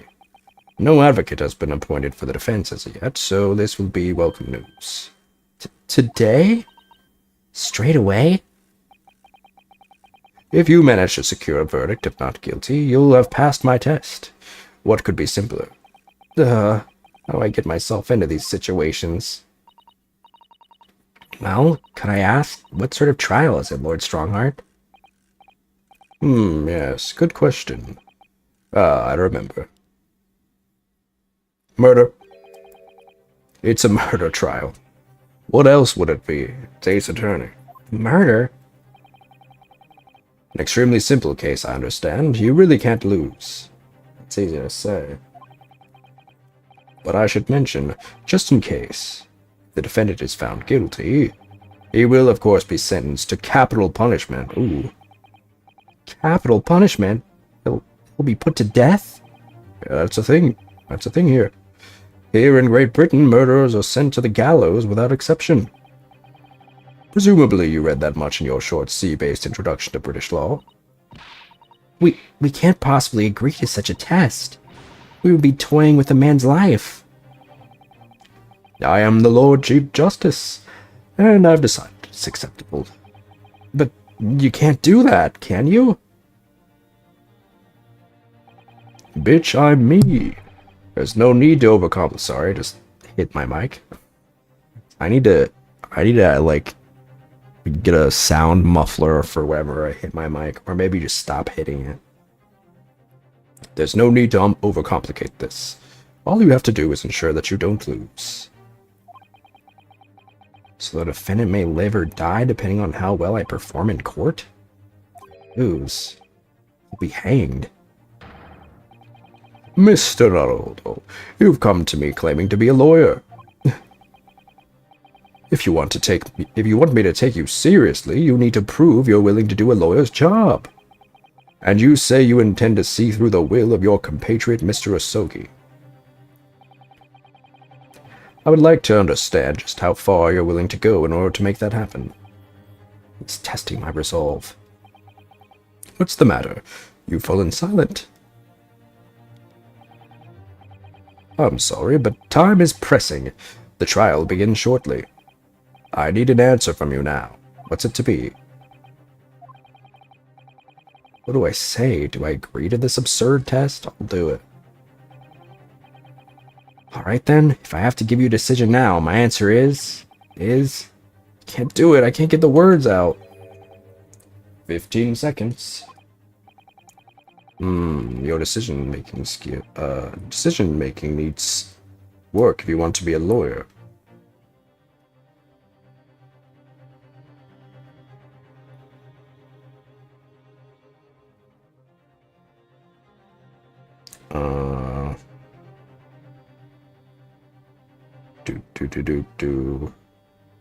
Hold up.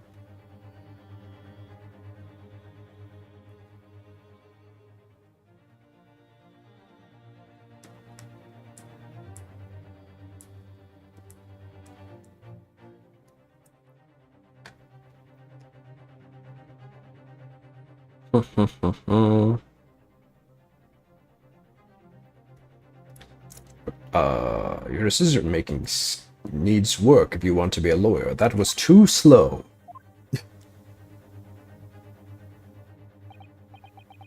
So, it's as I suspected, is it? Sorry? You have noble intentions, but lack the resolve to see them through. The test is cancelled. Thank you for stopping by. Alright, I'm gonna use the bathroom real quick.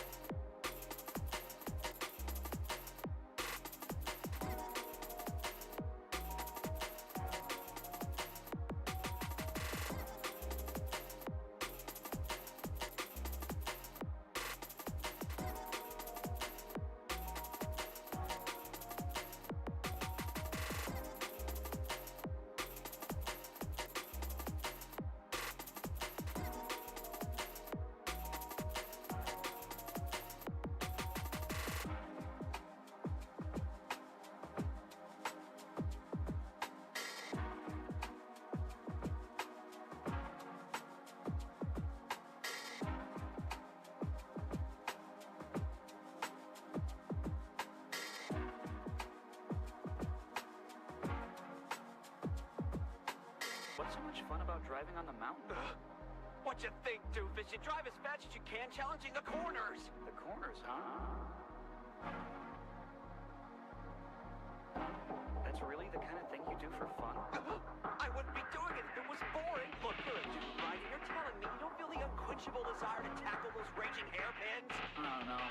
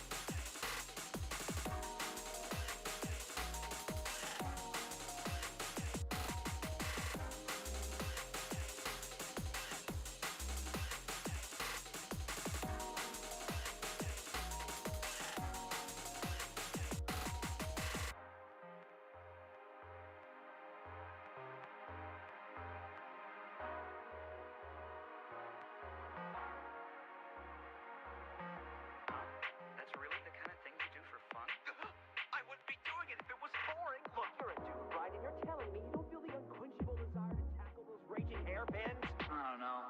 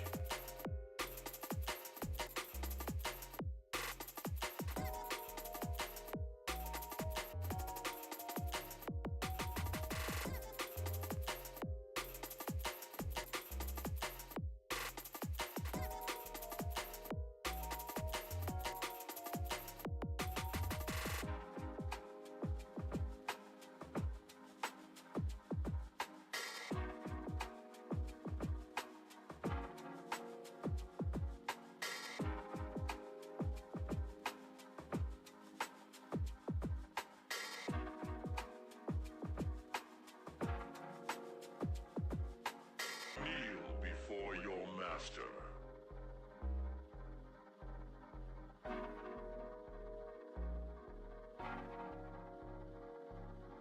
Let me be the blesser of all souls.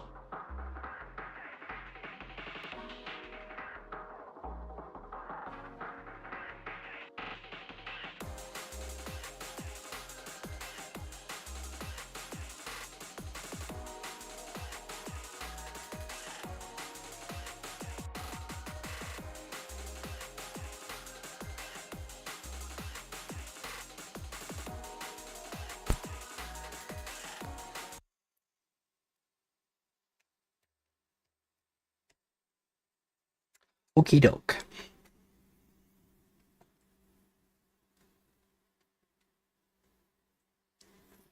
Let us continue, shall we?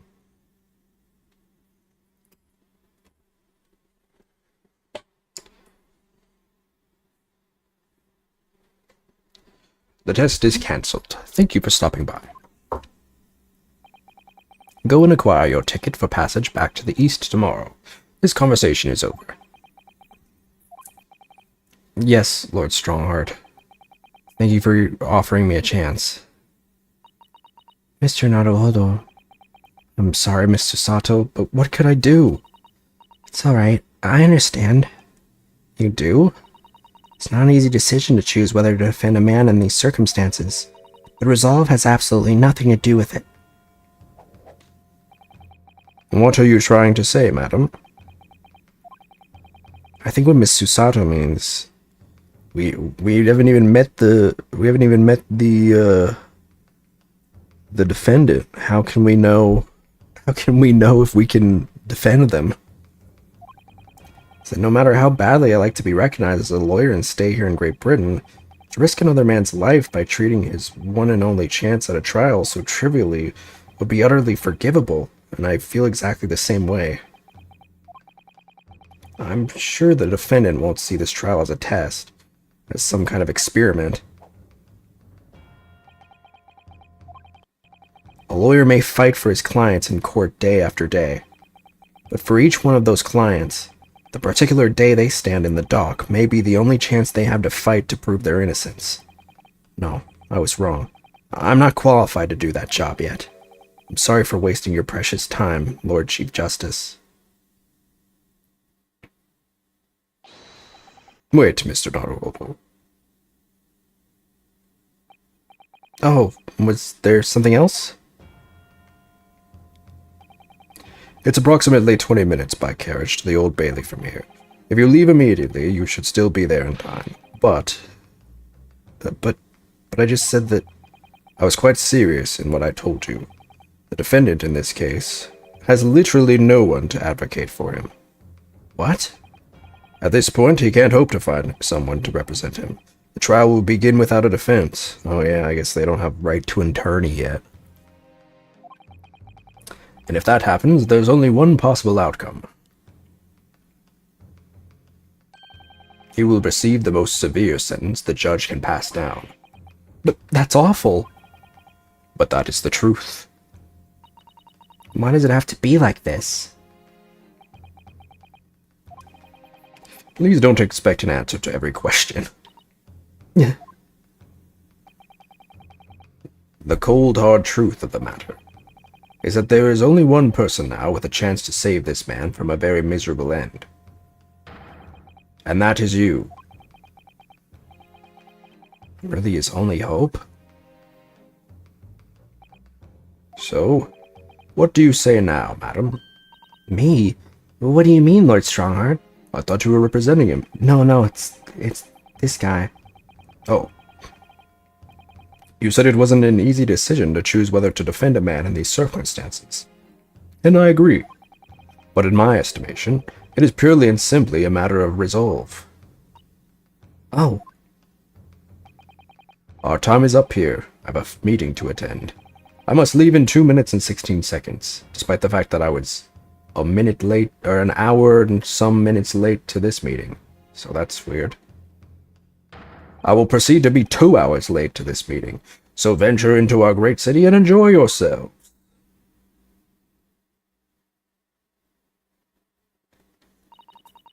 He's gone. The Old Bailey.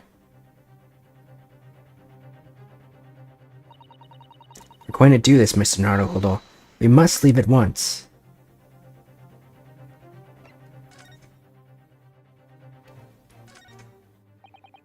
Miss Susato, can I just ask you something? Careful. From this position, I can perform a Susato takedown in an instant. I know. Mr. Naruhodo, you heard Lord Strongheart. The trial starts imminently. If I need to throw you, I will. You know, you could just say, I think we should hurry to the courtroom. If you need me to ask anything, it had better wait until we're at the Old Bailey.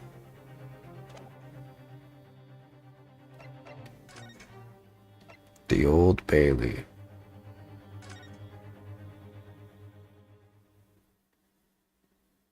Just jumping right into the case?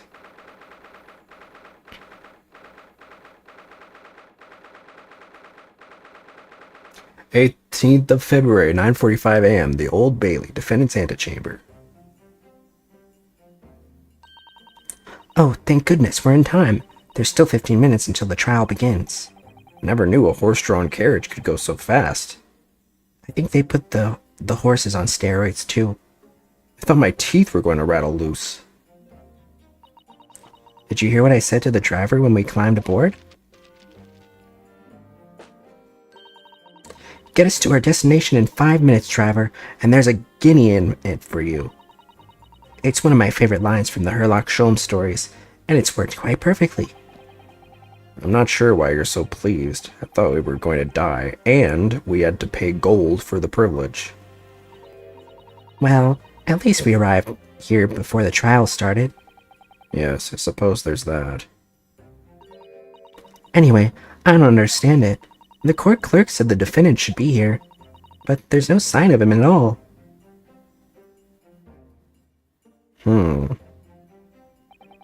So this is the Old Bailey. Even this room for defendants to wait in is grand. Are you alright, Mr. Naruhodo? I'm feeling tense, that's all. This place gives me the same sense of foreboding that I remember from the Supreme Court in Japan. An oppressive air, almost as if the building itself is going to crush whoever is about to be sentenced. Feels like only yesterday that I was the one about to be crushed. Yes, whoever the man you're to defend is, I imagine he's feeling very alone at this moment. Top of the morning to you, madam. Sir. Oh, whoa. Hello. Willy Wonka looking ass. What are yous doing? Following me here. Things are fair maybe. What are yous doing following me here? Things are fair desperate, are they? Sorry. Would you look at the those expressionless faces from the east, are yous? We're from Japan, yes. Japan, is it? Right, say no more. So, how much do yous need? No, we're just here because... No need to explain, fella. I've been there myself, so I have. No place to go, nothing to eat, barely a penny to her name, and all while in a strange, faraway land. Well, actually, I haven't found a place to stay yet, no. 'Tis grand, 'tis grand. Let me start by giving yous 1,000 guineas. Say nothing now. Ah, 1,000 guineas. Please, Miss Sato, you don't have to shout. Oh, 1,000 guineas! But 1,000 guineas is enough to build an entire mansion in the most prestigious area of Tokyo. What? 'Tis nothing to me at all. I like to ensure I have sufficient funds to weather a rainy day, you see. I have enough wealth to buy the city of London 2 or 3 times over. My voice keeps changing. That much rain even fall in one day? Well, even so, we couldn't possibly accept such a large sum of money. Ah, that one hit me in the eye. Don't get me wrong, fella. I'm not giving it to you, no strings attached. I want you to do something for me. Oh? To be honest, 'tis a little embarrassing. The trial that's about to begin, you see, is for me good self here. I'll be in the dock. So now, what I want you to do is come along with me and stand there beside me. Officially, you'd be my lawyer, but that's just a little detail now. Oh, well, the thing is, don't worry about a thing. All you have to do is stand up there next to me, nothing more. Otherwise, you see, the trial is going to start without me having any kind of representation at all. So it was true. The Lord Chief Justice wasn't just making it all up. I'm terribly sorry to have to ask, but does that mean you're the defendant in this trial? Bluster and blazes, do yous not know who I am? Me, one of London's biggest names? No, sorry. I've only just arrived in the city, you see. I see.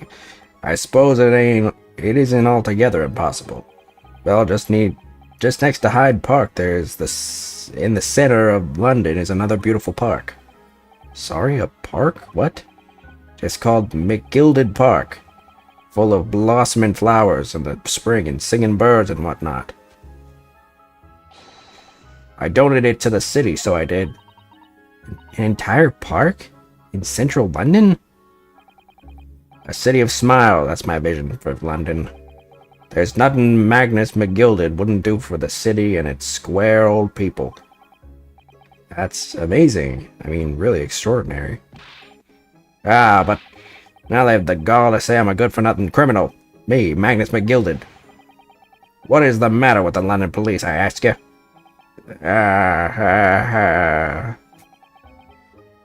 Alright, don't pass out. Mr. Naruhodo. Perhaps now would be a good time to introduce ourselves while the gentleman catches his breath. Good idea.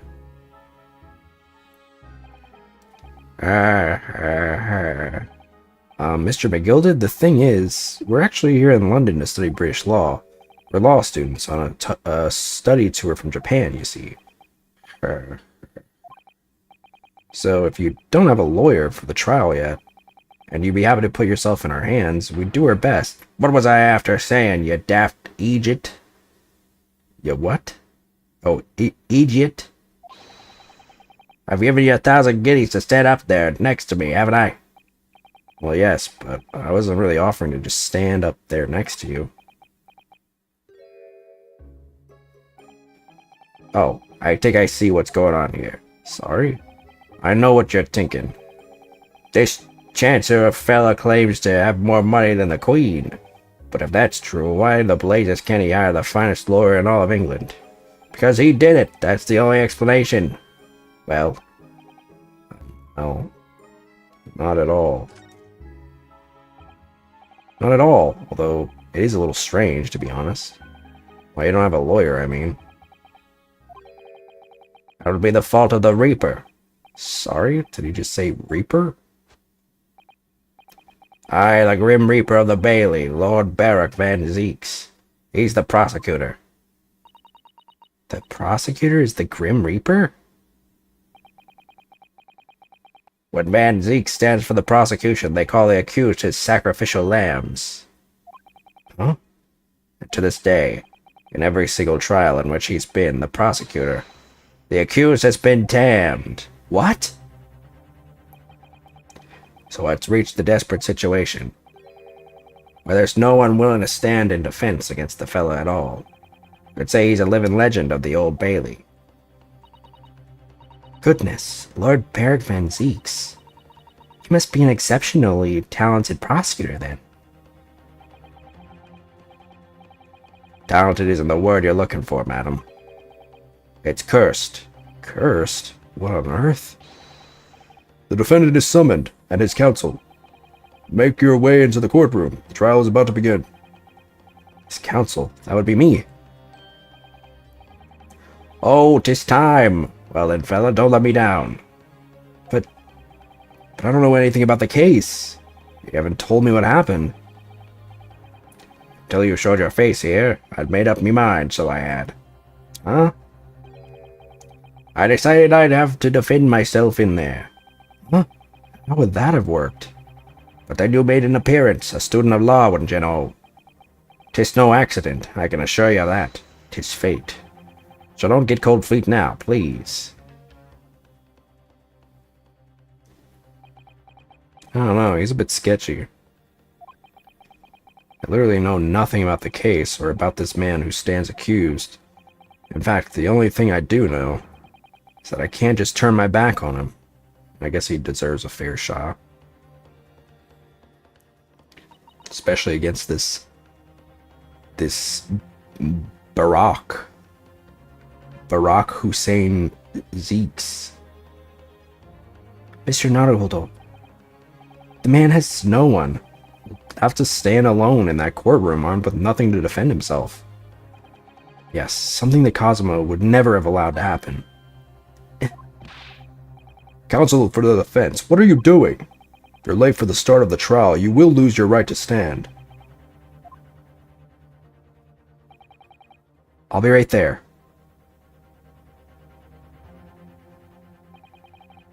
It's happening then. My first trial in a British court.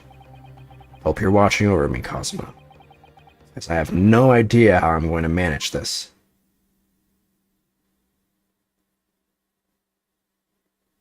This is interesting. It's interesting how it's taken a turn this way, because I assumed it would just be like... I don't know, I guess I assumed that it would take place... The first game would take place in Japan, and then they would move to Britain, but... It's case 3 of the first game, and we're already in here. Whoa. So this is the highest court in Great Britain, the Old Bailey. Centuries of history in this place is palpable, isn't it? It's so different to the Supreme Court in Japan. It feels both imposing and serene at the same time. The atmosphere almost makes words redundant. Whatever the country, determining a person's guilt or innocence is always a solemn affair. May I say something, Mr. Naruhodo? Oh, yes, what? Your eyes look ready to pop out of your head again. I know, but I just can't help it. Whoa.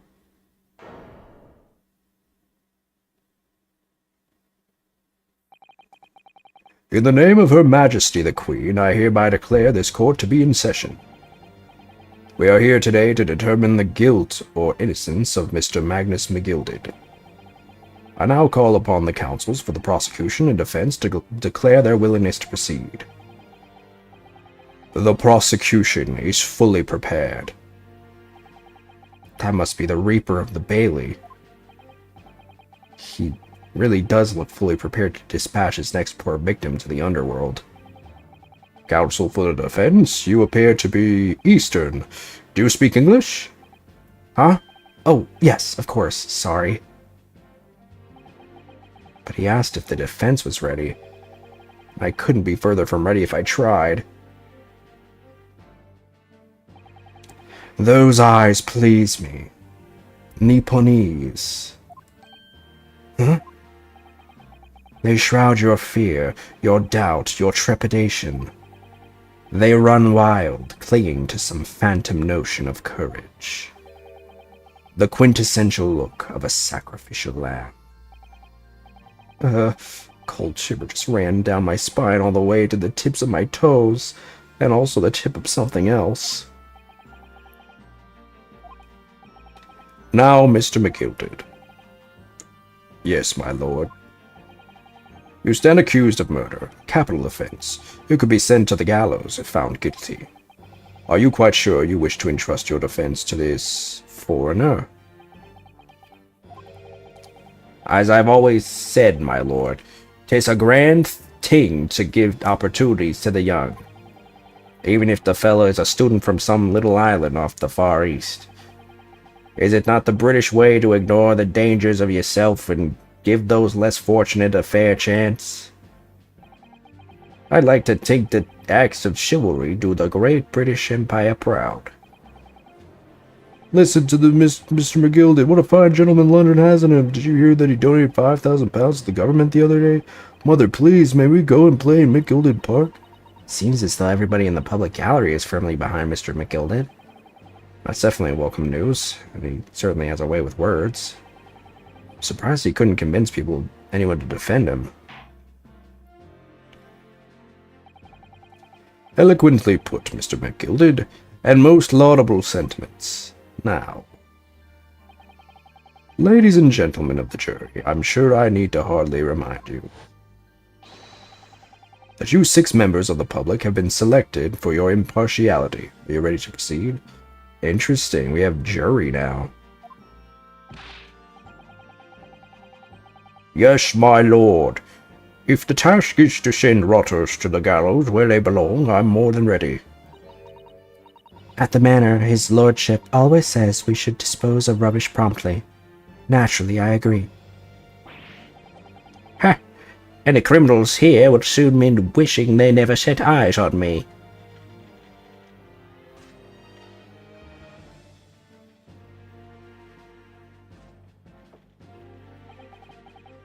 I feel a chill.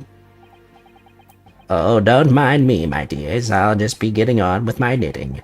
Must finish these mitts for my grandson. Ah, Mr. Naruhodo, those people are... The jury, yes. That's something we don't have in Japan yet. That's right. I've only ever read about it. But here in Great Britain, the court's final verdict depends on the opinions of these 6 jurors.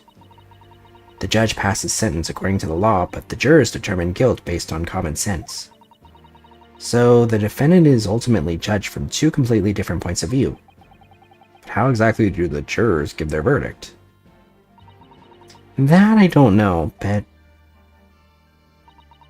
I'm sure it will become clear as the trial progresses. Yes. Prosecutor Van Zeeks. My lord. It's been a number of years since we've seen you here in the courtroom. I thought you'd renounce your fame. I'm known as the Reaper of the Bailey. Infamy rather than fame, I would say. But yes, 5 years have passed since I last spread my wings in this capacity. So, what brings you back? Is there some change of circumstance of which the court should be aware?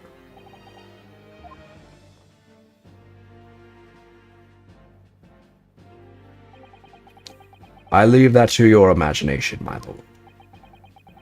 So the Reaper has been out of action for 5 years. Why did he have to choose today of all days to make a comeback? Don't lose heart, Mr. Naruhodo.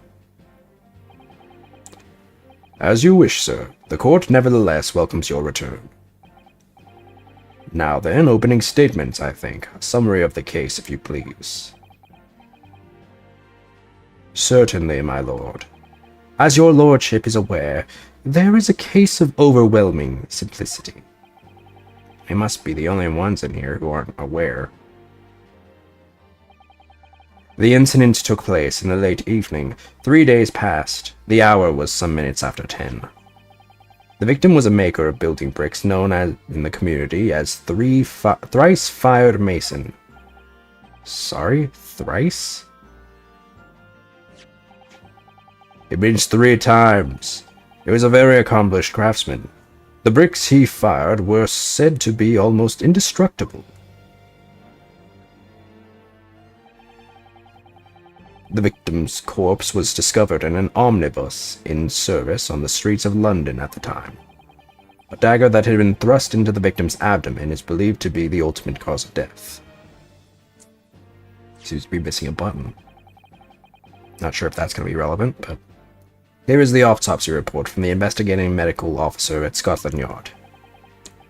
Thank you, Counsel. I shall accept that and the photograph as evidence.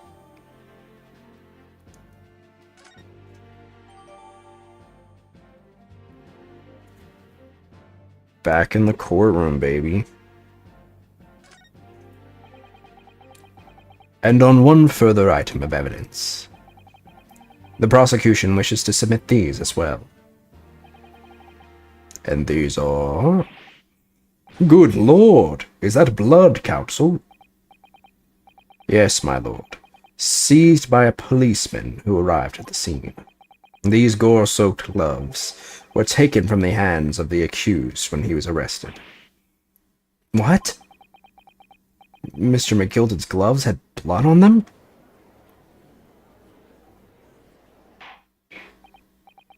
Yes, I will accept these as evidence as well. The defendant's leather gloves have been entered into the court record.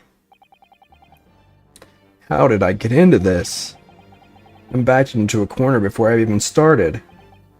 Continuing. It's pretty hot, man. According to the driver of the omnibus. He just reminds me of Edgeworth, old-time Edgeworth. Maybe that's what he's supposed to resemble. There were only 2 passengers traveling inside this vehicle at the time. Only 2? Obviously, one of those passengers was the deceased brickmaker, Mr. Mason. The other was the accused, Magnus McGilded. Well, rather damning circumstances, to say the least. Defendant, what say you? Well, of course, I have no recollection of such a thing. Mr. McGilded? To be sure, I rode the omnibus that evening. But whenever I'm in a carriage, I'm taken with a fierce tiredness, and I always succumb to it. Are you claiming to have been asleep? 'Tis the motion of the carriage, my lord. Lilted, so it is. And when I opened my eyes again, 'twas a desperate sight before me, the body of a man I'd never laid eyes on before in me life. Now I ask you, what good-hearted soul wouldn't rush to help a fellow bleeding from his stomach? I wasn't about to start worrying about me gloves now, was I? I reached out to give the man a hand. So the blood got onto the gloves then, after the man had been killed. Unfortunately, that statement of the driver's is only the beginning. What? It's not all of it? There were multiple witnesses to the precise moment at which the brickmaker was fatally stabbed.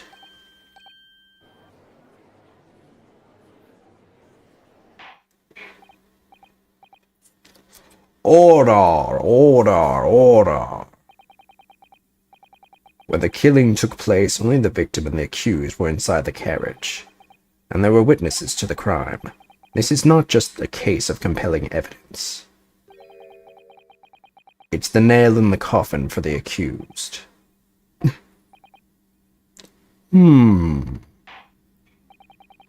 Thank you, counsel.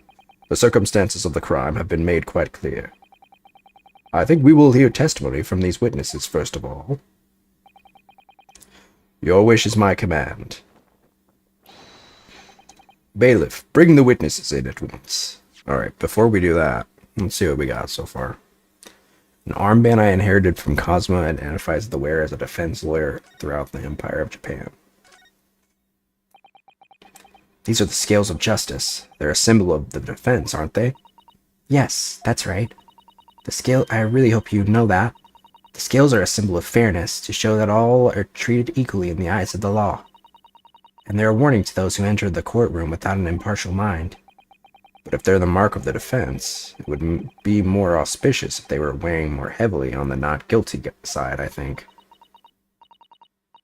Very impartial, I'm sure.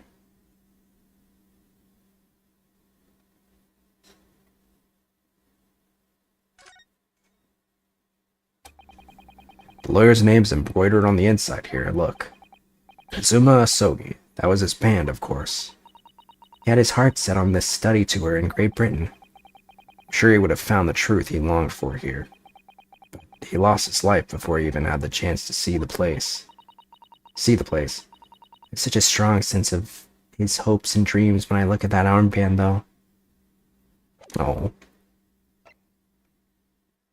Report prepared by the Scotland Yard coroner. It gives the cause of death as internal hemorrhaging as a result of a single stab wound to the abdomen. Thrice fired mason, male, 54, brickmaker. Time and cause of death, 15th of February, 10 p.m. to 11 p.m. Stabbed once in the abdomen with a knife whilst journeying in an omnibus. Died due to internal hemorrhaging resulting from the trauma.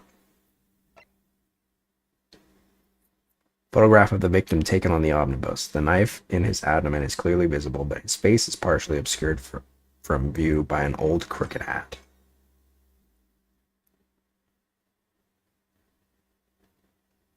Interesting.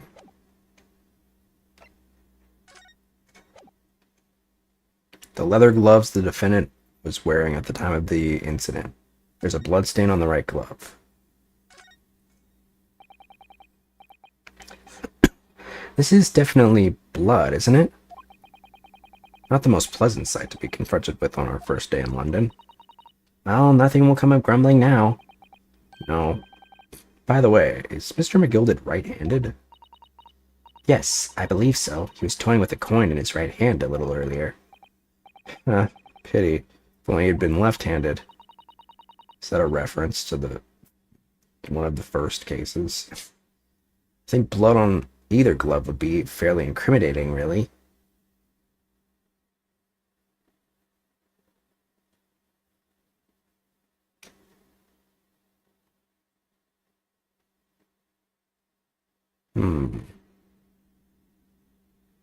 Doesn't seem like anything else is out of the ordinary.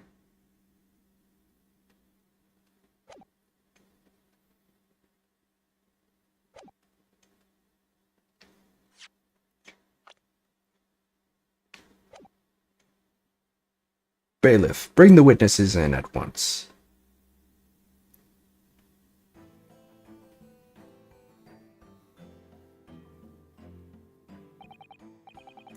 Witnesses, your names and occupations.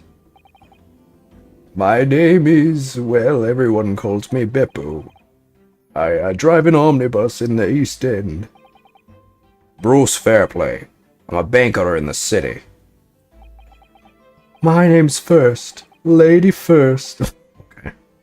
I, make hats for gents. Let's begin by confirming the facts. 3 days ago, at a short time after 10 o'clock in the evening, all of you present in the stand were in an omnibus and witness to the aforementioned incident. Is that correct? Yes, sir. Quite right. Yes, sir, that's right, sir. Very well then, let's proceed to your formal testimonies, please. Each of you will tell the court precisely what you saw.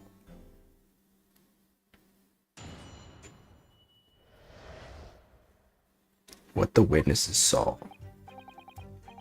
It was the last bus of the evening, so I had few customers. I remember it well. The victim and the man accused of killing him were sat next to each other inside the bus.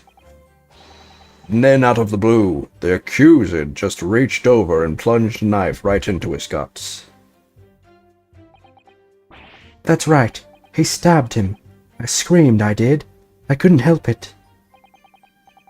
As soon as I heard the scream, I stopped my bus, and then I saw it too. Unambiguous testimony, I must say. Exactly, my lord. These men witnessed the incident in the omnibus with their own eyes. I'd like to ask a question, if I may. Yes, counsel? Well, this testimony makes absolutely no sense to me whatsoever. Why not? Well, the incident took place inside a moving carriage, didn't it? As has been clearly stated from the outset, yes. Well, in that case, how could those two witnesses possibly have seen what happened? There's no way they could have seen the inside of the moving carriage.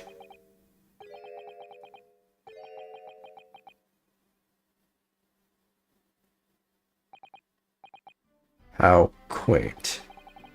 I'd read that civilization in the Eastern Islands nations was a good century behind our own. But you're here in London yourself. Are you really so ignorant about our omnibuses? Huh? Tell me, my Nipponese friend, have you even traveled in an omnibus? Well, no. We, only arrived in London this morning. No matter. I've arranged for all of us to see ourselves. The actual scene of the crime, that is. What do you mean? The actual scene? How? A carriage is designed to be moved, after all. Presumably you understand that much. Yes. The omnibus in which this bloody crime took place is here today in this very building. Look in the audience! Hello! Oh my god, he's talking about me! Hello, omnibus. So glad you could be here. Here? What? The entire carriage? Bailiff, bring forth the stricken omnibus. Whoa.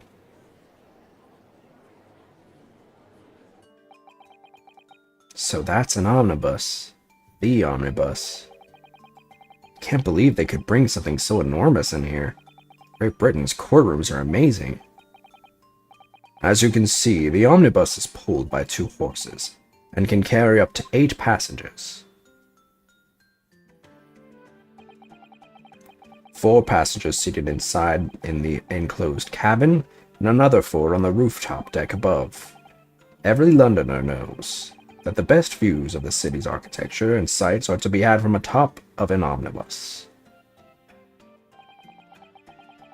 And I should point out to our foreign guests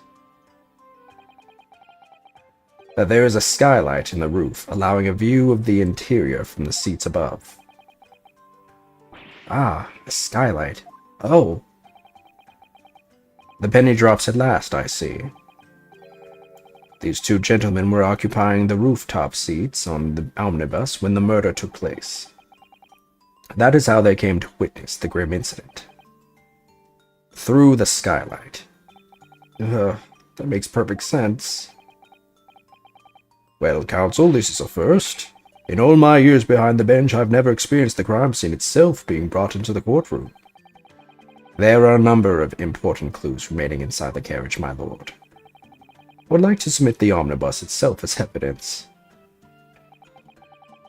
That is the prosecution's wish.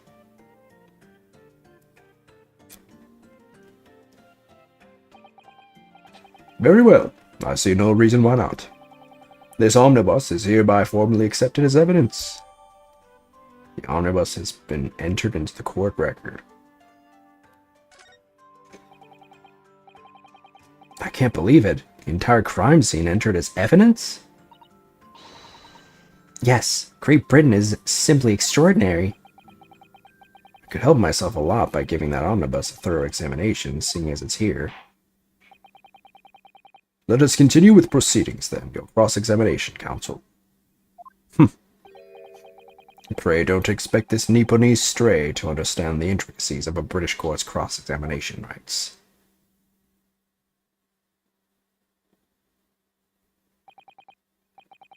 Alright, my first cross-examination in a British court. Focus, Ryunosuke. Focus. He's so cute.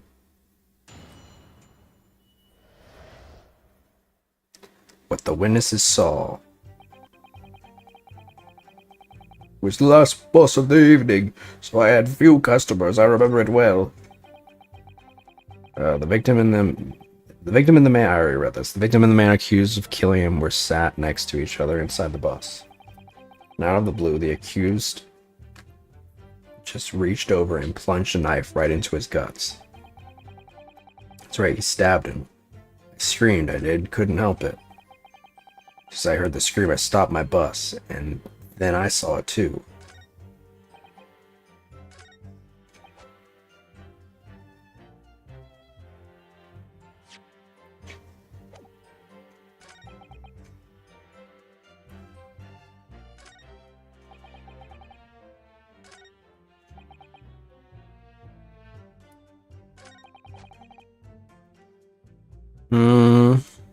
Unbelievably, the accused just reached over and plunged a knife right into his guts.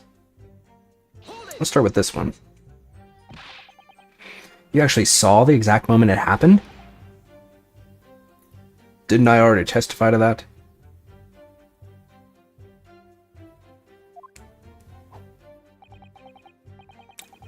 Or a fair dinkum, hard-working city banker is not considered trustworthy these days. Oh, no, I didn't mean that. It's no good. Really got his back up. Perhaps you could just tell us what you saw in a little more detail, if that's... My lord. Juror number 3, what's the meaning of this? My mind is made up, my lord. Completely and utterly made up. Made up about what? I don't like the stinking rich, never have. They're always up to something or other that they shouldn't be, every one of them. And that little leprechaun of a man is no exception. Well, he can't fool me. Whoa.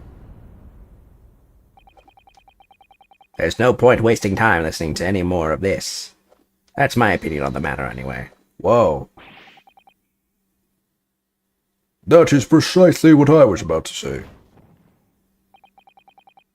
As the foreman of the jury, it's my duty to set a good example to my fellow jurors. Whoa. Interesting. What is happening here? Let me see. Ah, yes, it seems that's how members of the jury give their verdicts. With fire? Apparently, yes. White for innocent and black for guilty. As the 6 members of the jury make up their minds about the case, one by one, they each cast a ball of fire into the great scales of justice, as we saw a moment ago. So if those enormous scales fall completely to the black side, does that mean... Let's do our very best to make sure that doesn't happen. I'm even more worried than I was before. Interesting. Very well. The court acknowledges the change in the jury's stance. Counsel for the defense, please continue with your cross-examination. This is a nightmare.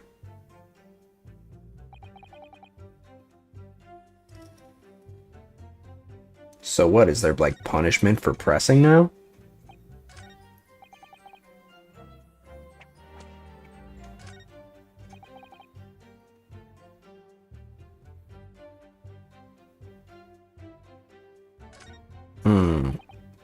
Let's press this one. What exactly did you see? Oh, well, sir, that would be the passenger, sir. Yes, collapsed on the floor he was. And by the passenger, obviously you're referring to the victim, Mr. Mason, the brickmaker. And then the other passenger had the knife on his hand, like this. By the other passenger, obviously you're referring to the accused, Mr. Magnus McGilded. And then he plunged it down like this, stabbing the other passenger in the belly. What? My lord, if you'll forgive for the interruption. Juror number 2, go on. Mr. McGilded is a pillar of society and a gentleman, and a gentleman's word should be sacrosanct. However, damn it. Those of us in service know we must accept hard truths. Wait, what are you about to do? Dispose of the rubbish.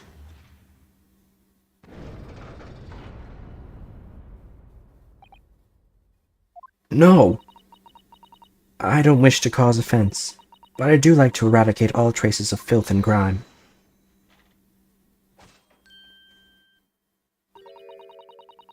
I have I've painstakingly typed every word uttered here today and cross-referenced all the facts. As such, I am now in a position to draw the only logical conclusion.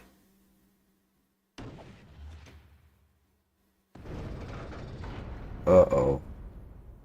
That's 2/3. Not again.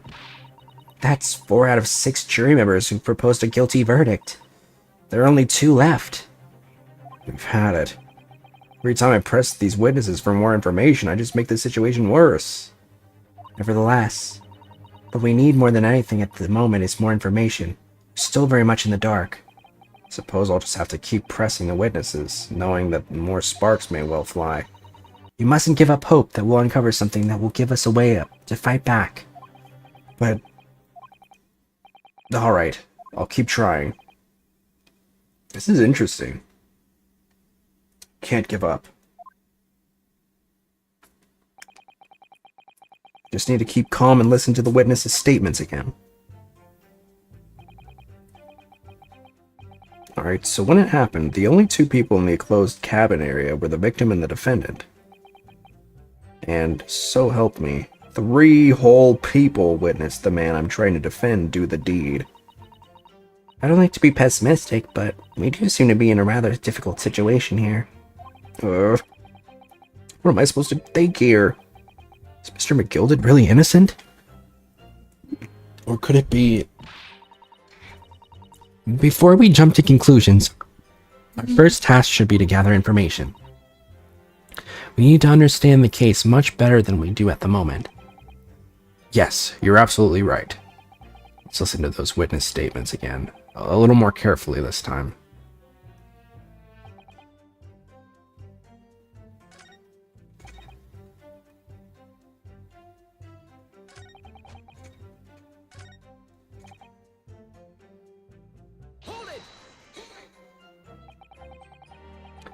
He stabbed him, you say?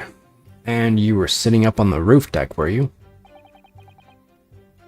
Yes, that's right, sir. I was up on the roof seats. I remember seeing the little gent sitting next to the fellow that was stabbed. Been thinking about a new hat design, you see. I was just gazing absent-mindedly around. Whoops, shit. If I may, Mr. Fairplay. What are you fossicking for now? The last statement appears to have given you pause for thought. Not really. By the way, you always seem to be looking to the side, one way or another. Do you have some affliction? Not really. I'm just like Dream, I have a good angle. He's not really willing to say anything, it seems. It's none of your business anyhow. Okay.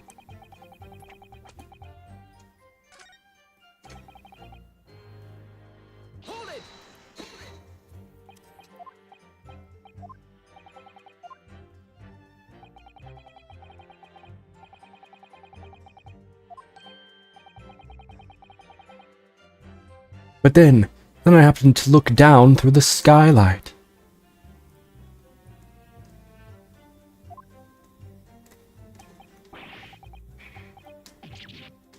It was sticking right out from his belly. That was huge. That huge, great knife.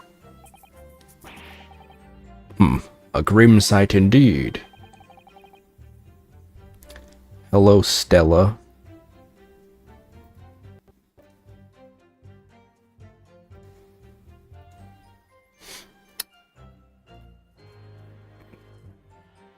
That didn't help me at all.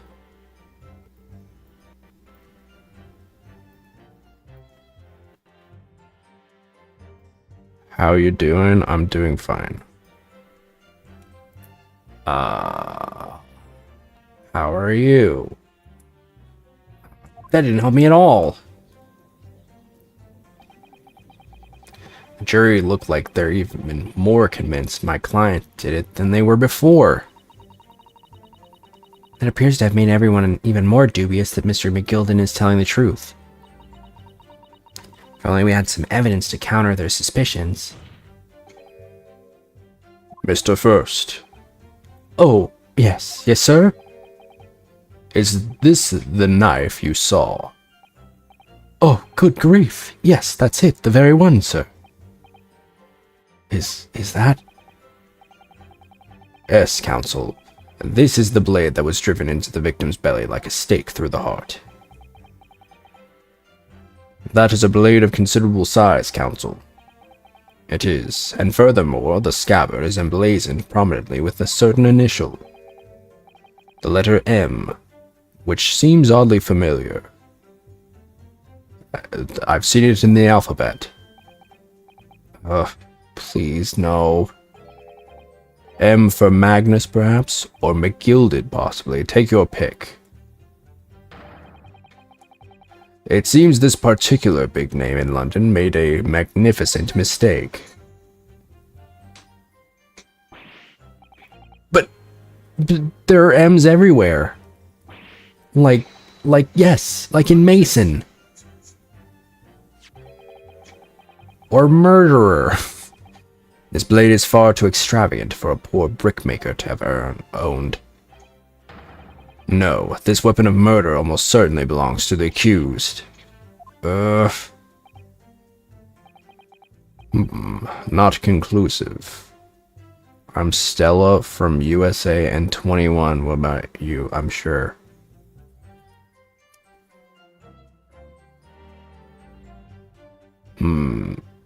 Not conclusive, but certainly compelling, Counsel.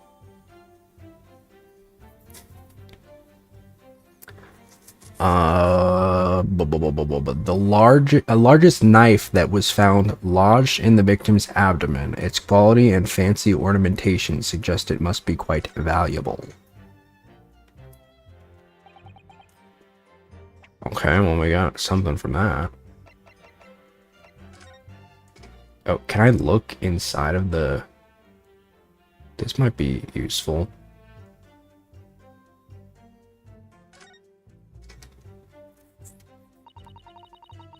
So this is the roof deck of the omnibus.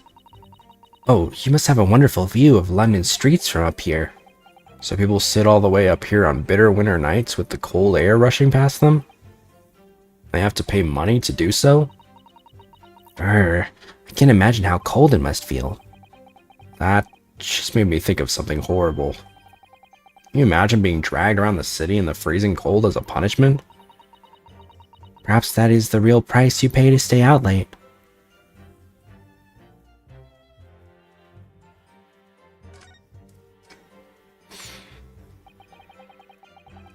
You can certainly see the inside of the carriage through this opening, that's for sure. Yes, and there's a lamp in the enclosed cabin. So I'm sure the witnesses would have been able to see quite clearly. That's not good for us.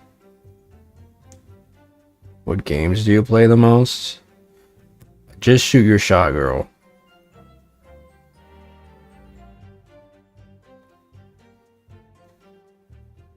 Phoenix Wright Omnibus. What?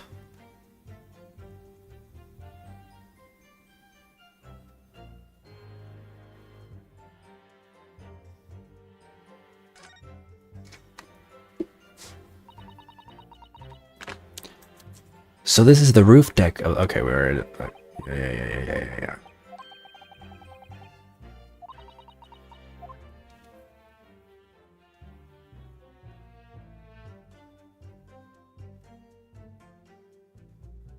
Can I see the inside? Well, let's open the door and go inside, shall we? Ugh, the scene of a murder. It's horrible.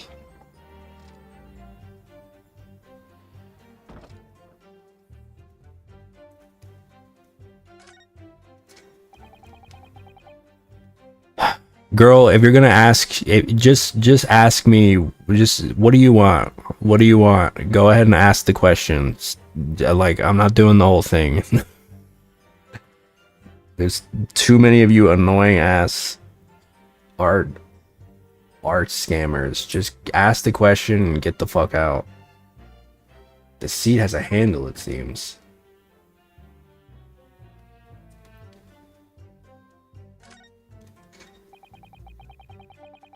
This looks like all sorts of equipment that might be needed to keep the omnibus running.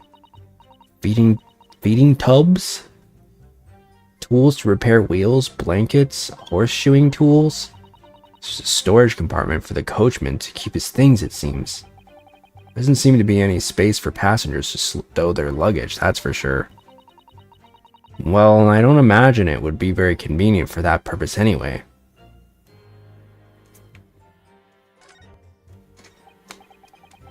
Ah, that's a poster for the great exhibition that's due to start 6 months from now. There's a lot of focus being drawn to the Crystal Tower. Just asking about, and I'm not an artist? Yeah, I'm sure. I'm sure you're not. 7-day-old account. There's a lot of focus being drawn to the Crystal Tower, the centerpiece of the whole exposition. Oh, the Crystal Tower. It's under construction already, I believe. People all over London must be fizzing with excitement at the prospect of such a grand event.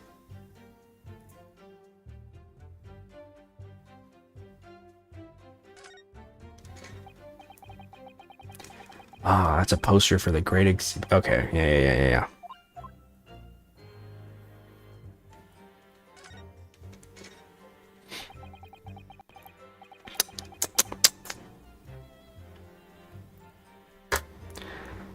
That's blood that's soaked into the seat. The victims, obviously. Yes, and that seat would be clearly visible from the roof deck. Would you really stab somebody in full view of the other passengers like that, I wonder? Well, it was after dark. Yeah, okay. Whatever, girl.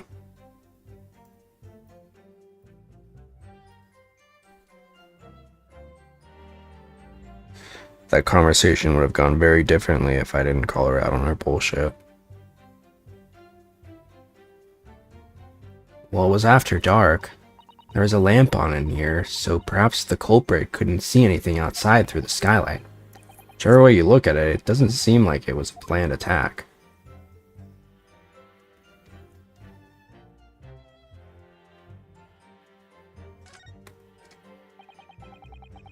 It's quite a large skylight, isn't it? Yes, quite large enough to afford a good view into the cabin from the roof deck. There doesn't appear to be a handle or catch of any description, so I suppose it can't be opened from inside the cabin at least.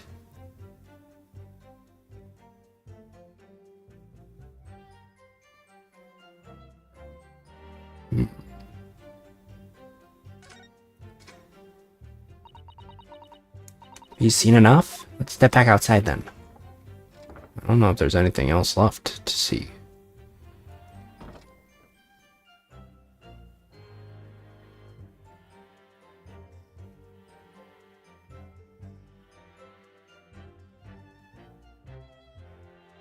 Seems like that's everything.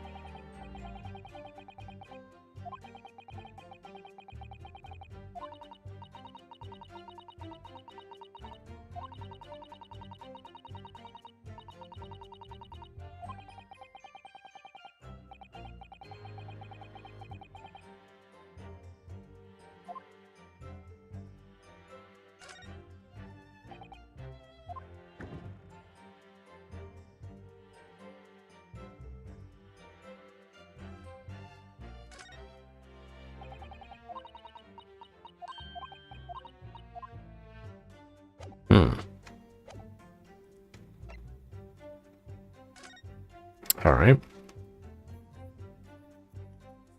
I don't know if we really gleaned much from that, but... That part in the sheath, isn't it? That part is the sheath. Are you alright, Mr. Naruto? Hmm? Oh, sorry, yes. I just don't really like blades. Oh. Those don't seem like the words of a man with a large katana slung from his waist. Not a blade. That's Cosmo's soul. Anyway, well, I mean, sure, that's very nice of you to think that way, but it is also a blade. Anyway, there's no sense in delaying it. Let's see what the blade looks like.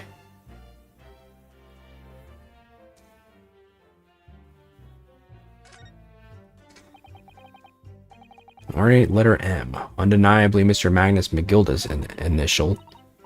And it's beautifully gilded, too. Must be very valuable, I should think. Ah!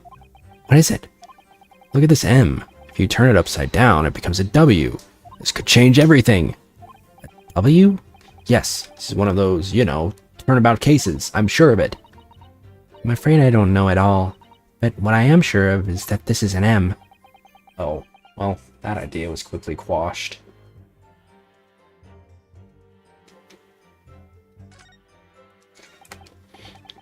Ugh, that looks like a lot of blood. It surely is blood. The victims. Ugh, an Englishman's blood looks a lot like a Japanese man's blood. Did you think it wouldn't? Sorry, it's just that we've only just arrived here in Great Britain. I'm finding it a little hard to adjust. Yes, I do understand.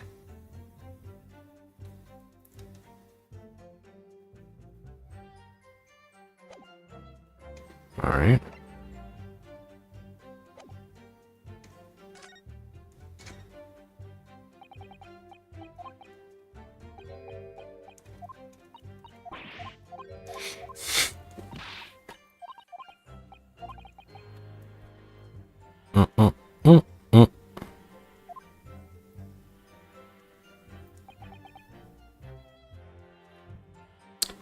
It's the last bus of the evening, so I had few customers. I remember it well. The victim and the man accused of killing him were sat next to each other inside the bus. Then out of the blue, the accuser just reached over and plunged a knife right into his guts.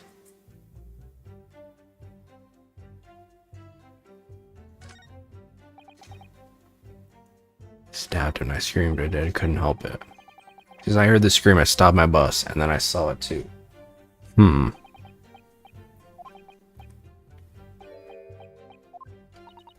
Guess we gotta keep pressing.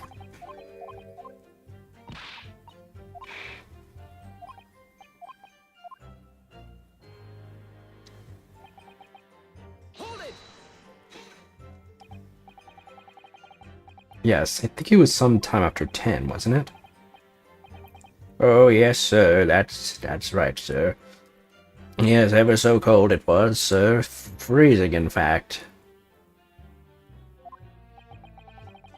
And you had 4 passengers on board at the time, is that correct?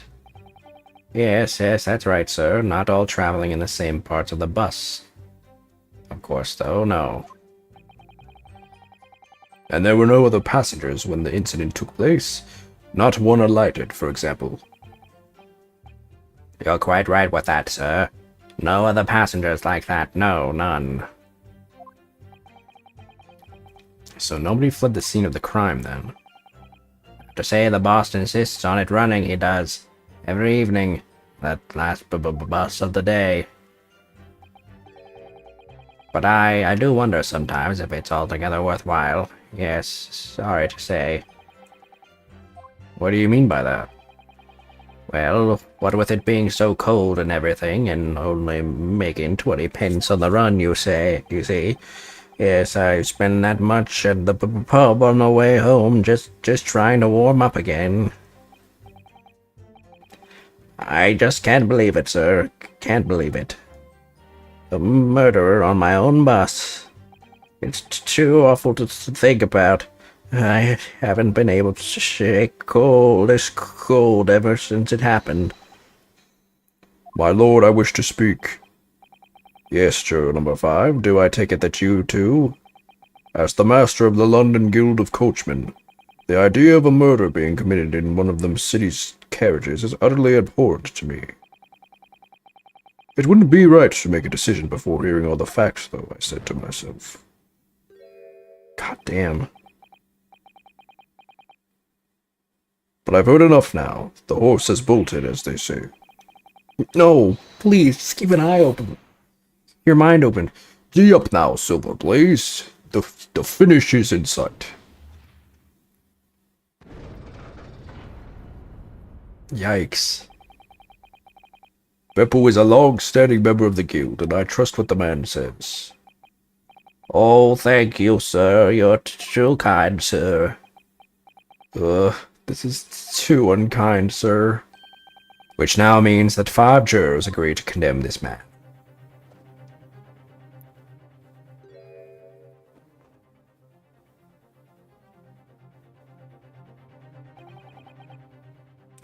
Madam Juror number 6. Yes, dear. What can I do for you? You have heard the testimonies of the witnesses in the stand. Oh, yes, I certainly have. Still got my hearing, you know. Then pray tell, why are you yet to pronounce your leaning? Well, dear, the thing is, I'm a creature of habit, me. I always go to the park at around this time of day and sit on a nice bench and get on with my knitting. There's a lovely little park just near where I live. McGilded Park, it's called. Huh? The gentleman donated it to the city, you know, to put a smile on Londoners' faces, he said. I can't imagine such a fine young gentleman would have had it in him to take another man's life. He's always doing wonderful things for the city. That's right. The man like that wouldn't stab someone, surely. Mother, may we go to the McGilded Public Library later and borrow some more books? How many Londoners live with their heads in the clouds? Do you people not know? What kind of a man Magnus McGilded really is? What kind of a man is he? The philanthropist Magnus McGilded has enough wealth to purchase the entire city he claims to value so highly. But where did all that wealth come from?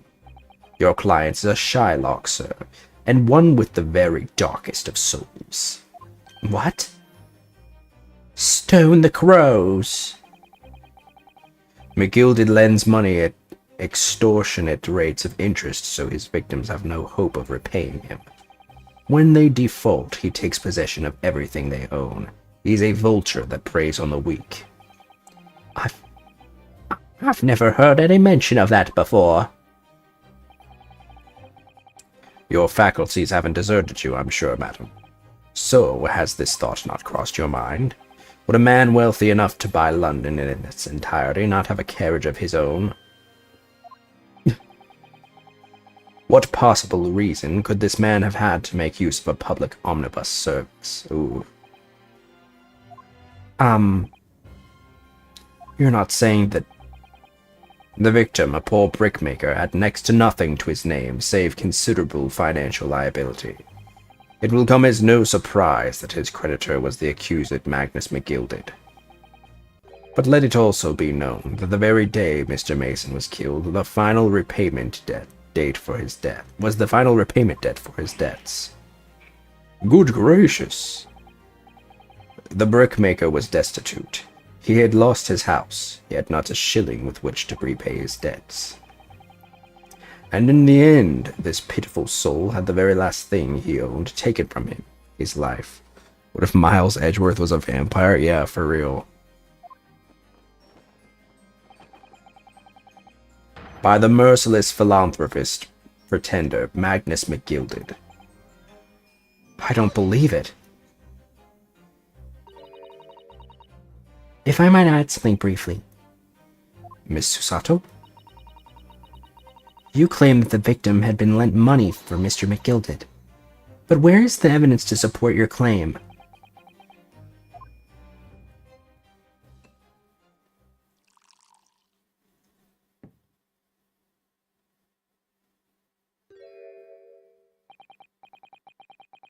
Pray forgive the discourtesy of filling my hollowed chalice in a court of law.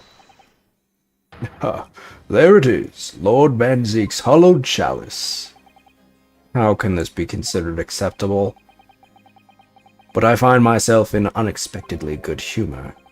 I had heard ladies from the Far East could show great courage, but I didn't expect to experience it myself. Ah, As judicial assistant to the defense, I am simply doing my job. What a pity that your display of courage is in vain. This is the debtor's ledger, which details all monies loaned by the accused. You will find the victim's name clearly recorded inside. Oh. Allow me to present this ledger as evidence. And pray forgive the discourtesy of raising my chalice in a toast to the enigmatic East at the same time.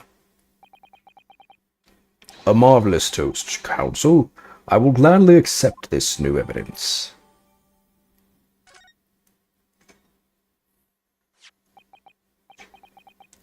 Ah, yes, 20 guineas. The victim owed a considerable sum, and the accused made quite certain he had ample recompense. Well, it would seem I've had the wool pulled over my eyes. Regrettably, madam, that is the modus operandi of the accursed. Whoops, shit. Accused, sorry. It's such a pretty little park, too. What a scoundrel. Still. Maybe it's all for the best. Wait a minute. Let's think about this a little more before... I don't stand for nonsense. Oh, shit.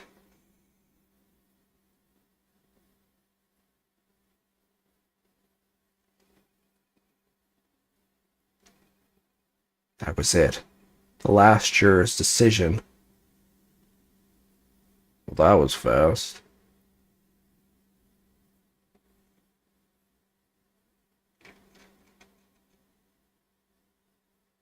According to this encyclopedia of British law, you're fucked.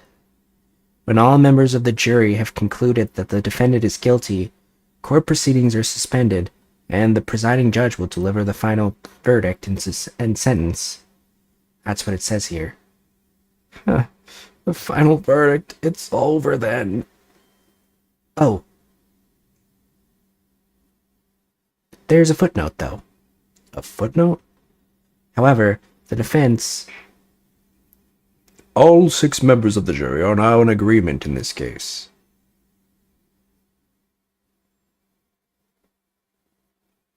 Allow me to convey my respect for your swift and righteous decision. According to the laws of this country, I will now conclude the trial by delivering my final verdict. I trust there are no objections. Miss Susato, just tell me one thing. Oh, yes? You were in the middle of saying something before. The footnote in your Encyclopedia of British Law. However, the defense... What did it say next? Oh, yes, of course. One moment. When all members of the jury have concluded and the defendant is guilty, court proceedings are suspended and the presiding judge will deliver the final verdict and sentence.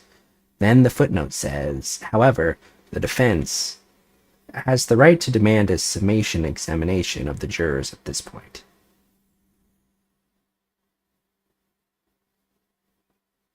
Summation? Examination? A summation examination. From which century has that tome you have been resurrected? Judging from the binding, I would say that book is at least 50 years old. Which is not a century, but any modern text on British law wouldn't even give such an antiquated procedure a mention. It's a relic, long forgotten, and certainly no longer practiced. So you're out of luck. Oh. What even is it, Miss Susato? This so-called summation examination. Oh, one moment, and I'll read about it. You would demand the right to a procedure before you even understand what it entails? Typical Nipponese. Alright, Mr. Naruhodo, I think I understand. It seems that under this procedure, we would be able to appeal to the members of the jury. To do what exactly? Appeal to them to change their leaning and reverse their decisions. And it says here that if successful, the proceedings of the trial must be resumed. Make them reverse their decisions. Yes, in times gone by, barristers would use a summation examination to attempt to influence the jury's decision.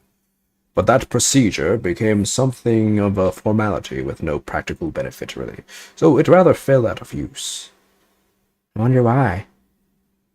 Because it was devoid of purpose. Changing just one member of the jury's mind would be hard enough, let alone several. No self-respecting defense barrister would even assert his right to try in this day and age, which, oh god, you did, didn't you? Still, I don't see any mention of the procedure actually being formally revoked. What are you suggesting? I'm suggesting that although it may be antiquated and largely forgotten, it isn't yet extinct. What do you think, Mr. Naruhodo?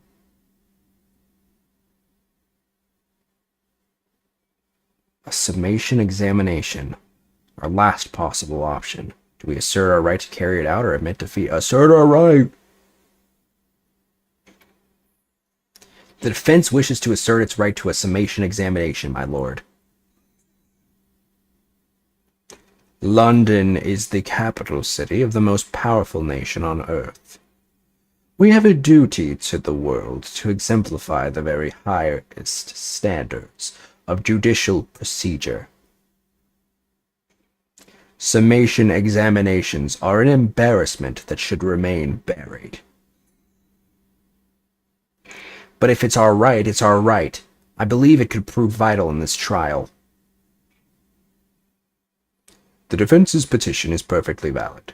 The court will proceed with the summation examination. This is madness. No, this is Sparta.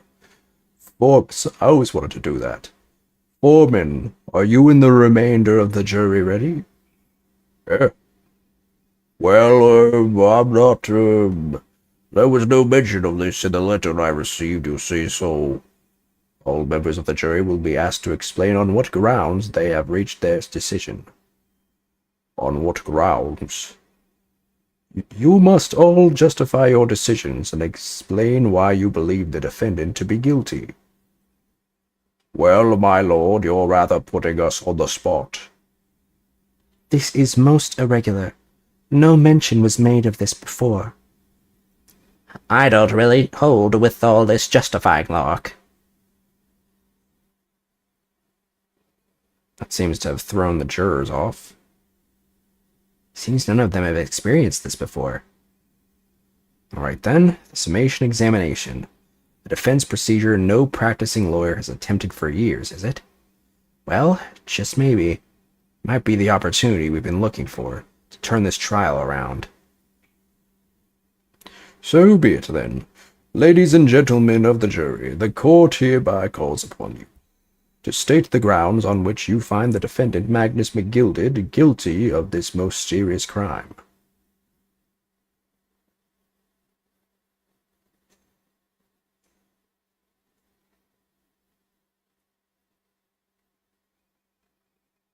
There was no one else inside the carriage at the time, so it has to have been him.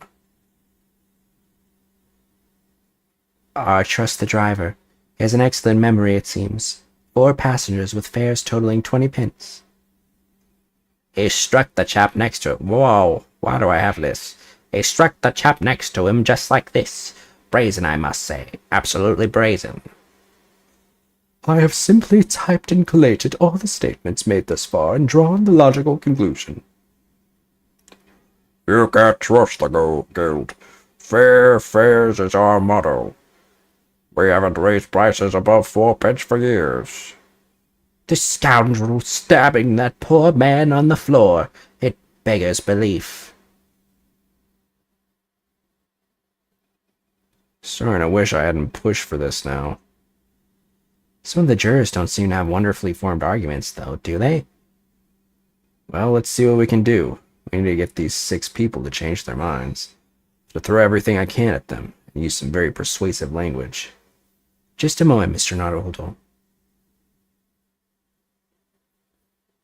According to my book, that's not quite how it works. Oh. I thought I was going to have to thaw their icy minds with some heartwarming rhetoric about the defendant. Unfortunately, once the jurors have decided the defendant is guilty, they're unlikely to heed anything the defense says. But then, they've reached their conclusions by their own reasoning, you see. Your pleas will sound like excuses. In fact, it could recoil on you. The more you try to persuade them, the more entrenched they may become. Then what on earth am I supposed to do? Oh dear, I'm just citing what I've read about British law, Mr. Naruhodo. Right, I'm sorry. You have any idea how to make this work, then? No. I'm 16.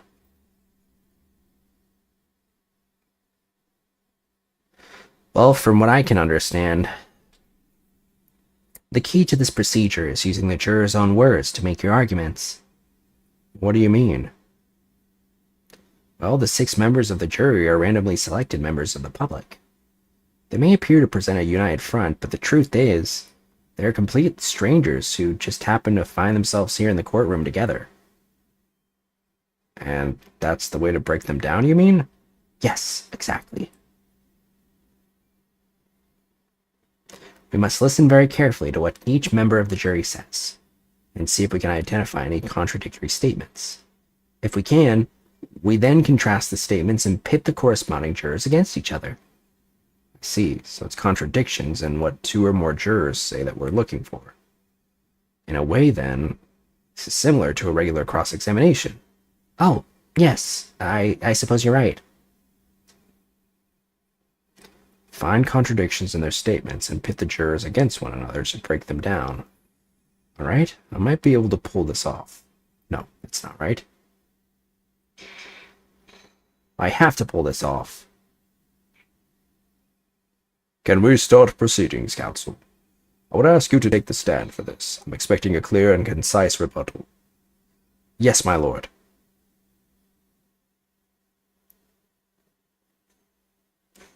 Jury examination. The defense rebuttal. Alright. There was no one else inside the carriage at the time, so it has to have been him.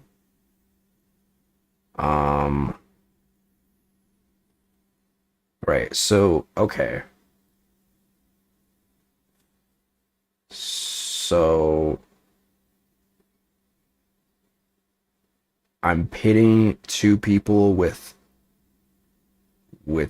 evidence, or with statements that contradict each other, I guess? Is that what I'm doing? There's no one else inside the carriage at the time, so it has to be him.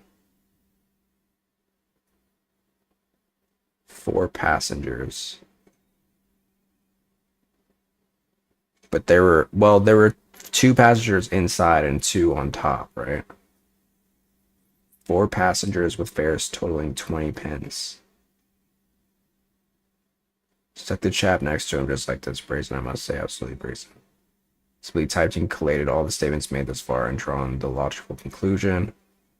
Trust the guild, fair fares is our motto. We haven't raised prices above 4 pence for years.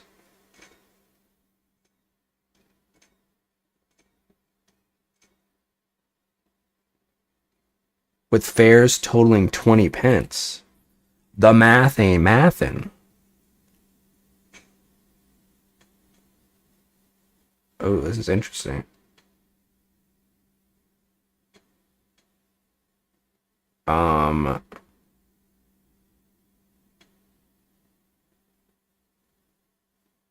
Four pence for years. But if that's the case, everybody would have paid 5 pence.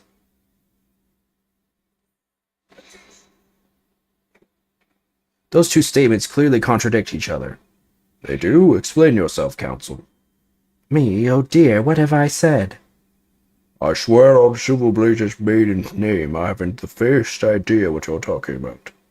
According to the group testimony we've heard so far, There were 4 passengers on the omnibus on the night in question. This is cool. I like this. And according to the coachman, Mr. Beppo, he took 20 pence in fares. Quite right. I have those precise details typed neatly there in front of me.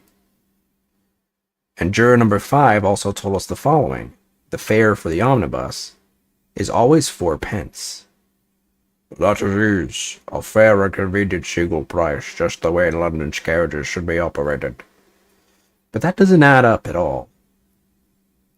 In fact, it leaves a glaring discrepancy in the facts. Why, man, why? Chill out, man. 4 passengers paying 4 pence each.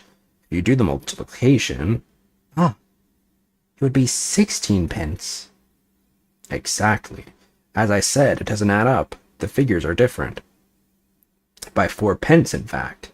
Or precisely 1 person's fare. 1 person's fare? Yes. In other words, on the omnibus that night, it's distinctly possible there was another passenger we've heard nothing about. Good gracious. This can't be right. The coachman of the guild are good, honest men, one and all. Trustworthiness is our watchword. The figures on your coachman claims most certainly do not add up. Your watchword, good sir, is a fallacy. I beg your pardon? Mr. Guildmaster, I think you ought to consider that if this trial were to end now, the news will surely spread all over London. The news that one of your coachmen tried to hide the fact that he lets nefarious characters ride his omnibus. All right then, how do I make it so this miserable trial doesn't end, Well, according to my book here, you simply launch a ball of fire into the innocent side of the set of scales. Now hold your horses there, coachman. We were all in agreement. Why do you have to add to... Wait till I get my hands on you, Beppo. Nice. Oh, this is all very irritating. Begging your pardon, sir. I'm going to do the same.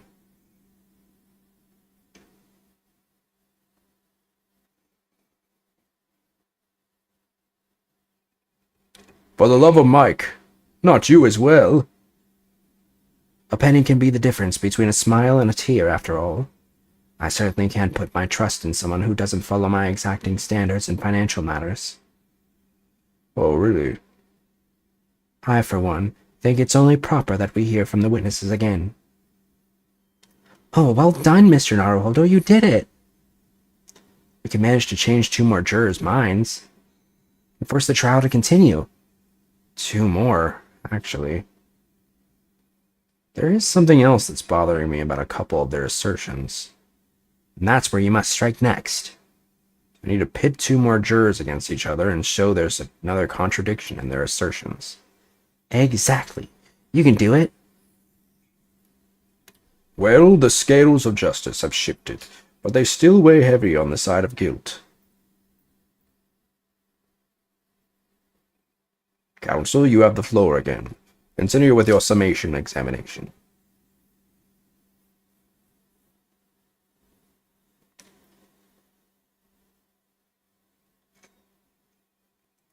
Alright.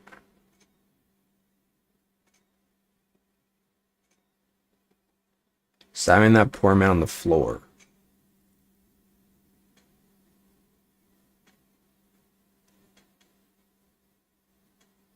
I'm thinking this one, because why was he wasn't on the floor, he was in the chair when he got stabbed.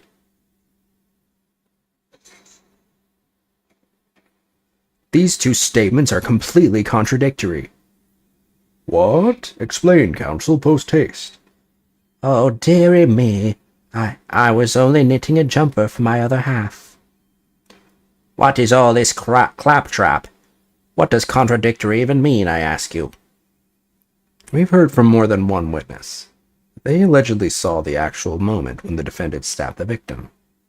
Now, out of curiosity, juror number 3. What? Can't you see that I'm busy here? How would you say the defendant stabbed the victim? What sort of motion was it? Huh. Want to test me, do you? It was like this. Stuck the fellow next to him without even getting up. Just like the banker said. Yes, that was Mr. Fairplay's testimony. Quite true. Now then, juror number 6. Oh, is that me, is it? What can I do you for, young man? How would you say the defendant stabbed the victim, madam? Oh, well, dear, as far as I understand it, it was like this. He stabbed the poor man after he'd collapsed on the floor. The coachman said so. Now don't move. Ah! Oh, sorry. Take a look at these 2 jurors. He stuck the fellow next to him without even getting up. And he stabbed the poor man after he'd collapsed on the floor. Well, I never. They're stabbing in totally different directions. What? Someone really ought to take this guy's knife away. Bless my stitches. What a muddle. What this tells us is that there's a strong possibility one of the witnesses isn't telling the truth. Oh. But why? Why the dickens would they lie? I don't know that yet, but what I do know is that if the trial ends at this point, we may never find out. We may never know the real truth. Ladies and gentlemen of the jury, can you really let that happen in all good conscience? Lies, you say? Oh, dearie me. I can't abide people telling lies.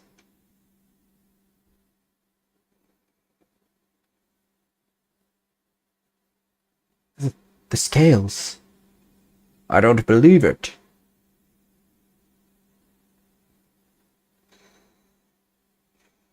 Wait. Now hear this, my fellow jurors. I warn you, you cannot listen to this man. Look at him in his black suit. He's clearly some devious Eastern sorcerer using magic on us all. If I gotta use magic, do you really think I'd be putting myself through all this? Answer me this, Doc Jinx. Huh? Me? What exactly is the problem? What of it if 2 witnesses have slightly different recollections of events? What of it? Let's say the Shylock did stab the victim as he was sat next to him in the omnibus. I am begging you to please stop with the stabbing motions. And this young dandy saw him do it. And now let's say the victim collapsed on the floor, and then the Shylock stabbed him again. And this old lady saw him do it. Well, what's to say it didn't happen like that, hmm? Who are you calling a dandy, sir? Why, I should take this knife to you. Who are you calling old? Why, I should take this needle to you. That word is a slur? What word?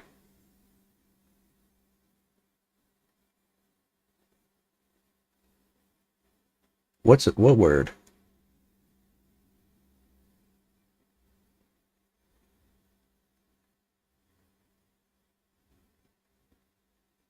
That's a slur?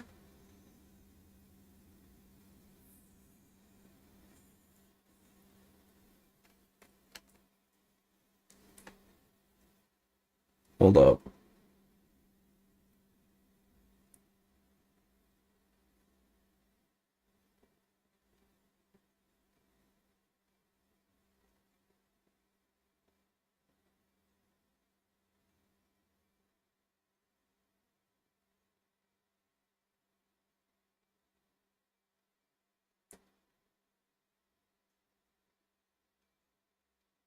Oh. Well, I am so sorry. I did not know. I did not know that. Now I know. I will not say it anymore. I was simply reading what it said. So thank you for telling me. Yeah, I had no idea. Apologies for that. I was not aware. Yeah, I guess if it comes up again, I just won't read it. Thanks for letting me know. Jeez. Who are you calling old? Why, I should take this needle to you.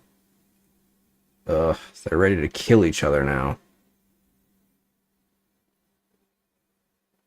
But could the foreman of the jury be right? I was shocked to see it in the script.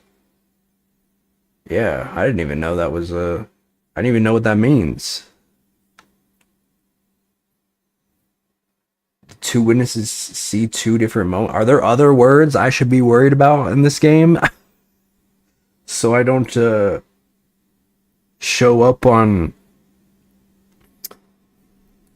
drama VTuber Nation. Pretty sure that's it. All right, cool.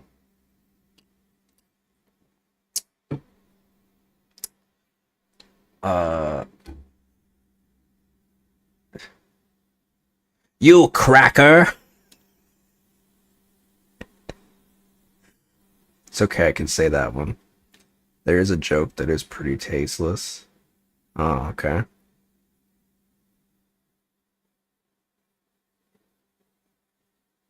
Interesting how, like, the newest games in the franchise seem to have the most offensive jokes in them.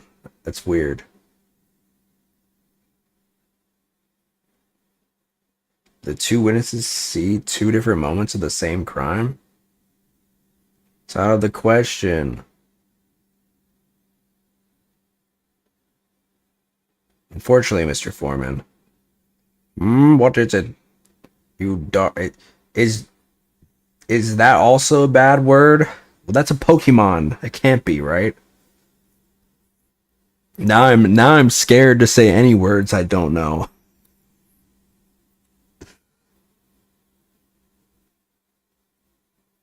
It was an offensive Pokemon when it first came out, though.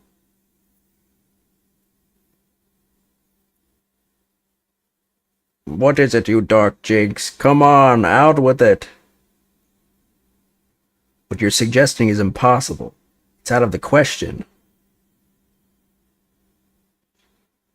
What are you talking about, man? How can you possibly say that? You do realize that I'm only doing my job. As foreman of the jury, I have a responsibility to steer everyone in the right direction. So where's your evidence, man? That's what we want to see. I say that two witnesses saw two different moments of the same crime. If you say that's out of the question, show me some proof. Looks like the only way I'm going to convince him is to present him with something he can't dismiss. Some irrefutable hard evidence. As you wish. What? I'll give you the proof. It's out of the question that the two witnesses saw two different moments of the same crime as proven by...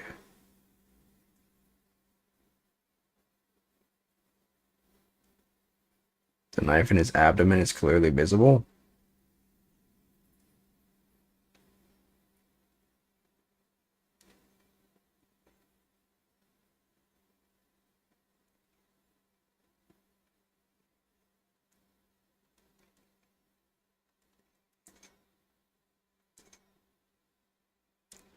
His portfolio must contain all sorts of secrets of London's gentry.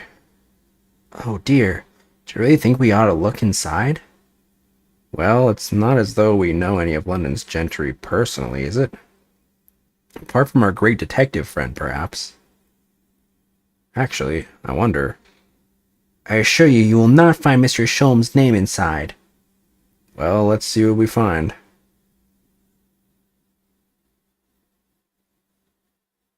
I can't read any of this shit. Gosh, it's crammed full of gentlemen's names, isn't it? Well, I suppose they're probably not all gentlemen at all, are they? After all, not everyone in this country is well off. Goodness. What is it? Look at this. Do you see the name here? Bruce Fairplay.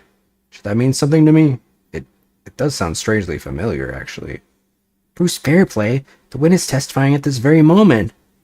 Oh, yes, of course, the banker. Why is his name in here? He borrowed 20 guineas, did he? And look, the repayment date is fast approaching. It's possible that this is just a coincidence, of course. But this could be very useful information. Details of the debtor's ledger have been updated in the court record.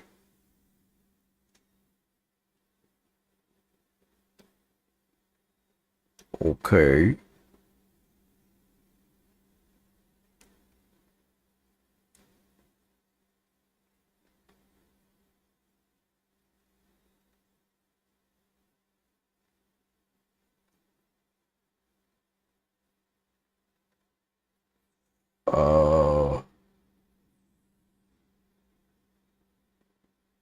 It's proven by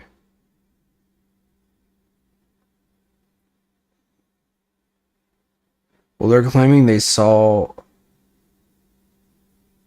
maybe the knife, because they're claiming they saw one person was stabbed on the ground and one person was stabbed in the chair, right? That's what they're claiming. But it was found lodged in the victim's abdomen.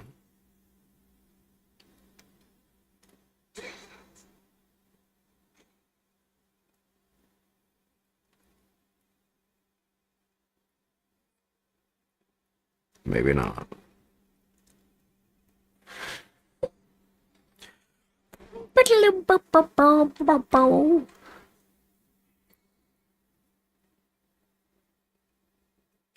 Two different moments. In other words, the victim was stabbed 2 times. Ah, but we have evidence that clearly. Okay. Oh, yeah.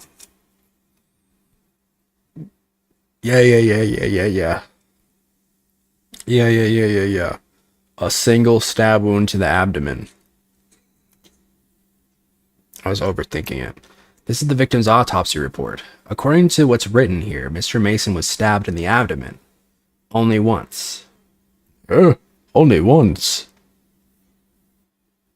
It's quite simple. The victim was stabbed precisely 1 time. Which means these witnesses can't possibly have seen it happen 2 different times. Yeah. Alright, I concede defeat.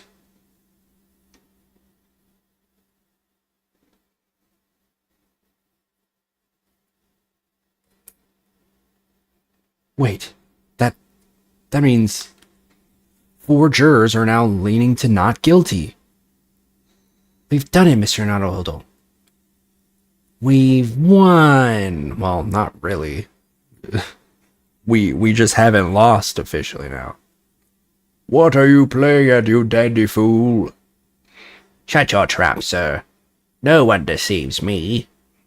But we had a consensus. I said shut your trap. I know a liar when I see one.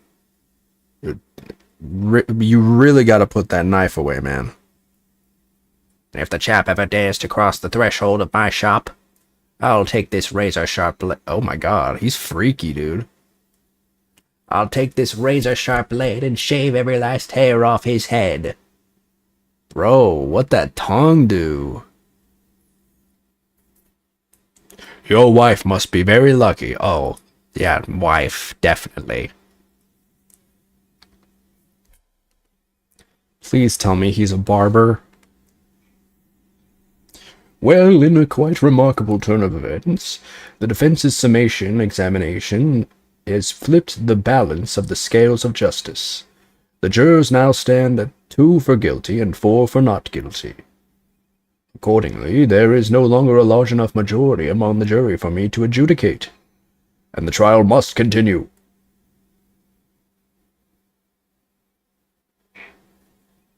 I hereby ask the defense, prosecution, and witness to return to their places, and I call upon all of you to continue to pursue the truth.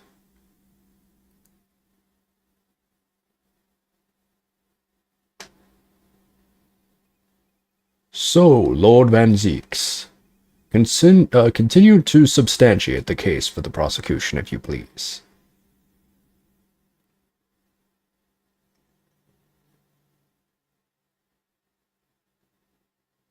He's so fruity. Boy, just drink the damn shit. Oh.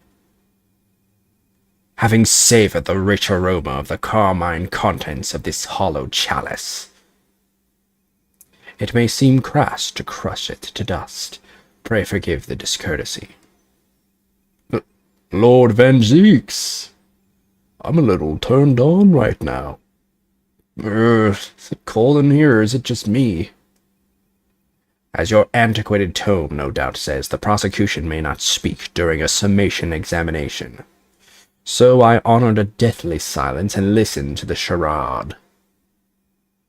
It seems I overestimated the intelligence of the jury. Well, no matter.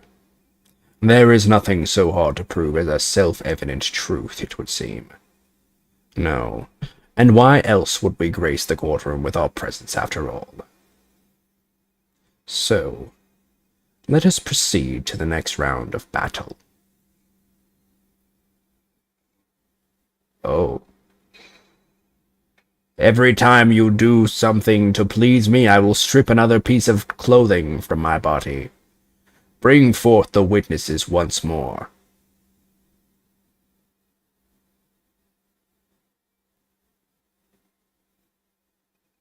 Witnesses? Damn, dude. Look at those titties. I trust you heard the summation examination we have just had to endure. Oh, yes, sir. That I did, sir. Of course I heard it. Oh, yes, sir. I heard it. You, sir, on the end, the coachman. I believe it's Beppo. Yes, sir, my lord, sir. If it get this man a fucking heater, man. Or I don't know, what did they have back in the day? I don't know, get him a nice warm hot cocoa or something. Whatever. If it transpires that in your previous testimony you were attempting to veil the presence of a fifth passenger on your omnibus, you will be found guilty of perjury. You are advised to bear that in mind, sir. Oh, mio Dio. Now then, witnesses, I hereby call on you to testify before the court again. You will explain the various misgivings brought to our attention by the defense's summation examination.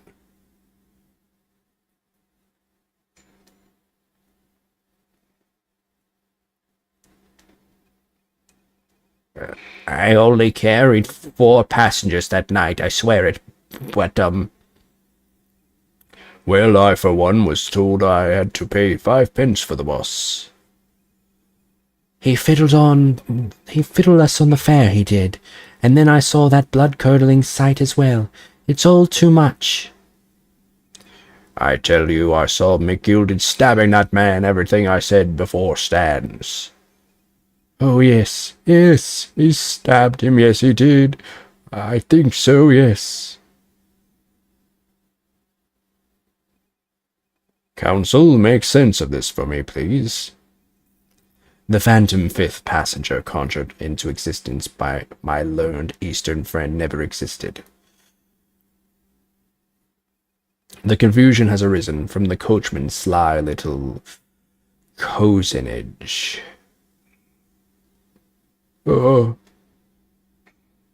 Beppo, explain yourself. I'm terribly sorry, Guildmaster. The guild's fare is 4 pence across the board, you know that. Am I to understand that you've been overcharging our passengers by a penny a fare? It's so cold, and the last run of the day's always half empty. You have been dishonest, coachman. Oh, I'm sorry. You're a disgrace, Beppo, a disgrace. And your selfish actions have brought dishonor on the entire guild. If I may, sir, I had to pay 10 pence on the bus just last week. What? 4 passengers at 5 pence each is, yes, 20 pence. I've done the arithmetic 10 times already, but I just can't make the result come out differently. No, that figures. Well, it would appear that one of the aforementioned misgivings has already been explained. So, counsel for the defense, your cross-examination, if you please. We've already had the pleasure of a protracted summation examination today. I see you intend to continue the parlor games. Absolutely.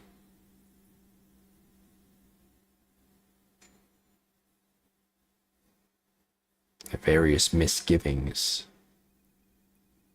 Okay, I only carried 4 passengers that night. I, for one, was told I have to pay 5 pence for the bus.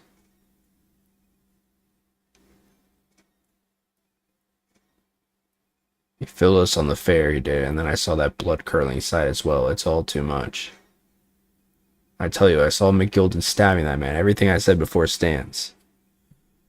He stabbed him. Yes, he did. I think so.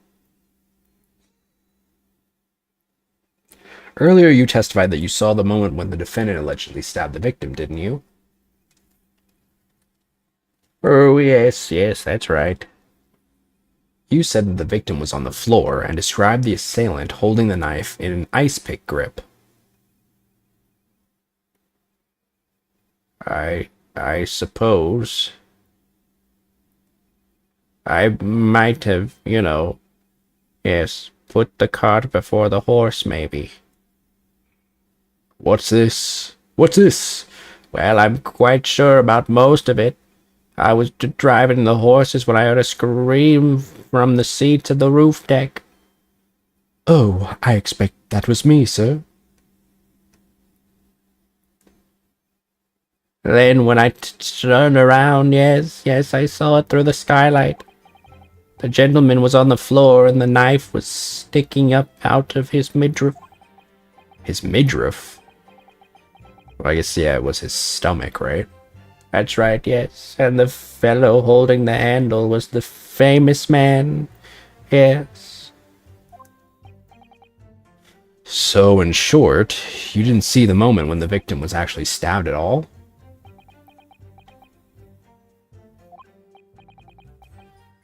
I really thought that I did, but when I go over again in my head, no, I suppose I didn't actually see the precise moment of the stabbing, did I? Oh. Excuse me! Do you have something to say about that, Mr. Fairplay? Now you listen to me. I know what you're thinking. He didn't really see the exact moment the fellow was stabbed. What are the chances of that? Eh? Are you asking me or telling me? He's getting flustered. Might be able to extract some new information from him if I answer him cleverly. Could he have just happened to see the exact moment the crime was committed? Some days are like that. Yeah, what happens when you witness a murder? Sometimes you just think you see it, and then you don't actually see it. You know, happens to the best of us. We've all witnessed murders, right? No chance. Well, it is a little hard to believe, certainly. Unless you spend your time peeping through a skylight on the top of an omnibus, that is. Peeping? I'm a respectable city banker, I'll have you know. And I knew what I saw. I remember it as clear as a Ballarat day. It was a grim scene, I don't mind telling you. Thank you, Mr. Fairplay. Oh, excuse me if I was getting a little hot under the collar there, my lord. I would ask you to supplement your testimony with a clear statement about what you saw. Oh, I can do that, all right. I'll tell you just how grim it was.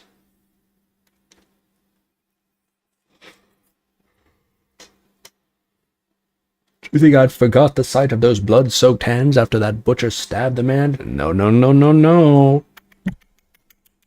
No, no, no, no, no. There were no blood-soaked hands. They were gloves. And they were only kind of soaked.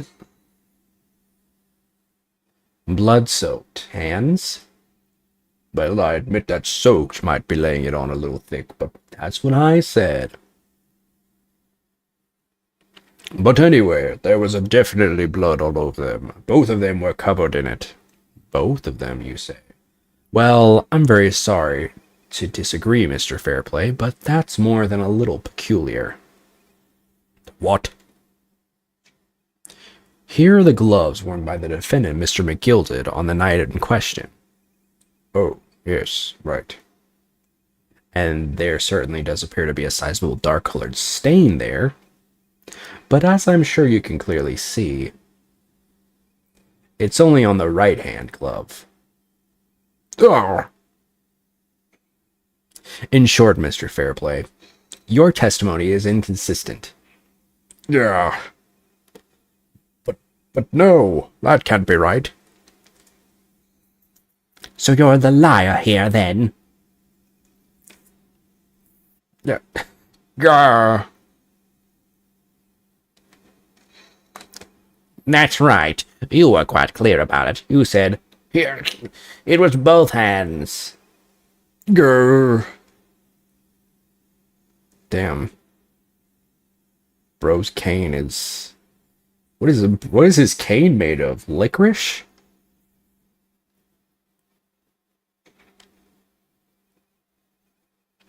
Mr. Fairplay, if your last statement was a lie, it calls your entire testimony into question. You say you saw the moment the victim was stabbed, but is that really the truth? Yeah, It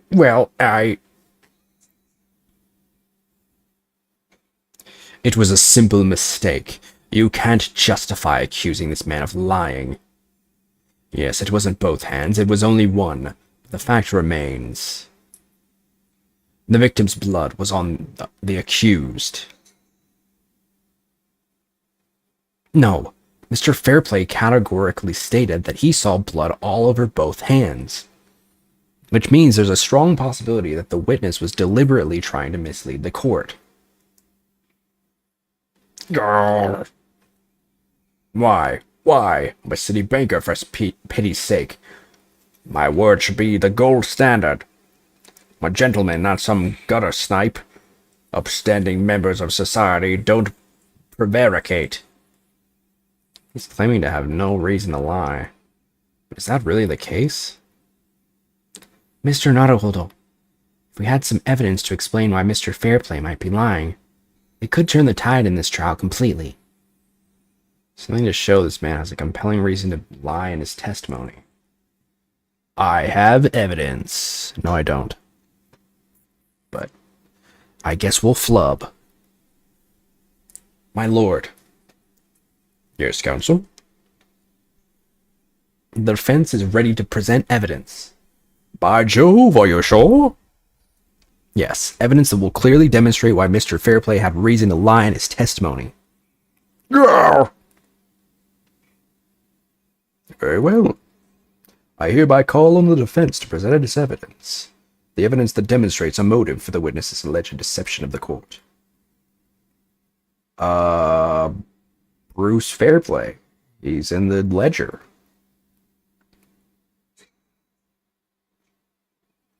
This is a list of the debtors who owe money to Mr. McGilded. Yes, a list of innocent victims crippled by the accused's extortion. The point is, among the names of these debtors is your name, Mr. Bruce Fairplay. What? Mr. Fairplay, are you currently indebted financially to the accused? No, well, it's barely worthy of being called a debt. According to this ledger, you owe 20 guineas. Not an inconsiderable sum of money, wouldn't you say? Well, what of it? Let's suppose Mr. McGilded were to be found guilty of murder. What would become of your debt in that case? The documents state that the loan agreement is forged between two individual parties.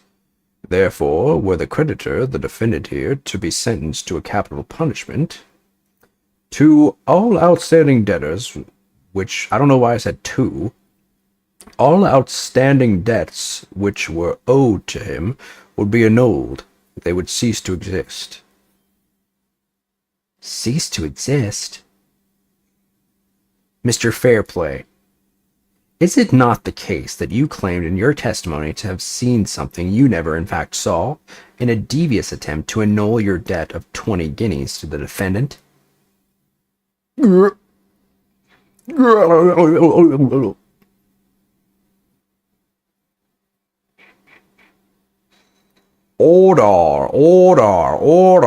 Mr. Bruce Fairplay. Yes, my lords. Marlander, let me ask you again, and be aware that your answer may have most serious implications upon your future, sir. Did you, or did you not, see the precise moment in time at which the defendant is alleged to have thrust a knife into the victim?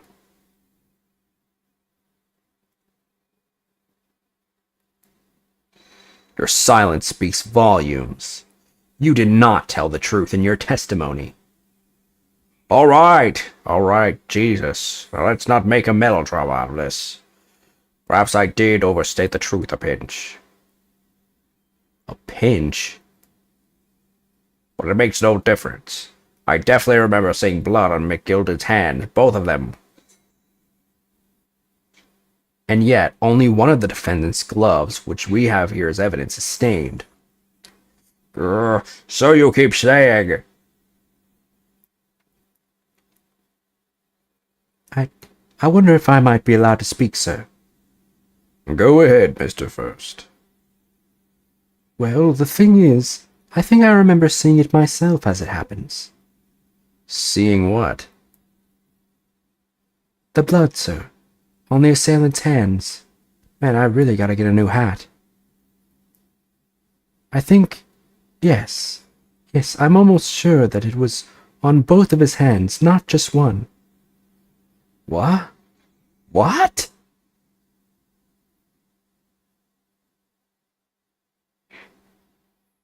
It would appear that we're going to need further testimony from all you witnesses. This time, I would like to know precisely what you did and what you did not see. Do I make myself perfectly clear? Yeah. Mr. Naruhodo, this is good news. The course of the trial seems to have shifted slightly at last. Yes. Might finally have a chance to turn things around here.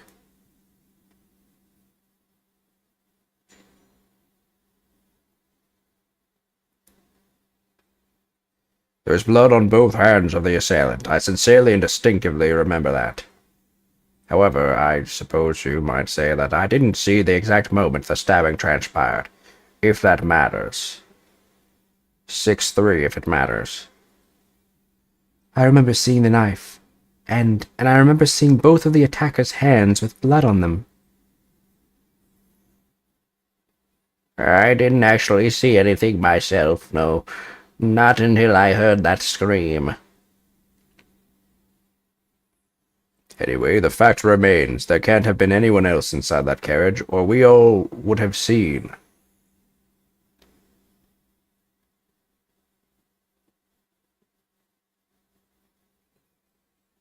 Well, lo and behold. In truth of fact, not one of you was able to witness the crucial moment the crime was perpetrated. I apologize, my lord. But honestly, there was no one else inside that carriage, and the man's hands were covered in blood. That much incriminating evidence is tantamount to saying we saw the man do it. That's really not what testimony is about. Let us examine the interior of the omnibus once more. The victim's fresh blood is clearly visible on the seat, corroborating the witnesses' accounts. In other words, there is no substantial nor significant change in the facts of the case. Sorry, I fell asleep a little bit there for a sec. Very well. Your cross-examination, please, counsel. Yes, my lord. Yes, my lord. Sorry, I got British there for a second. I guess I've just been doing way too many British voices. What the witnesses really saw. There was blood on both hands of the assailant. I sincerely and distinctly remember that. However, I suppose you might say that I didn't see the exact moment the stabbing transpired, if that matters. I remember seeing the knife, and I remember seeing both of the attack's hands with blood on them. Hmm.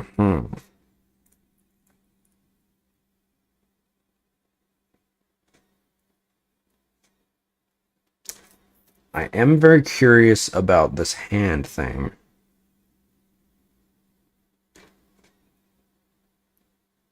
So let's do 1 and 3. No, the evidence tells us otherwise. We have the gloves the defendant was wearing on the night in question in the court record.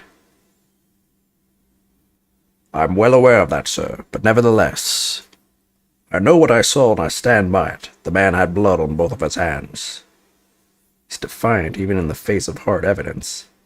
He's steadfastly refusing to admit that he might be mistaken about what he saw, but why? Your reasoning is dire. Huh? One hand or two, the salient point remains unchanged. Minutes after the grim crime, the victim's blood dripped guiltily from the accused's fingers. I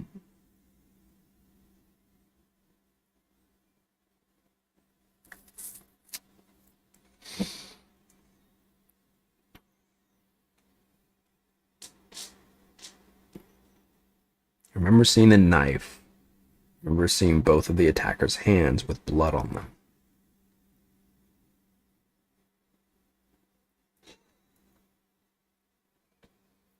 You definitely saw that too? Blood on both hands? Yes, sir. I mean, I know what you're going to say. Only one of Mr. McGilde's gloves has had any sign of blood on it. That's right. The thing is, as far as I remember, sir, when I looked down and saw Mr. McGilded sitting beside the other fellow, I don't believe he was wearing any gloves, sir. He wasn't wearing these gloves? That's correct, sir, and I saw the blood on both his bare hands quite clearly. It's true that the dark-colored stain on the dark leather gloves wouldn't have been easy to see. I should point out that the police officer who apprehended the accused on the night in question reported that there was no trace of blood on Mr. McGilden's gloved hands. There wasn't blood on his hands? This is puzzling indeed. This must be significant somehow, I'm sure of it. I don't get anything of that.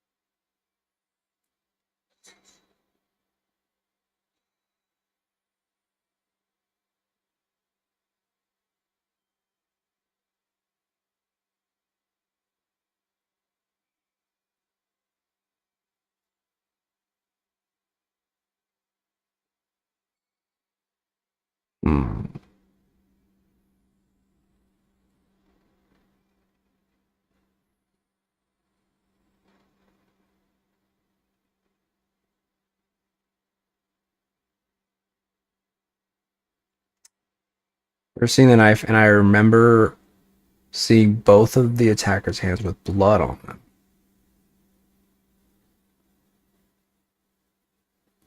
Okay. But there was no blood on the handle. Maybe that's...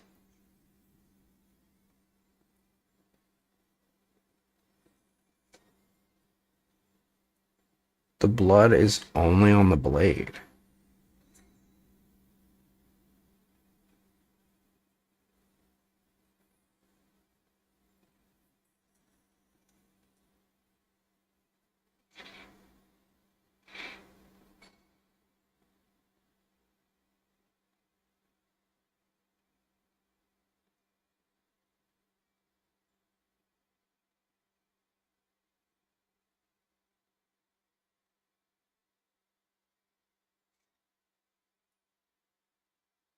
Let's keep pressing.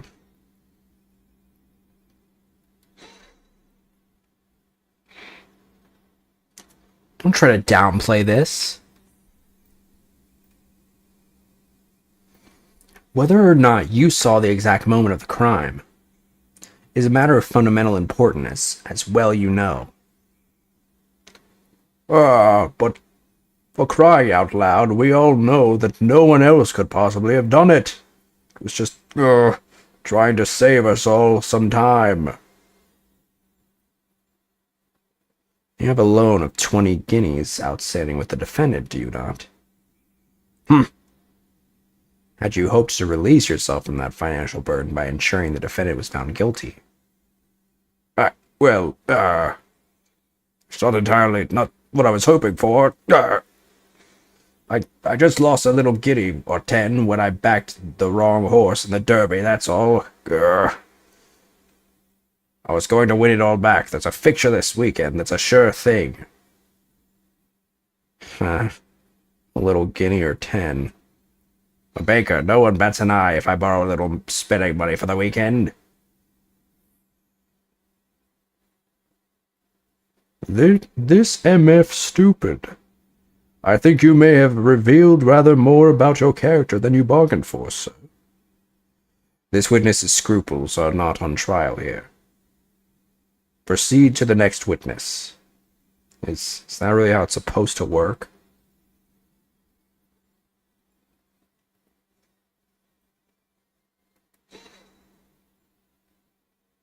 You didn't see anything.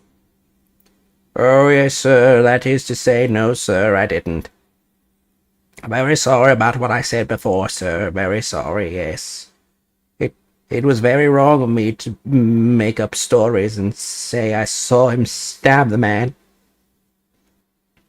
Wouldn't you agree, sir? I know what you're insinuating, but I certainly wasn't making up stories. Still, to say you saw nothing isn't right either, is it?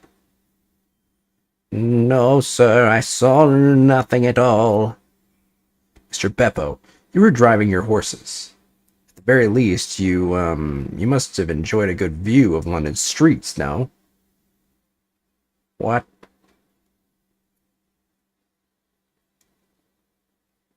Oh, please. You didn't even see that? It was cold that night, you see. It was all I could do to keep from passing out, sir. Yes, my head was fairly frozen solid. Sorry to say, sir. It would seem prudent to avoid travel on the last omnibus service of London's cold winter nights. Beppo!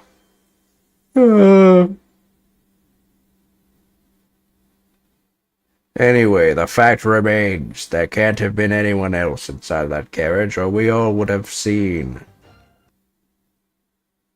Mr. Fairplay didn't see Mr. Mason being stabbed at all. That's a hugely significant change in the facts of the case. There's something else that occurred to me while listening to the witness's latest testimony. Two of them are recounting what they saw through the skylight on the omnibus roof. I know it's a large window and certainly affords a good view of the inside, but... well, I think perhaps we ought to confirm what they're saying with their own eyes as much as possible. What do you mean? I mean that we can examine the evidence firsthand. Omnibus is here in the courtroom, after all. It's a good idea. We can consider the witness's statements while we're looking around.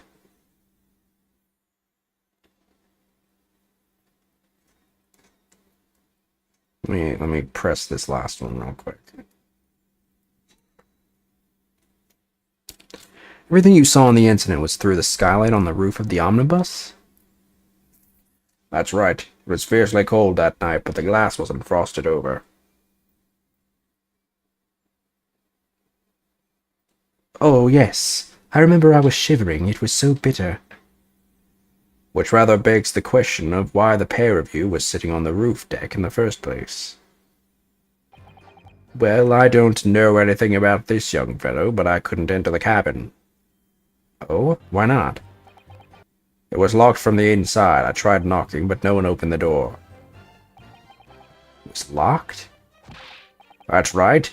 It's a public bus service, for pity's sake. That's not what I call fair play. Yes, I had exactly the same experience. I tried knocking, but the gent inside just gestured at me to clear off.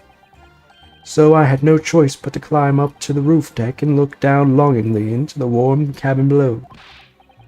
Well, I can assure you I wasn't just looking down, I was glaring long and hard. That's precisely what I can tell you with absolute confidence, that if there was anyone else at that cabin, I would have noticed. Unequivocal, I would say. Not so sure about these two witnesses. They really have seen everything inside the cabin through the skylight? They might not have been able to. Well, I'm going to confirm one thing, Mr. Fairplay. I mean, honestly, I need to know where they're sitting, right? Because there's this front one, which would make it very hard for them to see. Actually, I don't think they could see it at all. Well, which was the position that they were stabbed in? Which side? I guess I should say. Okay, so then, yeah, I mean, then that's definitely likely. If they sat in the back, they could have witnessed it. But if they sat in the front, then honestly, it would be quite troublesome, I must say. Damn, look at these. Ew! Whose ass print? Ew! Whose greasy butt?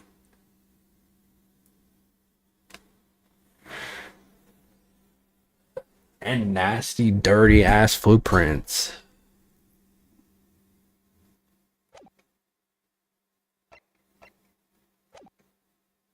Allow me to confirm one thing, Mr. Fairplay. You were riding this omnibus and witnessed the events in the cabin through the skylight and the floor of the upper deck. Is that right? That's right, yes. In that case, there is a portion of the cabin interior that would have been out of sight from you. What? By golly, really?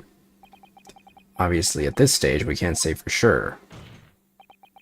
But the possibility cannot be denied that at the time of the incident, there could have been another passenger in the enclosed cabin of the omnibus. Enough hypothetical meandering, my Nipponese friend. The prosecution demands that you substantiate your claims.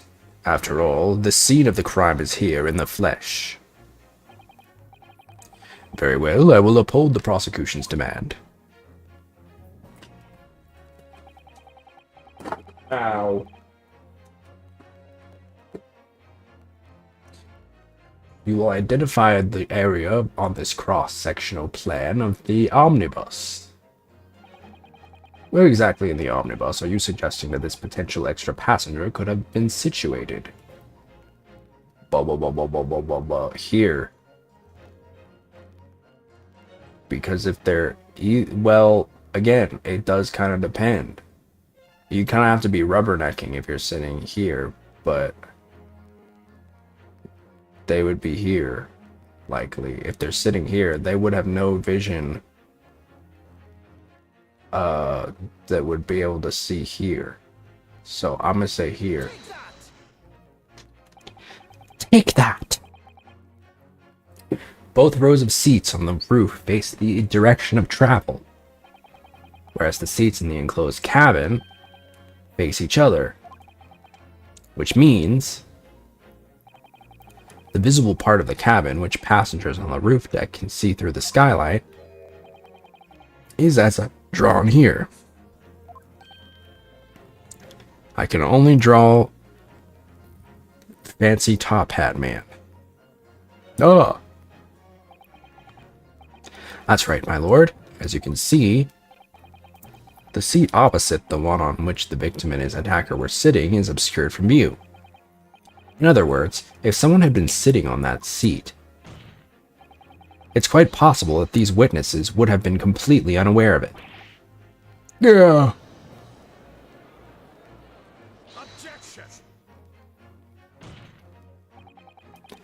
It's quite possible some phantom was sitting there. You Nipponese have a forbidding habit of obscuring the truth with ambiguity.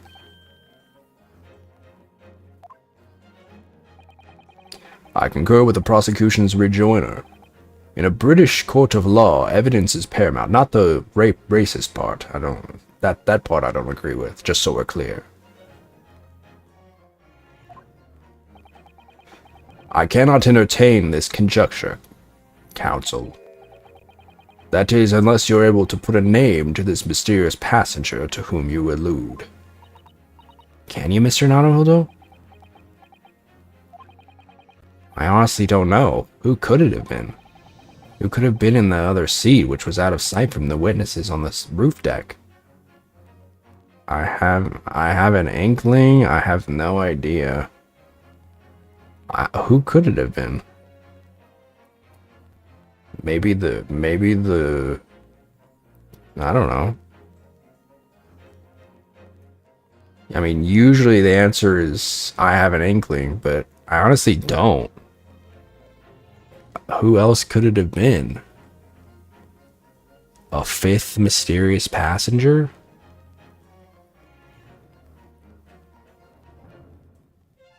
Alright, fuck it. Let's say I have an inkling.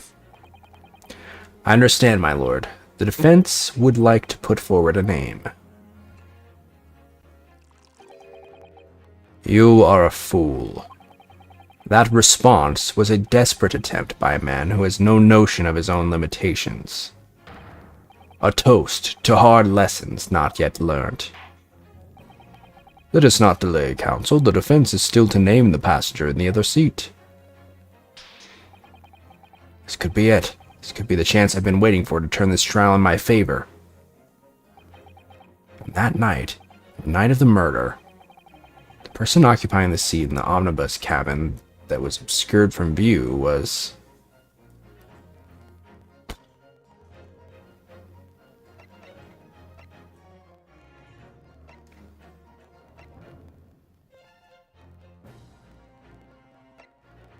Was it Beppo?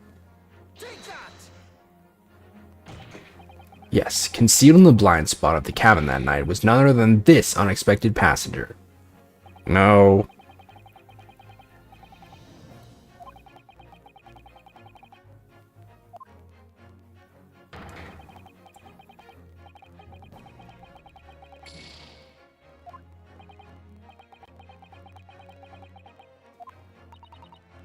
Mr. Naruhodo, our task here is to defend Mr. McGilded.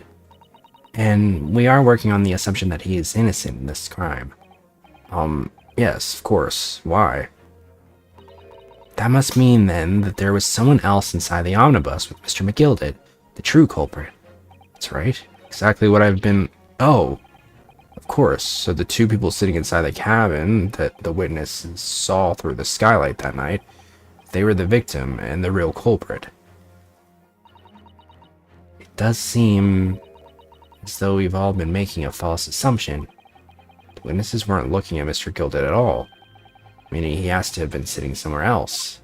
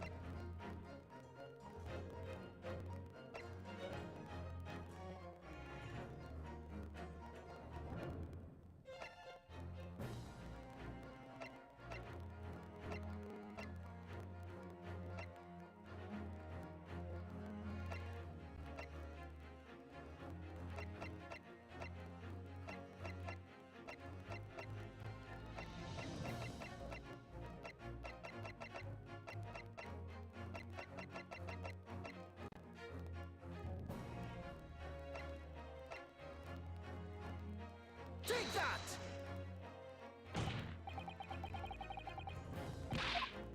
What?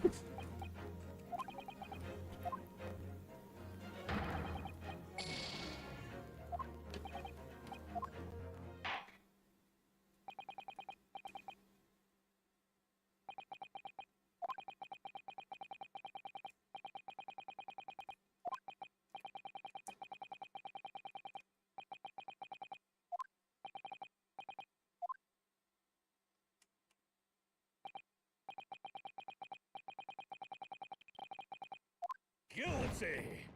Guilty. Guilty. Guilty. Guilty. Guilty. Damn.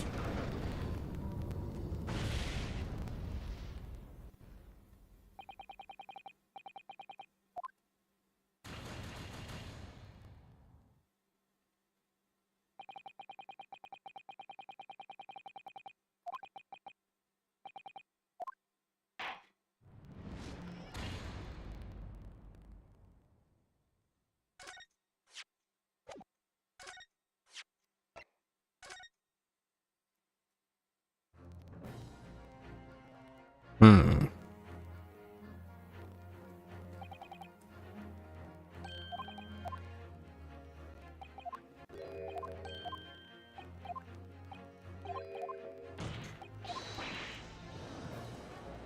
Objection!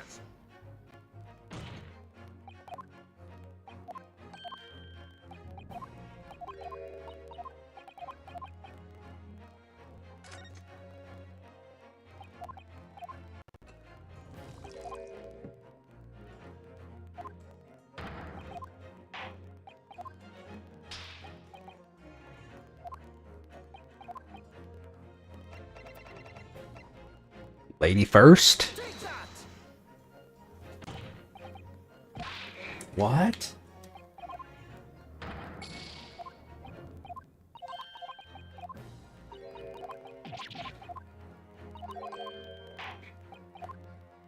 Wait. There's no way, right? Okay. I was gonna say, dude.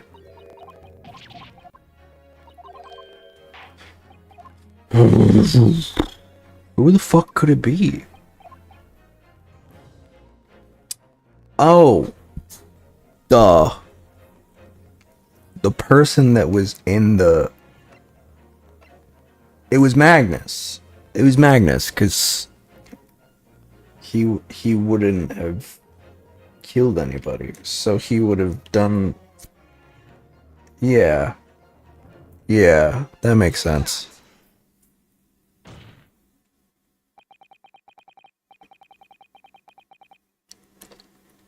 The passenger in the enclosed cabin, the witnesses on the roof deck failed to see, has to have been Mr. Magnus McGilded. Mr. McGilded? What are you talking about, counsel? That's the name of the defendant. Objection! If I desecrate this chamber by smashing my hollow chalice, do forgive the discourtesy. Lord Van Zeeks. People talk of those tiny island nations in the Far East as having a learning and culture of their own, but I see they use the terms ill-advisedly. What are you trying to say? Let me explain in terms that even a student of an artless backwater such as yourself might understand. Damn. When the bloody scene unfolded, the victim and his assailant were sitting side by side. Multiple witnesses have attested to the fact. It's the very premise on which this case is built. But that premise may be wrong. What? If the victim really was sitting beside Mr. McGilded, it creates an inconsistency that can't be reconciled in any way. What inconsistency, counsel? The defendant's gloves, my lord. Both witnesses made the same testimony. They claim that there was blood on both hands of the person sitting next to the victim. Yet we know the truth to be otherwise. Only one glove bears the gory remains. The point is, even in the face of this irrefutable evidence, both witnesses have maintained their stance.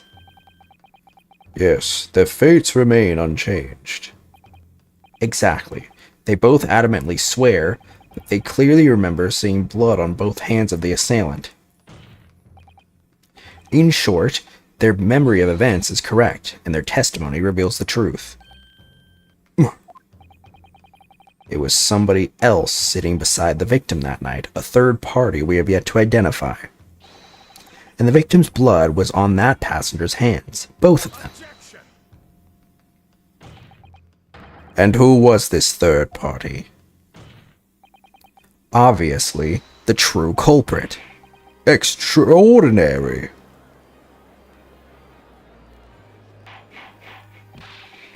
Order, order, order! What exactly are you postulating?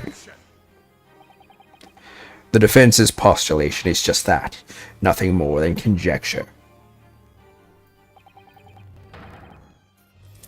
The witnesses have clearly stated that they saw the accused. But when elaborating on his testimony, Mr. Fairplay said the two of them were wearing hats, and I couldn't exactly make out their faces. Yes. Tops of their heads were obscured by the roof. Could see the rest of them, though. Yes, that's right. Both gents were most certainly hatted.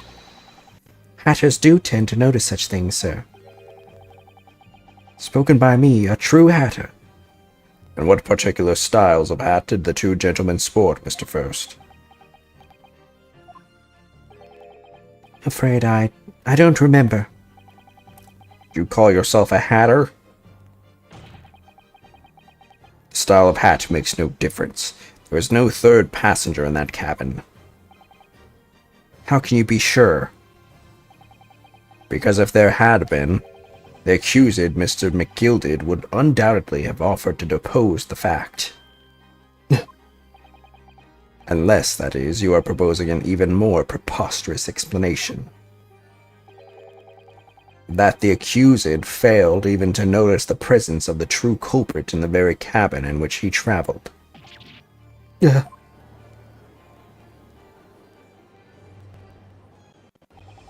He's right. If there was another person traveling in the enclosed cabin of the omnibus, it's inconceivable that Mr. McGilded would have been unaware of it. Order! There is clearly a simple solution to this problem. Bring the accused, Mr. McGilded, to the stand. Well, what say you, counsel? The prosecution objects, my lord. On what grounds? As a suspect, he will already have made a full statement to the police. But what if there's some reason why he's unable to speak freely? Magnus McGilded is no uneducated ruffian. If it indeed turns out the man has been withholding information, you can be sure it will have been a most deliberate act. Counsel for the defense, what is your opinion? My lord, should we ask Mr. McGilded to testify or not? Demand his testimony. Yes, we need to hear what he has to say in order to find out the truth. The defense would like to call Mr. McGilded to the stand.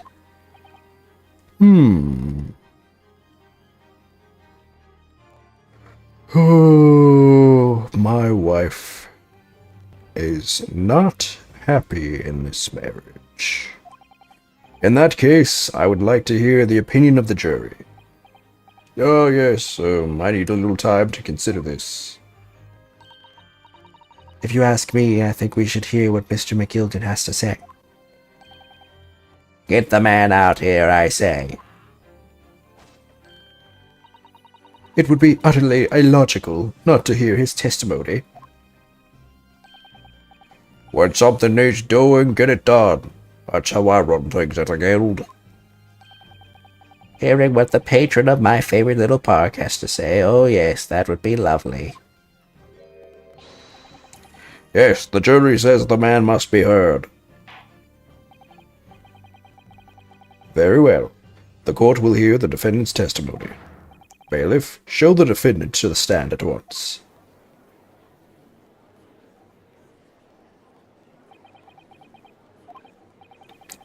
Now maybe what actually happened that night will finally become clear. Alright. Thanks for hanging out, guys. Been going almost 8 hours. We'll be back tomorrow with Hollow Knight? Yeah, I think. Anyway, love you guys, and I'll see you then. Take care of yourself, and as always, ciao. Bye, everybody. Oh.